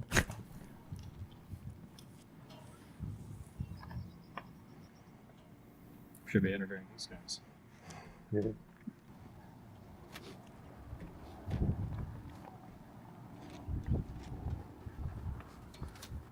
I think I've just been getting 4K footage of your ass. Yeah? Oh, there, yeah. What is that? What's that? 17 minutes on this one. Did he explain why he doesn't speak Hebrew to them? Well, because I think if he's an Israeli citizen, he's definitely not allowed to go into some of these Area A cities. So if he speaks Hebrew, it's going to come off as like being an Israeli citizen, and then they would definitely kick him out because they wouldn't want him going in. So I think he tries to just act like he's a Canadian, basically. So, what's the problem? Because in Israel, you don't go to Israel people and the Palestinian people and Israel people. You all going to Israel, all going to Palestine. Mm-hmm. You cannot go. Why? As tourists. Come on. Yeah. Tourists can. But don't you want people outside to know what the Israelis think, what the Palestinians think? Uh-huh. Israel. You cannot Yeah, go. but it's Shabbat, so No. I can't film. No. I can't film any tar. Now. Tomorrow, yes. I have an Israeli friend that wants to chat. Is that okay or no? No. So is a settlement in Area A? Oh, here, Adam and a couple of other friends wanted to talk to him on the phone, but yeah, Nablus, all the major Palestinian cities would be considered Area A cities. The settlement, I think the big settlements are all considered Area C. I don't know if this would count as Area B down here or not. I'm not sure, but No. Okay. No. He wants you to speak to his Israeli friend. Ooh, bugs. So we want the idea is on YouTube to show what Palestinians say and what Israelis say. That's the idea. Oh yeah, don't lose this. It's important. Whose is this? Oh, it's yours. Yeah, don't lose it. So wait, what are we waiting for? I want my passport. Shwaya. What are we waiting for? Soldier. Would it help to show More like a soldier. YouTube channel or? Do you want to see the YouTube channel? Yeah. Okay. Is that a no or a? That's a no. Okay. Oh, I heard you. Dude, I can't. Where's your buddy Benny?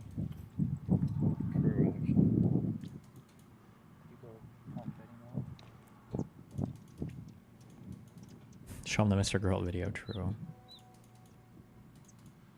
What's the name of this area? It's hard.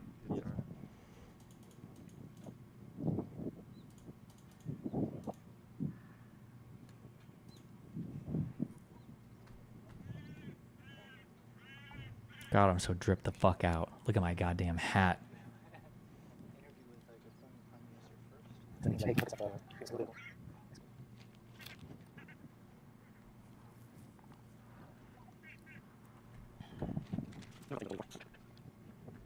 Can he sit inside? He needs the sun. My son. The sun. It's Any particular reason for the duty-free bag? What is the duty-free bag? I don't know what you're talking about. Canada, do you don't have sun? no sun in Canada. No? No. Not as much. We're okay.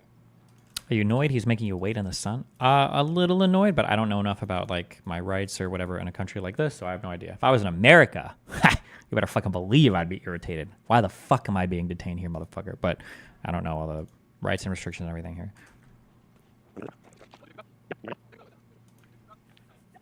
You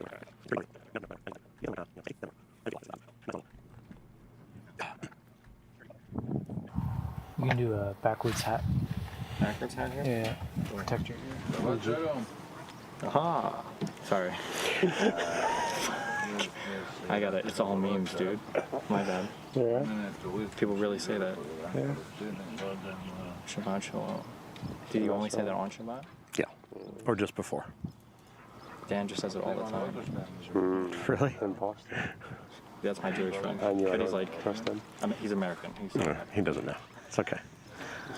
What's the guy doing with your passports anyway? My guess is he's radioing the IDF, letting them know that there are people of a certain nationality in this area, and he probably wants people to come out and either clear us or send us back. Is my guess, yeah. Shabbat for him is just a day to basically ignore all his fucking phone calls. Yeah. We found the Shabbat elevator though. That was a mind fuck. Yeah, it goes up and down automatically, so that you don't have to push the button.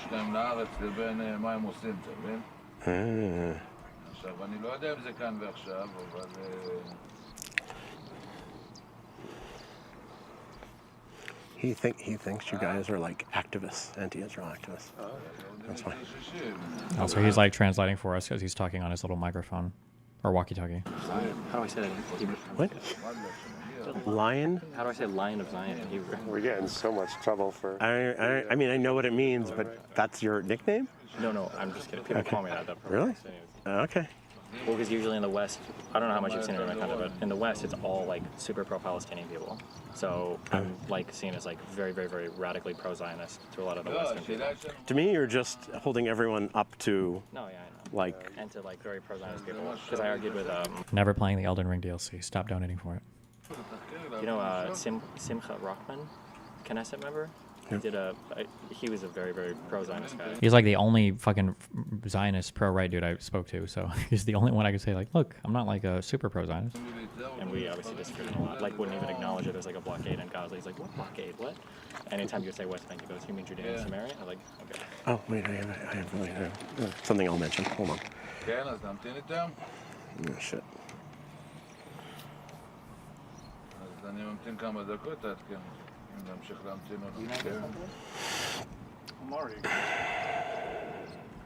Yeah, make sure you don't lose those. You don't need those now. That is for when we go through a checkpoint.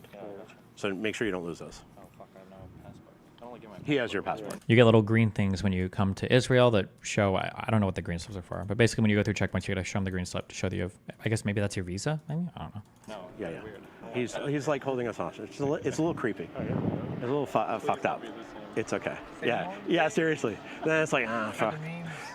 Yeah. This time at least I'll get him.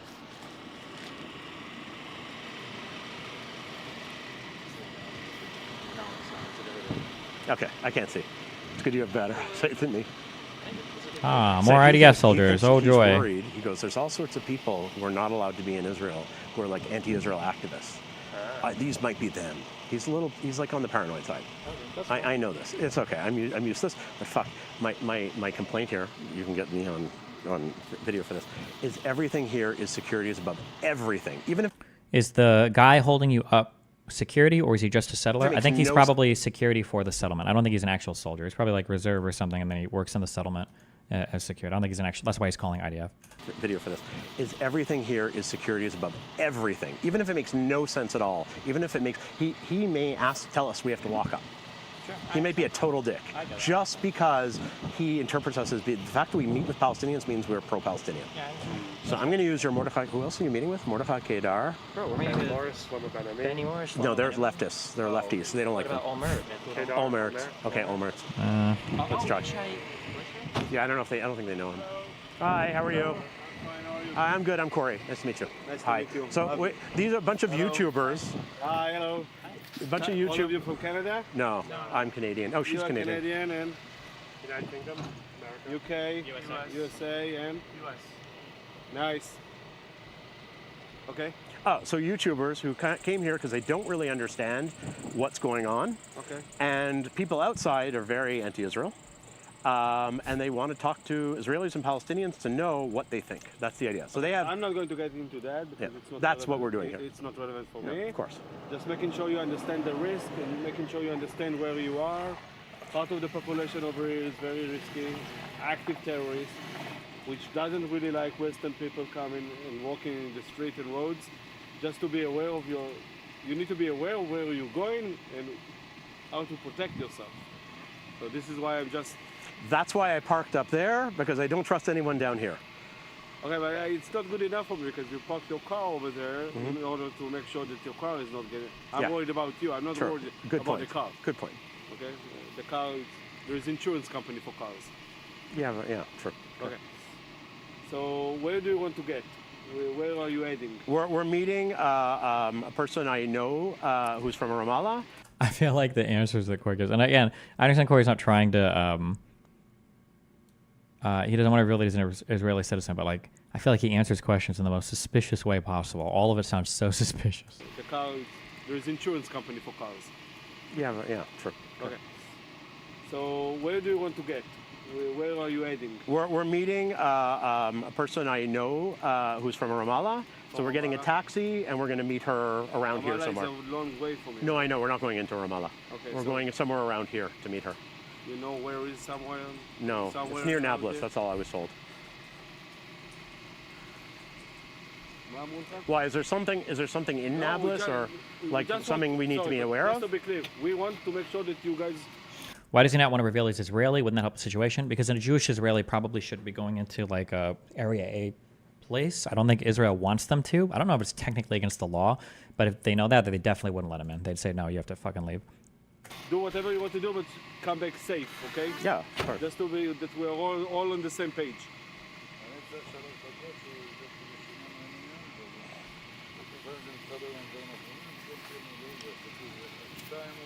Who is going to pick you up, by the way? A taxi driver.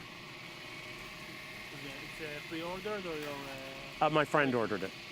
Your friend ordered the taxi? Can I get one of the phone numbers? Maybe you better with one of you will have my phone number in case of an emergency. Yeah, I can. I have a local number. So you can all write it down because we are not sure where we are heading and your safety is important. Is there anything supposed to happen today that we need to know about? No. But okay, because they asked me and I said, I don't think so. There is always something over here. Okay. It's not the safest place on earth. Pretty much. Yeah. Okay, what's your number? Okay, thank you.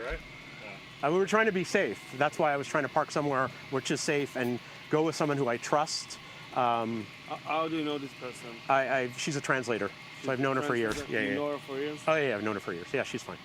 Yeah. Okay, just mother? These guys seem chill and just concerned about your safety. The IDF people generally are, yeah.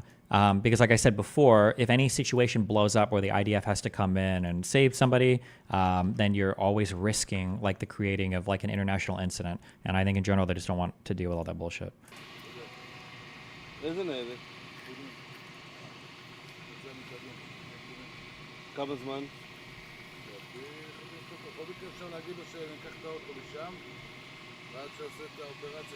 Is this IDF or not IDF? These guys are IDF. This settler weird dude is not IDF. He's just a weird settler guy. Okay. What? The police wants to speak with you as well. Just make sure you understand. So, okay. Can we not be in the sun? Is there any way? No, but can we leave the car? Can we leave the car here? That's okay. It's not good place to. Are they checking your passport details on some database or something? I mean, I'm sure they run the names through a database to make sure it doesn't hit any matches, but otherwise I doubt they do much more with them. Maybe record the names. In the middle of a war and still an awareness of insurance. Truly a remarkable people. Good one. But it's behind the gate. It's safe. How often do the IDF need to come into the West Bank and save a couple dumb tourists? Hadn't ever heard of this being a major thing. I feel like there was a news story literally like a week before, some dipshit wandering or being in some Area A place in the Palestinian Authority. He was like on a roof or something, and they had to call the IDF to bring him out. I don't know how often it happens, but I'm pretty sure it literally happened like a week before we got here. I feel like I read that story. I wonder if I can find this. I think it might have even been in Nablus. Palestinian Authority, turnover, Nablus, citizen, protection, IDF. I'm not going to be able to find it. Fuck. Oh, wait. Oh my God, I am going to be able to find it. Am I really a god? Israeli army rescues pilgrims who snuck into Nablus to visit Joseph's tomb. Oh, I think it was this. It might have been this. This was on June 3rd, 2024. Yeah. Wait. This would have been the day after then, I think. Because this is June 2nd? Or June 1st? April, May, June 1st. Yeah, I don't know. But anyway, yeah, so this shit does happen. It's fucking retarded.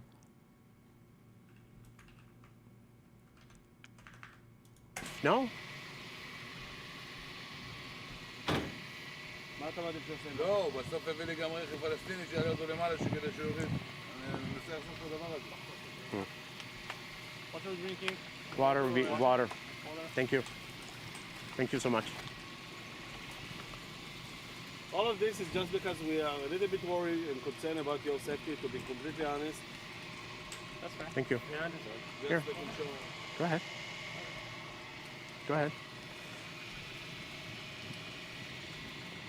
And there isn't any place not in the sun over here, I'm sorry. Feels like Corey could have presented a better story that would have made them fuck off. Yeah, I feel like I don't know. Corey has his reasons for what he does, so I'm not here to. I can't evaluate his story, but like I said, and also to be fair, the vibes that I'm getting are very much based on the West and like people skills and shit. So I could be totally wrong. Maybe there are situations here that I don't understand, but the vibes that I generally get when I was listening to these guys talk is, from their perspective, we look like a bunch of literally retarded foreign Western American tourists who are looking to like wander into some Area A city to like shoot with our phones and do YouTube footage. Like we look fucking retarded. And my guess is that these guys, like this is like a recipe for disaster. A bunch of fucking retarded tourists like wandering into a city. So they're trying to get a sense of like, do you guys have any fucking idea like where you're going or what you're doing or who you're talking to? And I think because Corey's trying to be evasive about the citizenship thing, Corey basically gives like the worst answers for everything, and it makes it seem like we actually are retarded. We have no idea where we're going. So these guys probably just don't even want us to go in there. Although legally, I don't think they can really stop us, because as long as we're not Israeli citizens, they can't really stop us. But I mean, they obviously will heavily discourage it. You can spot a place, I would be more than happy to drive you there. That's okay. You want one? I'll take one. You're drinking? Yeah. There you go. Thank you. One more, please. Thank you. Of course. How many you want? Good. Thank you. Go. Refill anyone? No, I'm okay. Thank you. You want me to leave the bottle of water with you? No, I think we're probably okay. After this, I'm okay. Thank you. Well, so So wait, why the police? You guys are higher, no? I guess they will give you the same speeches I'm giving you. Okay. All right.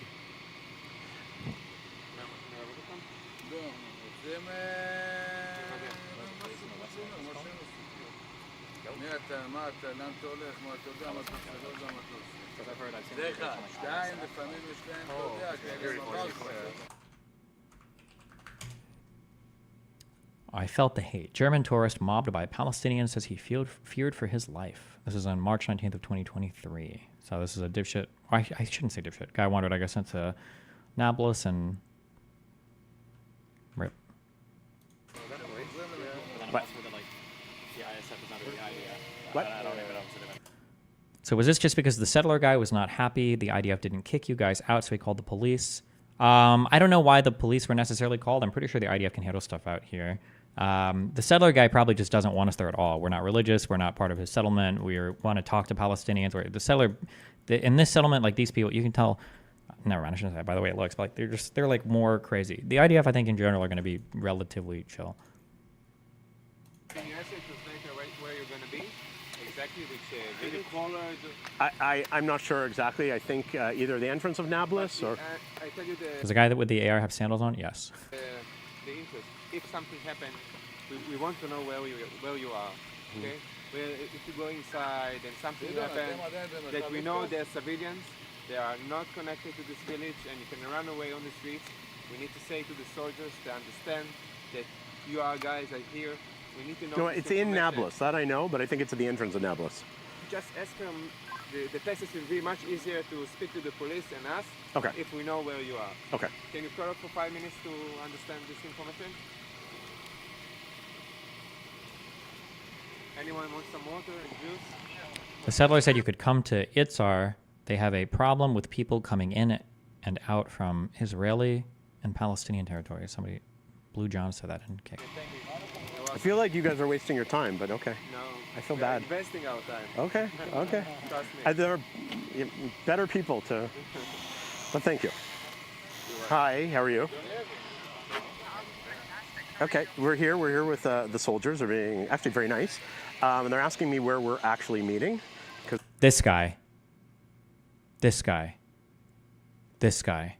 Hold on. Follow me, follow me, follow me, follow me, follow me. Follow me, follow me. Follow me, hold on.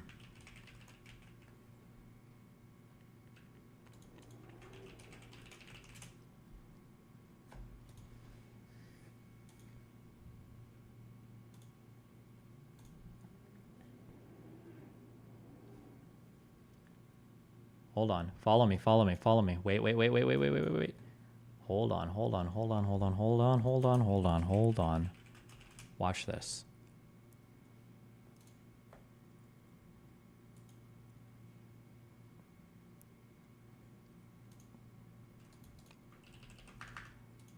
Adrian Brody.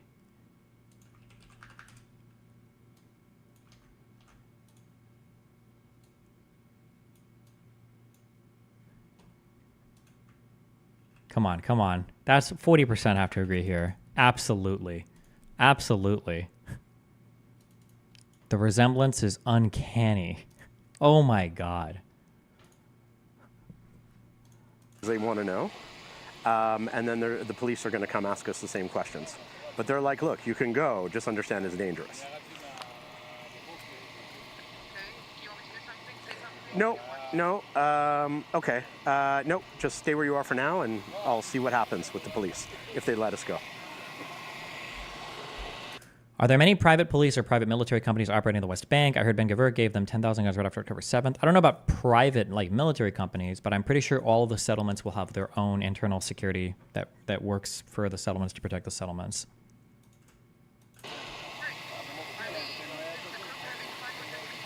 Yes, very much. Yeah. Okay, thanks so much.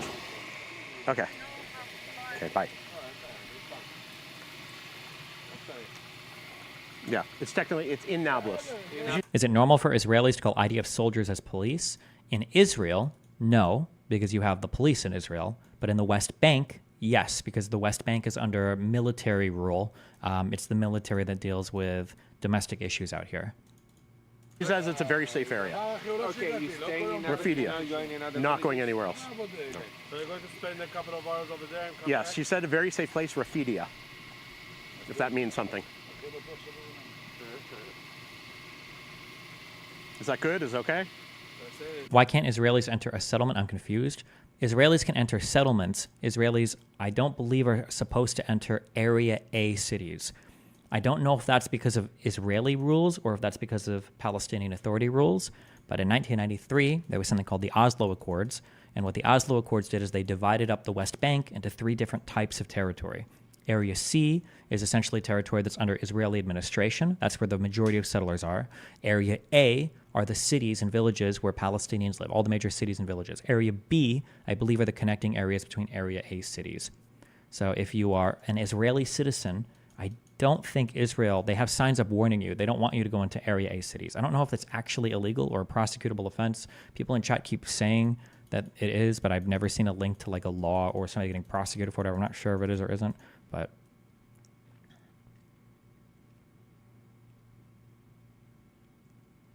not all of the settlements. An Israeli citizen theoretically should be able to go into any settlement, but I mean, I guess the settlers could decide if they want to ban you from it or don't want you in, I guess, but are there any settlements in Area A? No, there shouldn't be. Area A is exclusively